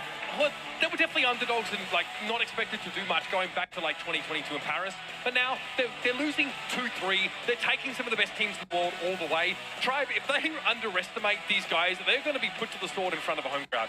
I think vibes need to be high here for Tribe Gaming because it's easy to look down on yourself. It's a short recovery time as well. I'm glad Zeus is smiling, being himself. This is a good squad, and to your point, I'm still choosing to believe in Tribe Gaming in terms of predictions. It's a home crowd, home stadium, and now they have to show out because if they lose here, it would be a major upset and devastating for Dallas. And they're really good at Brawl Stars. This team is very good. Going up against Loud, I feel like it was a bit of a wild card team, and now we realize that Loud is just that good. But Tribe Gaming is a very good reason they have been so dominant in their home region. Now, I've got to remind people, like, there are incredible teams floating around in NA that didn't even get a sniff of Brawl Cup, right? They didn't even qualify for it. So it's time to turn up. Tribe Gaming say to themselves, we need to 3-0 these guys to make an example of them and to make a statement that we are back, that we never really left, that this is our tournament to win. And they want to follow to Elevate's footsteps now. They're seed number 1. They don't want to follow their footsteps. They want to lead them. That's the problem. Number 2. So they want to also make this one a 3-0 sweep if possible. Toxic Lotus, though, it's not going to make it easy for them. I feel like what we've seen from them really shows that mainland China still has a lot to prove here, Kenny. 13%. There's a few believers out there, and despite what we saw from Tribe earlier, it's still going to be Tribe all the way. Casting Desk mainly siding with Tribe. Nobody brave enough to betray them at this point. I'm expecting a big bounce back. I think example is the perfect word. I think if they got away with a 3-0 here, massacre, it would be huge for the program. They'd be right back in a good headspace tomorrow. Bridge too far is going to be the match, or the map we kick things off here. It's going to be Tribe Gaming versus Toxic Lotus, and I can't wait to see an NA special again. Let's have some kids in this one. No. Right? Whoa. You'd keep that one in the draft. She really dropped the mic with that one. Yeah. That was crazy. That's you know what? No, I'm good. It would be an amazing homage to our good friend Juan Carlos, but I don't think it's time for that. Not in an elimination game. Easy for you to say this as an EMEA representative. I'm sure that would be hilarious. I'm Swiss. I'm neutral, actually. Yes, that old chestnut. Okay. Look, something I've liked from Toxic Lotus, honestly, has been how quickly they picked up the Finks. I think they look really good at that. Against a team like Humble, it was Lukey that dismantled them as that mid Piper on, on that gem grab map. But in general, they've looked really good, and they've secured themselves here, the Lumi. It's like they're absorbing the ideas. Boss played this against them in that series and was pretty scary. So, Tok, who is otherwise Finally, known as Angelo ban. Yeah, I don't know what it is, but I will not verse an Angelo on any water map in Heist. Two of the more OP I brawlers just, that we have in this this is game not, right now. no, it's Frequent not bans okay. across the board. It's bridge too far. It's a wide open map. Kenji would have to dash his way all the way down there. But we've Polly, seen the thing is, I don't need any more mods right if they now. believe the Like, strength, it'll be good. There's a brawler that they pioneered a little bit. In I know I'm watching the Brawl Cup, that's why I have 8 viewers, but like usually we have like 20 to 30 viewers. Like I don't need a whole mod for that. You know, his long range and zoning capability that Hypercharge now allows. I have mods. I have Tayo, I have Jess. At any one time, it's great for damage on safes, for example. I have It's very myself. good for controlling them out. I have like But 5 you mods. I have Lumi here and go, Leland, right, Idol, Kaio, we Jess. really need to like outrange Lumi very aggressively because she faults to those sharpshooters. She only has like 5,600 health at max level here. That's really the weakness that's been kind of baked into her kit. She's a glass cannon. Yeah, it's what just better me and way to Kaio, counter bro. that than with these longer ranged brawlers Yeah, that Leland. can, really outburst Nah, damage. Leland But mod the will be second you taken let from Lumi him walk up soon. on you, soon. she lands I'm just landing that vibe sort now. of blast beat on you. You will be feeling it. If Bo gets decent, Kaio best mod for I was sure. going to talk about Bo. We can table that. Then donate me Leland's mod. Whoa! Did not expect that. And a Colt. Wow, this is, just a little bit of every year of Brawl Stars in this one. We get the new age. We got the, I don't want to call it a troll pick by any means, but, I mean. Why don't we just go Lily and run them down? On paper, but Miko This by feels no like a means ranked easy brawler match. to execute. No, difficult. Miko, of course, can jump between lanes, which is pretty powerful effect to have, but, a lot of players play around Miko by just letting him exhaust his ammunition, right? Keeping him at arm's length.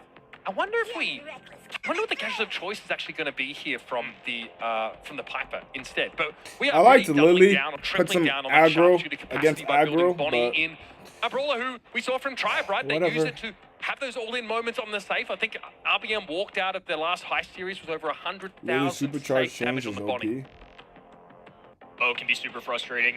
Mines across multiple lanes, but I just keep coming back. Can we to talk Miko. about the Yeah. I mean, I had to throw that in. I saved it a little bit. Give me a little credit here. At least held off. Look, this is going to be crazy, and I think if you're Toxic Lotus, you've gotten one marquee international win, but you're going to have to do something crazy here. Tribe Gaming still a well-respected roster, a beloved one here in Dallas, but Chinese mainland looking to cause an upset now in our set number 1. All right, in comes the Miko. Looks like they're going for safe pressure by the looks of things they dealt with. Luffy able to bring Engine down. RBM wants to dive on Tok, and there's not much the Colt can do at that range.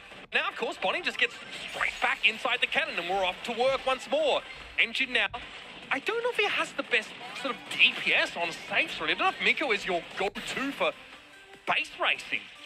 Well, so far it's at least contesting. Lumi on defense. This Lucy, is a ranked easy shots to base penetrate through that race safe. It's really match. running away from them right now. This is the closest we have to a base race in this format with the change to heist.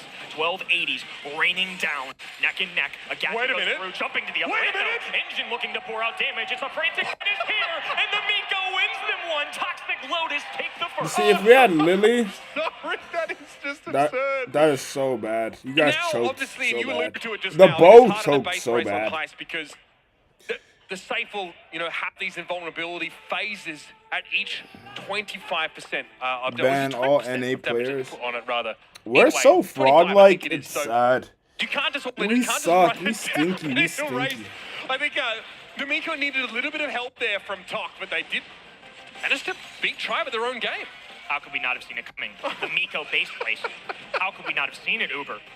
My ancestors would be so disappointed in this draft. Talk on the left-hand end, playing the Colt, and now a jump back and forth. Miko's just going to try and find the proper lane matchup. His regular shot doesn't take much to charge. It's just his regular reload. Right, an easy tap, and 4,360 as well. And obviously, there's a little bit of tech here with Miko that makes him valuable. Right, yeah, so Miko has a star power record smash that allows him to do double damage against non-brawler targets. That safe is one of those, so he actually does a huge amount of burst there. You'll notice he's still a problem for someone like Piper to deal with, but if you let him on safe, he might be able to outrace some of these brawlers. RBM, though, has got pretty great damage, just DPS in general. Good uptime there. In comes Engine, looking for Luffy first. He might look to deploy those mines more defensively. It's going to be a close one again. OU trying to blow Zeus up. He gets some distance away, but that Lumi damage is really starting to take its toll on the safe. OU with some solid mechanics as well. Miko off to the left-hand end. Zeus can't do much about this. It's a horrible matchup for him. Squishy brawler, easy dodges, and especially in close range, Piper's not able to do a thing. Okay, in we come now with that out-of-frame super. To dive on the safe once more and to go back to work. Tribe have to get going here. They've got to get busy. They've got the invulnerability phase here, but they haven't triggered the last one of Toxic Lotus now. The Miko might just get the feast on this safe. 24% still here for Toxic Lotus. Engine too hard to catch it. Blink and you'll miss it. First set taken here by the squad from mainland Yo, this China. is sad. This is A sad. shock Miko pick straight out This is the bag sad, of bro. tricks. This is sad. Gets them ahead early in the series. They played spoiler before. And he has never won a World Finals, and we never will for the next. That star power We never choice will. was definitely shown on things like ladder. And obviously, as time's moved on, Miko has fallen down the tier list. Toxic Lotus bringing them right back up. I have a lot of respect for what they just did. This is not the start you want of Tribe Gaming either, who are already coming off a little bit rattled. Yo, tell me a Lily not shutting that down, though. Tell me a Lily not shutting that down. Lily dipped their whole comp.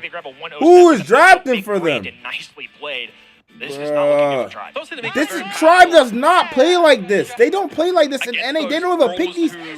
They pick Bo. They don't play these type, bro. Like, bro. As like most of his existence on the field is one big It's invulnerability rage frame. bait. While he's in the air, he cannot be targeted. So you can put mines down and try and stop him, but unless Miko runs out of ammunition, which is not easy to do, he will be able to continue to leap up and up and up. You need to hit him with crowd control effects. And I love that little tech, bringing in the star power that we really never see used at all. The record Smash brought in to give him like over 4,000 damage on the safe per hit. It's pretty significant.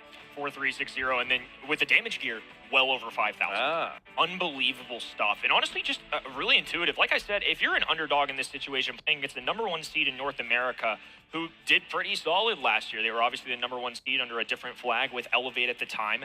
And the Worlds, they did pretty solid. I mean, losing to CR at a respectable 3-2. This is certainly surprising. I mean, to be down 1-0, we're not going to get ahead of ourselves here. Tribe Gaming so very well can come back from this. Got to take it one set at a time. But if Toxic Lotus have a solid game plan on set #1 there, I'm very curious to see what they have cooking later down the road. Interesting to hear how OU's name is inspired. TOC is a acronym for Trick of China. So longtime Brawl fans will remember that team was started by TOC, or his name is White. And he changed his nickname to that acronym to keep the spirit of Trick of China alive, even though they're under a different banner here on Toxic Lotus. There was Raconic TOC as well, which he was. TOC at the time, they played in Paris in 2022. He was the only player on stage because Illness kept his teammates in the hotel at the time. So this team, this Toxic Lotus team, have consistently been the representatives for the China region and clearly haven't been able to be dragged down domestically. But now they're really catching up on the international stage, and it's been a long time coming. Kenny, they finally hit that critical, massive experience against these other top teams now to actually put on a real show for us here. I didn't think Toxic Lotus really played too shoutily in their opening debut today, and obviously they caused a major upset at the LCQ in 2024, bringing down an historic organization of Na'Vi. If they added Tribe Gaming to that tally, boy, would that be something. And more than anything, especially in front of a home crowd, I mean, Tribe Gaming being eliminated in Dallas just a few hours away from a headquarters, oh, that would be devastating. Well, short trip home at least, I guess. Yeah, fair enough. No flight required for them. Now, of course, we're heading into Hot Zone. RBM looked like he was conferring with a admin there, so it might have been a tech issue in between these two games, so it does appear to at least be ironed out. I haven't been this pissed in a while, chat. Getting behind, of course, the hometown team. Tribe Gaming, by and large, does that guy have a shirt for every team? And some people just a little fan of everybody. Yeah, I guess. right. Is it loyalty or the opposite of loyalty if you have He everybody? brought more wardrobe than I did, and I brought a lot of shirts. Well, a good choice on the day is at least, brother man. But nonetheless, at least Tribe Gaming has no shortage of fans here. They're going to certainly need those fans to pull them through here.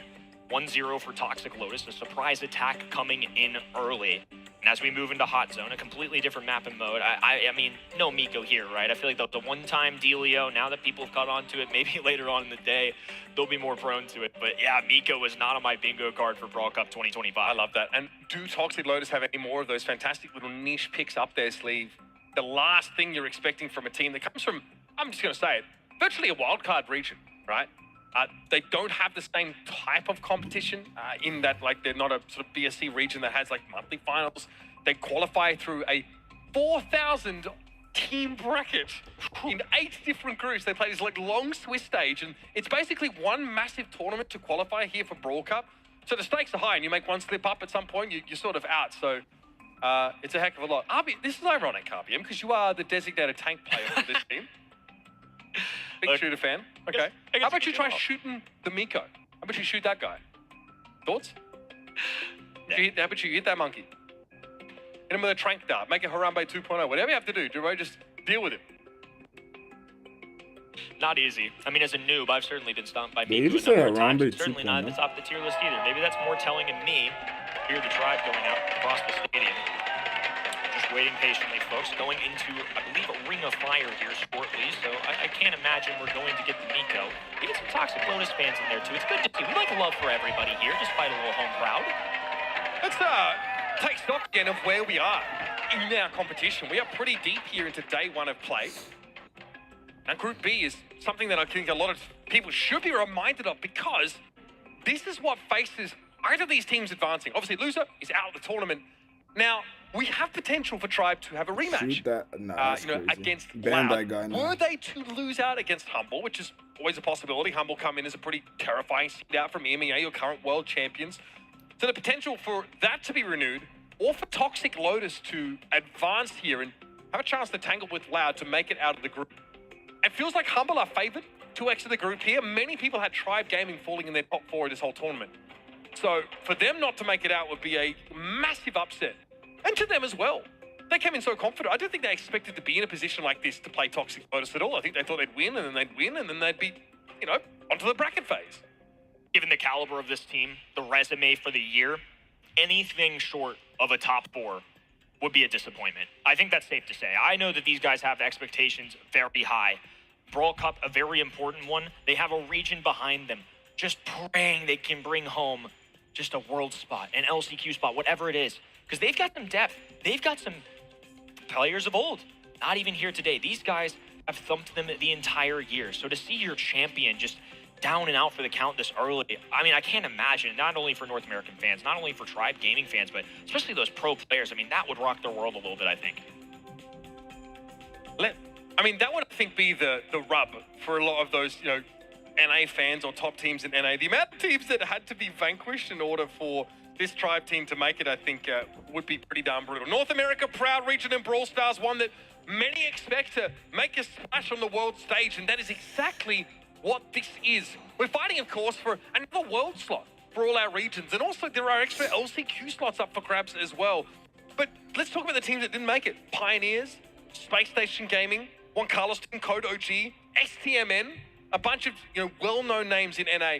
Not here because, frankly, Tribe and Elevate took them to task. Tribe Gaming, typically a more reserved team on stage, but Toxic Lotus certainly had some solid comms. Let's take a look what they had to say during that set. What's that all, huh?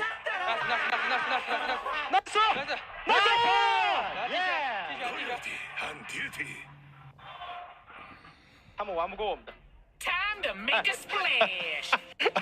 Perhaps a little optimistic there, but again, you've got to come out of a game like that with utter confidence. Brawl Stars at this level is no longer about the individual mechanics in the server. This is something that East Asia, for example, have tangled with over the last couple of years. The game has changed. You need a great coaching staff, support staff behind you to get you into these games with the best draft possible. Bro, holy yap, holy Tribe Gaming crap. did not have an answer to the Miko, and he ran away with the game. Takes a village. It's not just mechanics anymore. Got to have a solid foundation behind you. Surely they'll stop talking, coaches chat. for vibes, for drafting, all the above. It's not easy to be the best. Tribe Gaming #1 in their Are they in a game? A resounding champion of their own. Like you mentioned, Hey, Zeus got some bling on. Contested them, and they went relatively uncontested. I don't know how many 3-2s they even ran into, let alone how many sets they dropped. This is a squad that's represented their region now for years, and obviously they're in a little bit of a different universe, a little different gameplay than, say, our stereotypical monthly finals, but nonetheless, they're certainly rising to the occasion. They've definitely grown over the years. Now, of course, if You you're out think here the at DreamHack, plenty of commentators are opportunities legendary to in say rank, the hi bosses? to the gang walking around, hanging out. This is lucky. Yeah, I mean, on legendary. X, Anyone could hit in the legendary in Elevate rank. roster, OG there as well. I mean, I think we count him as part of it now. Good to see some NA players, of course. Great to have a Brawl Stars LAN in North America. I feel like the last one was, I want to say DreamHack San Diego. That was Snapdragon, right? But it was. Is that Z? I see Z. A big DreamHack Dallas. Man. Crowd and great to have like an international Brawl tournament here. Awesome to see. The stands packed on a Friday afternoon. That was Z, bro. Can't wait to see what this weekend holds for all of us, and everybody just patiently waiting on Tribe Gaming to see if they're going to show up today. Toxic Lotus ran away with that opening set. A very tough one to say the least. #1 seed from North America. Hopes high for this team. Consensus top 4 in the world. Coming to this event for many people's predictions. They've certainly messed with mine, the casting desk, but you know what, Barney? Good for you, buddy. I'm proud of you. Again, sometimes you just have nothing to lose. I did feel like, yeah, we talked about this a lot. That one prediction was one we felt could sort of go either way. I mean, no one was getting called out for it. Some discussion here. Maybe some just device-related troubleshooting. So obviously getting close to having that resolved for you in just a moment. Thanks for your patience here at the venue and also out there in Internet Land. See Coach Killer there, standing amongst the Tribe Gaming team. Coach Star Dragon on the other side just produced a very spicy draft for us that gave Toxic Lotus a massive leg up on Bridge Too Far. Yeah, I'm actually I'm dying here, chat. I'm dying here. Ugh, we did not see that. I think, yeah, NA fans still smarting after that one. But also, they really lent into it. I think, you know, if you're out there at home, event.brawlstars.com, head on over there to cast your votes because there are a number of in-game rewards, including a fantastic homage to that very moment where one Carlos picked Kit and went 0-11. Well, fine, as you can see it there. That's well worth getting. And of course, and you earn yourself progress on your pro pass as well, which is fantastic. It's a great way to get some amazing in-game swag by joining with us and giving us your opinion. There are also trivia questions you can answer as we go throughout the day, so keep an eye out for those as they pop up. You'll also get to vote on your MVP for extra reward track progress. And obviously, we've got our competition here today, but debuting Brawl Arena just after this match. I'm honestly pretty jazzed up for it. Obviously, this is something completely new to Brawl Stars. We were able to get our hands on it a little bit yesterday. Oh, I smoked you guys. Oh, you guys that's not true. Don't listen to this. Oh, my gosh. No way you come out swinging like that after I dropped 3-star players on you, fool. Come on now, brother. I did do the math. Watch the replays. We only played one game together. We played one game together, so that means that we definitely won that one. We did win. There's no way they beat us. No, we beat that. We beat the EU guys senseless. I didn't even recognize. In fact, if he didn't open his mouth, I would have known it was him. It was that bad after the game. But Brawl Arena is a ton of fun. It's a game mode that I'm really excited for. Gives you a different way to explore some of the depth that Brawl Stars offers. And the map is really sick. So we're jumping into draft here. They're talking about the new game mode that's coming out. When does it come out? I think it comes out on deck. A sick draft from Toxic Lotus. It's sickening maybe in a if you're couple an NA weeks. fan, but one that gave them a very comfortable map win there on Heist. What's it going to be this time? What does Coach Killer have cooking?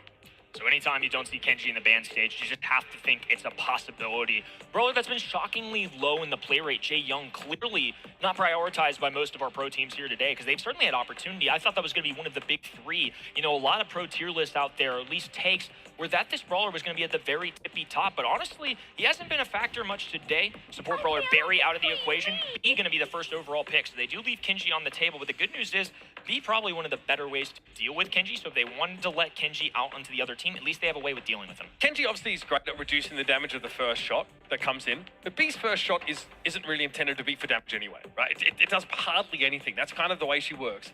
Second shot is the one that really hurts. So against Kenji, she doesn't really feel like his star power is a hindrance to her. She's like, oh, wow, my 300 damage got limited by 80%. Okay, I guess I'll just hit you with this big B right after that. So it's a pretty favorable matchup in many situations. I like the things. We've seen that from Toxic Lotus on hot zone maps. It's really good. Shutting down that long-range potential, of course, slowing B's projectiles, and now that Kenji's worked his way into the draft. So if you want to be a little leg up on predicting drafts at home, anytime you see B, Finks, not banned, one of the natural counters. So if I see B, single shot brawler, I'm going to be looking out for Finks, and they went ahead and grabbed Kenji anyways. He's just such a powerful brawler. The hypercharge is insane. You said it was comparable to, say, a Tara super in terms of the space it has. Yeah. And gathering everybody together. Obviously, he's a protagonist of the Brawl Stars season in-game, and he will be a protagonist all weekend long. Draco here comes in for Tribe. It's a signature pick of theirs, and it's one that they might consider investing more in setting up. The gadget is obviously incredibly powerful. Just the fact that Draco can walk up and have not a care in the world, be invulnerable for that short window. Yes, it normally results in the Draco being eliminated, but it's what you can achieve in that 3-second window of invulnerability that's important. Whether it's extra capture progress, whether it's extra fingers pushing to your backline to get a sharpshooter. Holy crap! Here, Tribe Gaming have made sure they have extreme damage at those mid to long ranges. This is a great 1-2 punch to deal with Kenji specifically. Now we have wall break option if we really want, or at least to disrupt the grass to get a little more visibility on a sneaky Kenji.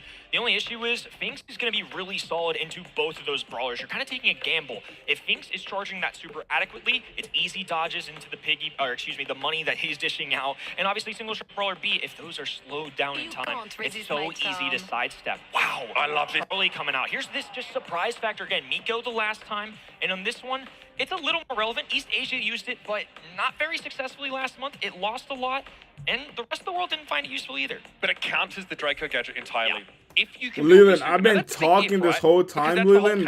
Bro, Finks being strong. Finks needs to build super and doesn't do it. I have no more words, bro. They just need to run this up. I've been talking for 4 hours. Like, it gets to a point.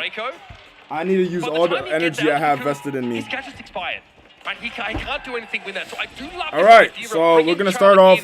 Kenji's gonna be on right hand side though. Griff to the Kenji. That's gonna be hard for Kenji to win.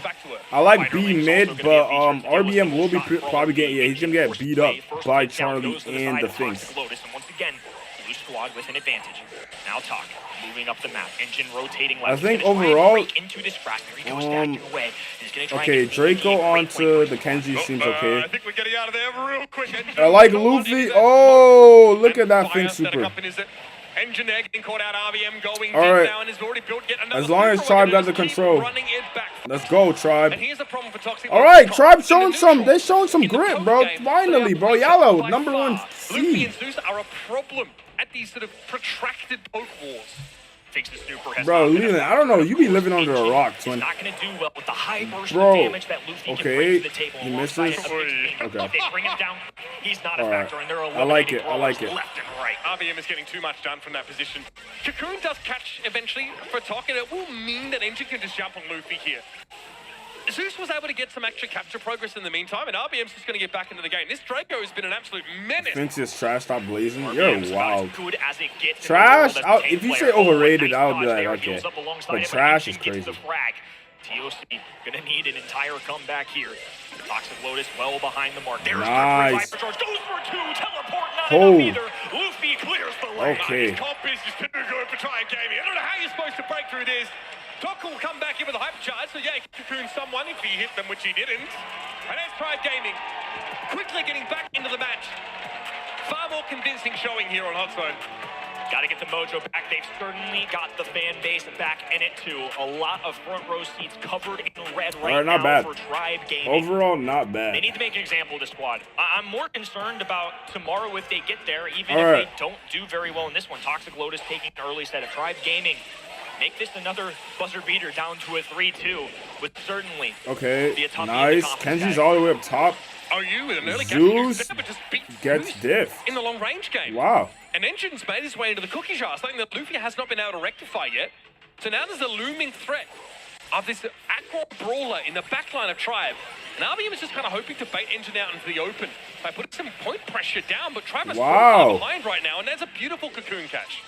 Completely different start. And there's validity to this composition. Obviously, you have Kenji. Kenji, a great brawler, but you mentioned it. Charlie, if played right, can be a great counter matchup. Yeah, Kenji's just a distraction. For Draco, the Spiderlings to Brock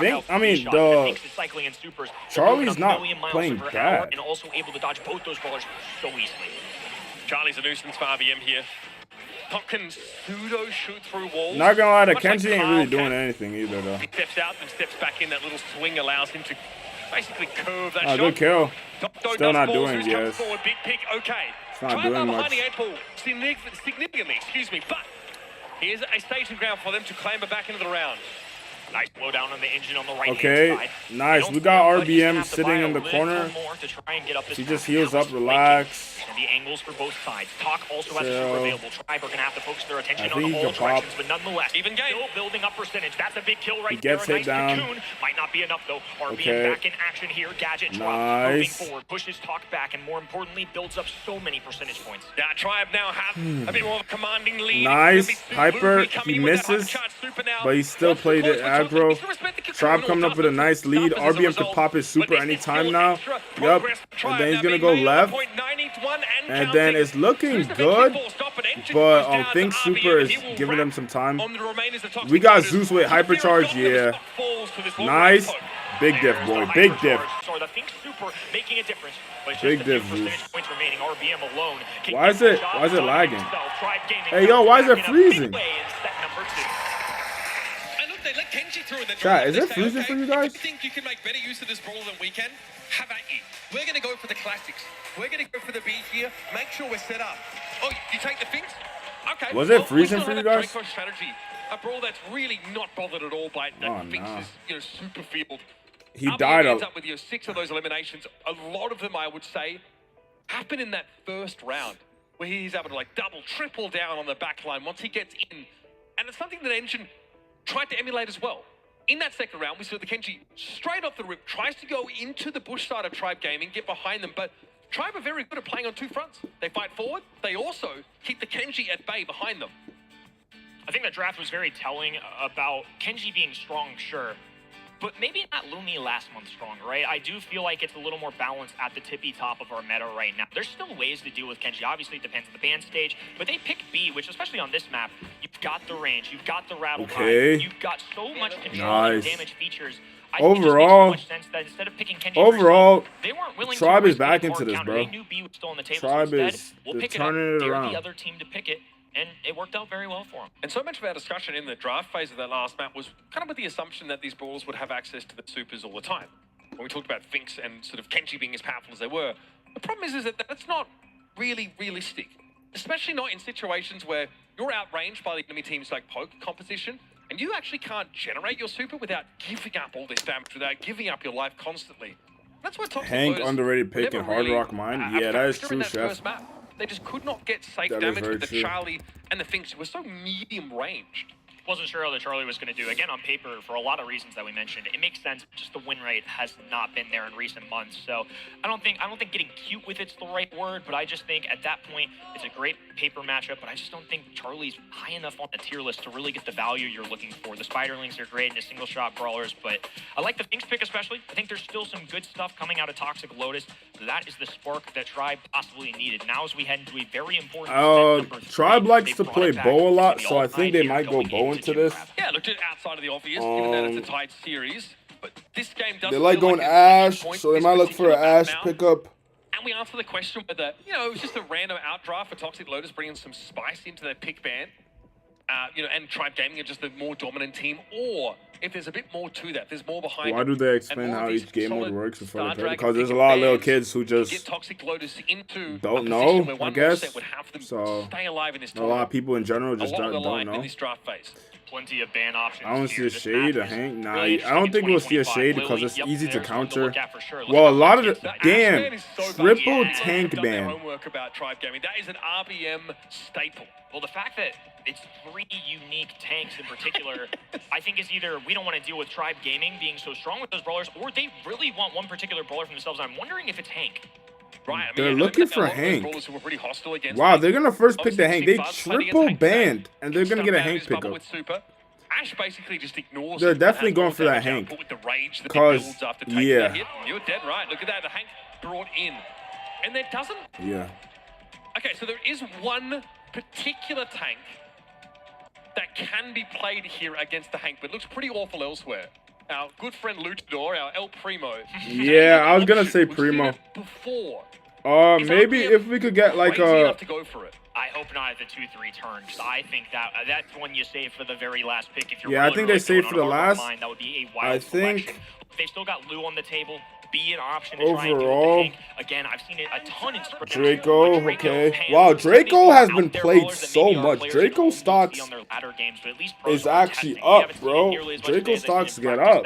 He got up, bro. He's up the meta, bro. He's been played a lot. Kyle predicted it, yeah. If you build Draco right, you build with a gadget that gives him a knock up and like that This is spark actually on pretty the good. enemy tank, right? That interrupts Hank. It's a pretty niche. Almost always you're taking the last stand gadget into the game.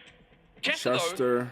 though, a little overlooked over the course of the day. We've seen him on a couple of occasions. Just Yeah, really Chester has respectable been range, overrated. great damage output, especially now that Draco's he a has little star hard to power that play. makes Maybe that it's we first don't bell see it on our ranked games. actually, like, Pros love scary him. in terms of the amount of damage she can do. Shade finally makes his way in, but honestly, I was expecting to see it from an EMEA or APAC team. It's or rather from East Asia. It's going to be Engine getting the Shade in. All right, let's break down the logic behind this, because Ash being out and Jackie being out and Buzz being out, very unique bands, but this is why. They grab Hank. Hank would have been a great option into Shade, but because Hank's stolen for Toxic Lotus, Shade shines when he has good matchups. He can really run away once he gets that super. Now they pair this with their mid of choice. They've got the HP, they've removed several brawlers, and now Tribe Gaming are running out of ways to deal with the Shade. Tank would have been one of the better ones. Jackie would have been a good one. I've seen sometimes people get in throwers, but now there's so many health points and so much aggression on that other end. Sure, early on you can make it difficult for Shade to charge that super. Once he gets one, he's off to the races. Absolutely. He tends to snowball, chain them together. Like Hardened Hoodie, of course, gives him that sort of damage reduction while in super. Or if he takes a star power that gives him a speed boost for getting people in the middle of the clap zone, can be great for chasing down these eliminations. But it's going to be a Grey here picked up for RBM. So there is a really Shade. Safe mid option. This You've got is a bully weird. side laner in the form of Zeus, and of course a dimensional door to kind of get Draco where he needs to be in a pinch. They're doing great, so he could just Lotus have already impressed me. I TP think their onto drafts have been the. inventive, So he could not just TP always onto the gems. effective, but a real counterpoint to a team like Tribe Gaming, who always go for like the tried and true, the solid. You know, Killer has a really no frills approach, I think, to the pick and ban phase, which has definitely helped this Tribe team. But have they been caught off guard by this? Gray plus Tank, like you mentioned. Pretty lethal stuff in a professional gameplay. Similar reason as Hot Zone. Now they can rotate Draco much quicker. They don't have to worry about walking and thudding your way all the way up and down the map. Nice tag there for OU. Just the first to strike. Shade just trying to passively charge Shade. on the right. Honestly, I like the Hank play better. OU just got I don't understand about the no Hank ban. 4-1 is the score. Okay, nice. Getting those They shots. jumped him. Engine They now jumped the Hank. probably knows his time is short. The Gus is such a beautiful mid. OU had to respect this. Has a super though, so no real threat. But Tribe is control. playing a little bit reckless because they don't even have a real mid. Toxic Lotus side gems. Now Talk might be a problem. RBM has to pop the last stand, and Engine has to sustain with the fish torpedoes to win that fight out. He is moving at the speed of light right now. Several supers being cycled there. This is what I was alluding to. Shade, not necessarily Yo, brawler, but if Chef there's no is hard cooking, way bro. to There was a stop Shade him, and good Hank player pickup. will excel. We saw Chitampo do Chef this a couple Genie, months you were ago. cooking. It's kind of a little bit last month, but this guy's just an issue right now. Now he's lurking on the top-hand side. What's Zeus supposed to do? He can go through walls, cycling another one as well. It's going to pick a teleport to get out there, but he can't even use it. He's striking so quickly. RBM has done a great job keeping his team in this game, but it's a matter of time until Talk starts to run away with this. Literally and figuratively. Out of nowhere pops Zeus, good elimination, but Engine's still a problem. He and OU are going to walk away with 13 gems to They their name. lose this set. And that Tribe are gonna Yo, run away wait. forward. Toxic Lotus is RBM actually clap. putting on Talk for here the just running team, bro. interference. Luffy blown to smithereens by that clap damage. Gems are dropped. Countdown is reset. Tribe Gaming giving themselves a fighting chance. This inventive comp has been a problem so far. Now OU looking at the distance here. Engine charging up a bubble. A teleport through. Zeus doesn't get a strike. A little desperate action there. Didn't really have much of a choice. And a nice healing super out of Engine will help Hank survive. Nicely played there. Man, that was some insane Shade work to really punch their way through. Yeah, I don't think you have to be a Brawl University graduate to see just how much of an outsized impact the Shade was able to They have on the banned. game. I mean, they banned all the tanks. I mean, at the end of the day, you could have went primo, bro. I would rather the primo than the gray. Honestly, this get weird. It's the cycling of those supers there for Talk that was a problem for Tribe Gaming. And that was with RBM, who knows he has to ignore the Shade and go after the other bigger targets. It's going to be Draco taking on that left-hand lane. Now encroaching on Engine's side. He's going to be forced back. Luffy dishing out tags from the long distance. They have to keep an eye on Shade. What happened in that first one was Talk easily able to just be in that circle. Once they won a lane, he just walked it on forward, got that first one going, and it was an absolute nuisance. I just don't think there's going to be an easy way to deal with him. How did they not ban Hank? How did they triple ban but still? Oh, brother. They ain't looking too good. This is not what we want to be against the shade. One down, RBM has to pop a last stand gadget, but he at least keeps those 2 gems in possession. That may not matter though, I'll be honest with you. Toxic Lotus are up 8 now as Engine goes and divests the Draco of his horde. And Engine just walks away. Walks away, and with a hypercharged super, Talk got pulled, popped a super, and now he's off to deal with Gray. Nothing he can do. Engine, plenty of HP to work with, even though he's being melted down, does have a hypercharged super. Down goes one.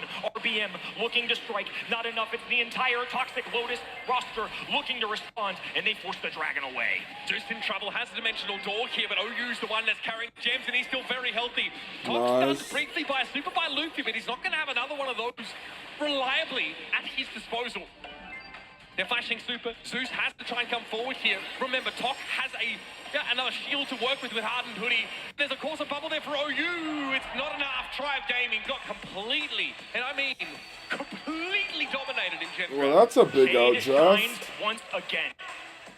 Look, it hasn't been perfect. It's been a little scrappy at times. There's not been a single draft go by that left-hand side has not at least matched, I would say. I mean, honestly, Miko just this tribe team's on fraud watch. But made sense, right? They're showing that they know ball. They are contesting with Tribe Gaming, consistently known in North America for their drafts. And they bring in the They're getting how is like we're the best. A good draft into Tribe Gaming. They read them like a book. They grabbed that shade. He was a star player for a reason. Yeah, I think Toxic Lotus not only are drafting good brawlers, but they're actually forcing Tribe to dance to the beat of their drum.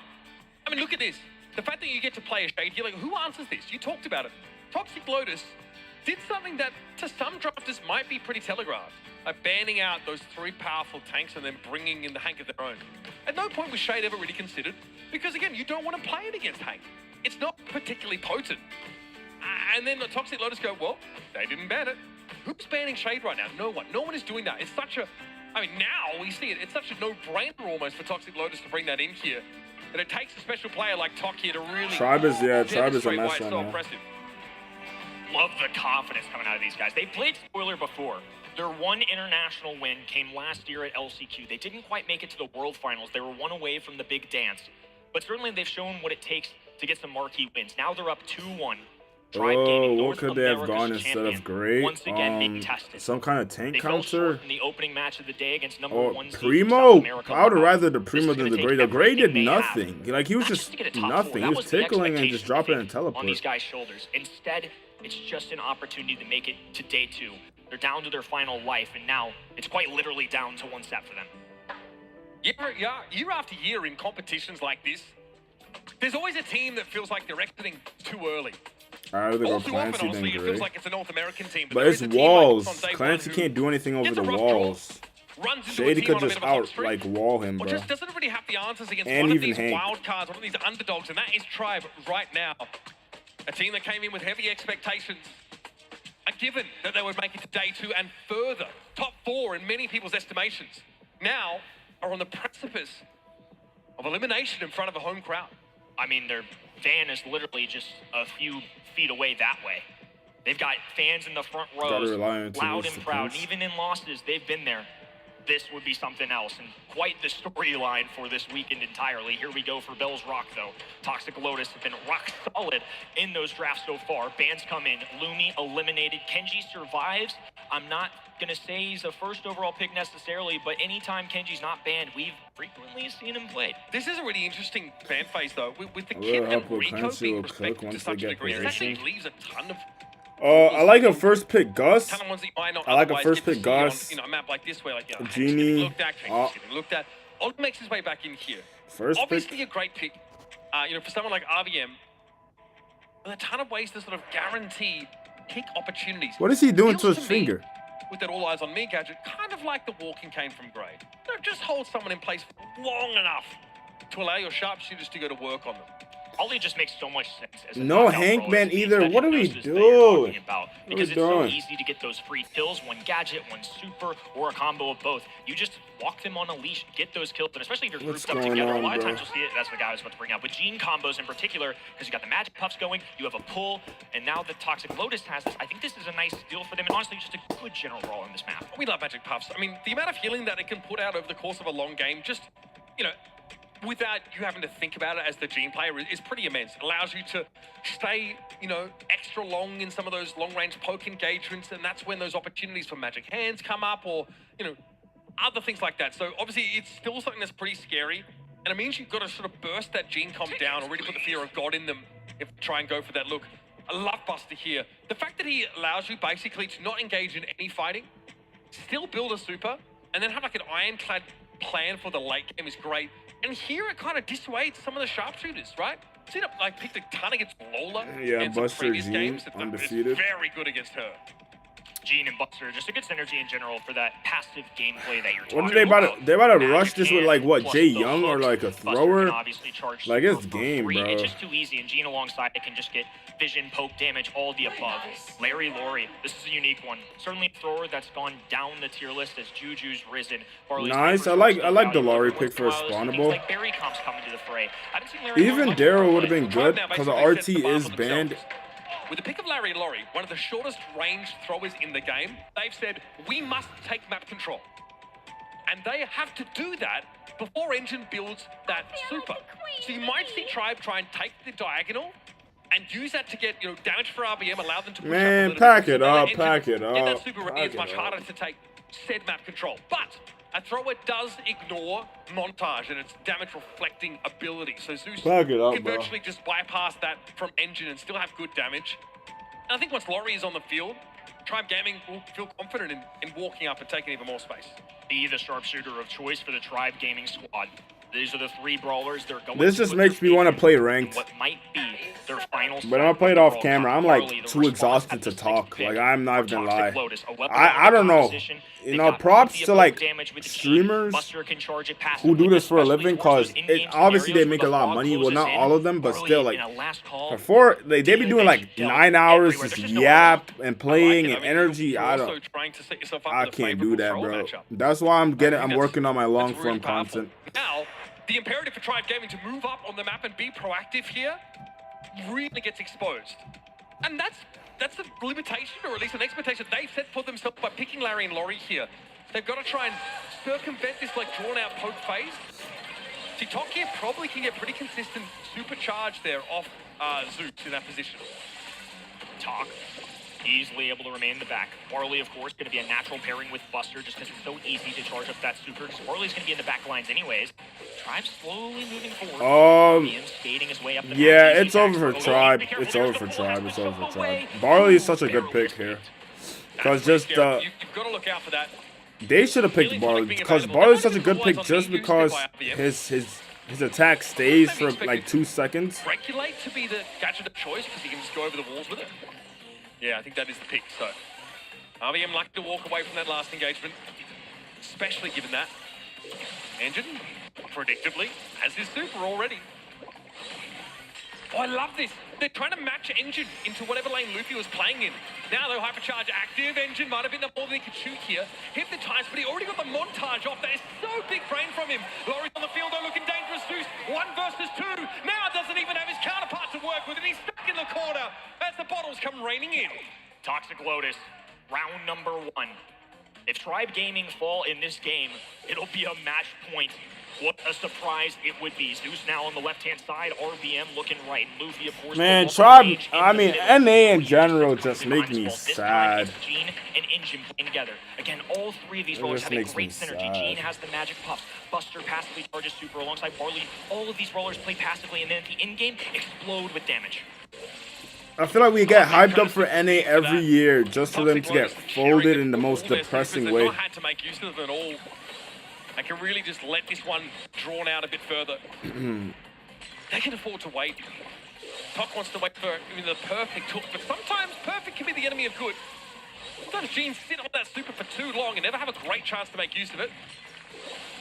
OU continuing to ward RBM away, saying, do not get too close. The gas is about to start. Entering the arena. Engine wants to get in RBM's direction. Now the pool connected. RBM got to commit to the fight, though. He caught OU with that jump gadget. Hypnotized, but there's no follow-up. 3v2 situation. Luffy has to make it count. Super goes down. Talk slowed. OU outside looking in, but it's an easy matchup there. And Toxic Lotus, massive underdogs from Chinese mainland, just one away. I'm sorry, but this is not close. That round was not particularly competitive stuff from Tribe Gaming. The light seems to have gone out of their eyes. They've got a strong comp. Try if they can go to work with and this we off that stinky. ollie that can be followed up on by Zeus in the ring. Yeah, that's game. They've That got to is, get it together, man. that is game.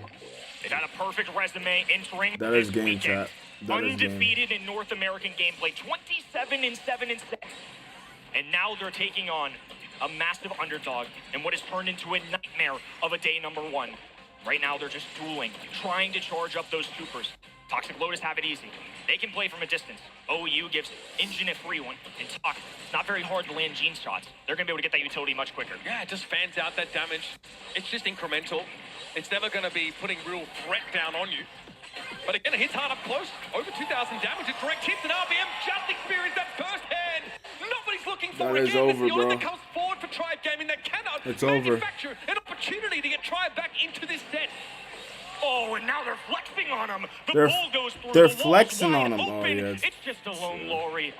And the King of the Skies just gonna have to fall back for now and live to see another round. Tribe Gaming officially down to their final life. Pack it up, bro. They cut the air with a knife. The top seed from North America now is teetering on the edge of elimination from Brawl. That was the top seed loses to the lowest seed in Asia. Signs of life. Anything would be good. That's how weak. That's how weak our region is, bro. Honestly, an Asia team should move all the way. Should move to North America and form a team, and then that's GG's. Like that's what they should do Barley helping charge. It's a pool of to win that region. That would be attacks going smart. into Engine. RPM looking for 'Cause smoke right now. this is sad on that work. right hand in. He's flashing that super. Gadgets going down, but everybody just playing This it is patient. sad. Toxic Lotus don't mind at all. I don't bide their time. They've done it over the last couple of rounds. Oh, you would love to build up another last call to set up a deterministic win in the later stages of this round, and he has that now at his disposal. Luffy here with another rattled hive. Needs more than just chip damage, more than just accidental hits from that. Laurie was a mid-app Where pick. he's standing, it's not enough. There it is. RBM goes in. Talk having to catch him out with the magic hand. It's going to be a stun there on the G, but Engine trying to screen for his team with the montage is not enough. RBM bouncing about in the backline, and OU in a 1v2 can't get in there. Tribe Gaming, signs of life still. They are in this game yet. Beautifully done. Pressure has never been higher. They've been uncontested for most of the season, but today has not been their day. Opportunity to turn around right here, though. Finally, they grab a round in knockout. It's still game. Important start to get a little bit of confidence for you, but unfortunately, you're still up against the wall. You've got to get out of this round. On top.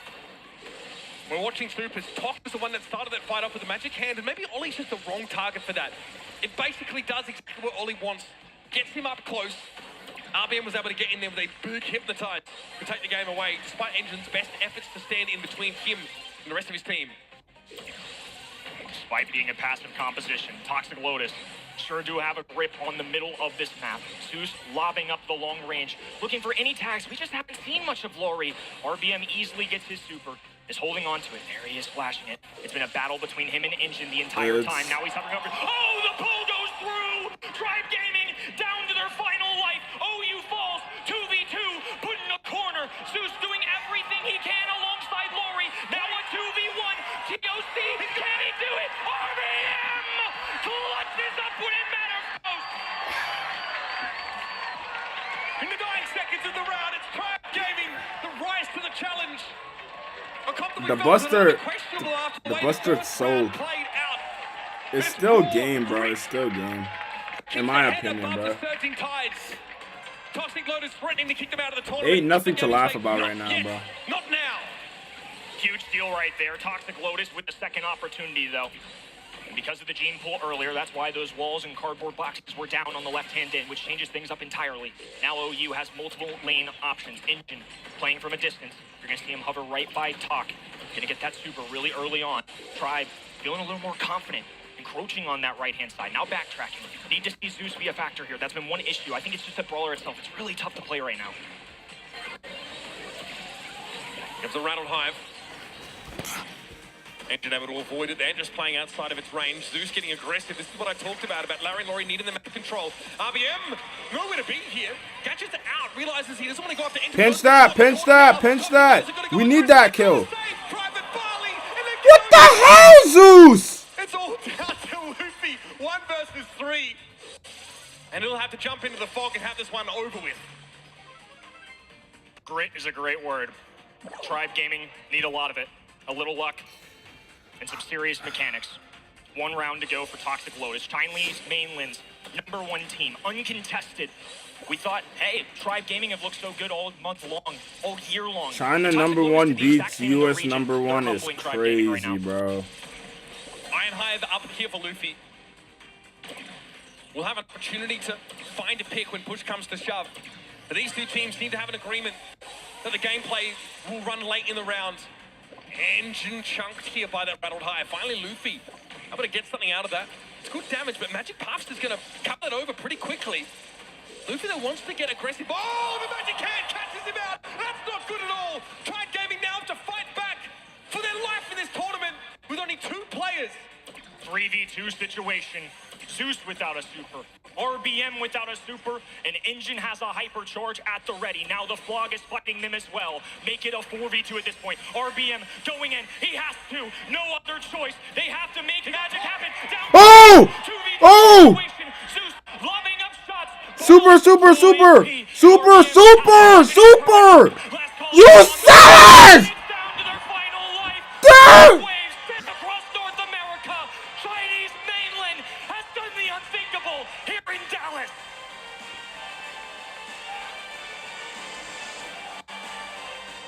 It's a moment to savor for the challenge from mainland China. It's not the first time they've taken a win here in an international tournament. That's definitely the biggest tournament they've cleaned a dub in. How do you throw that? Laurie double shot, Ollie Pierce, how? How? How do you throw that? Just insane. That's tough, man. Definitely That's was tough, not what I man. expected here today. Tribe Gaming go 0-2 on home turf. Just heartbreaking. Who would have thought Elevate would have been the team of the 2 to make it past? We're going to get to hear from the men themselves, the underdogs who have risen. Take I it away, don't see that, bro. Welcome back to the main stage. I've got Top from Toxic Lotus here. What an incredible performance. You know, first of all, your first match of the day, you had the current All right, I'm out of here, chat. Then you had the local North I'm out of here, chat. This was a 5-hour just for me to get cooked, just for NA to get cooked. I'm out of here.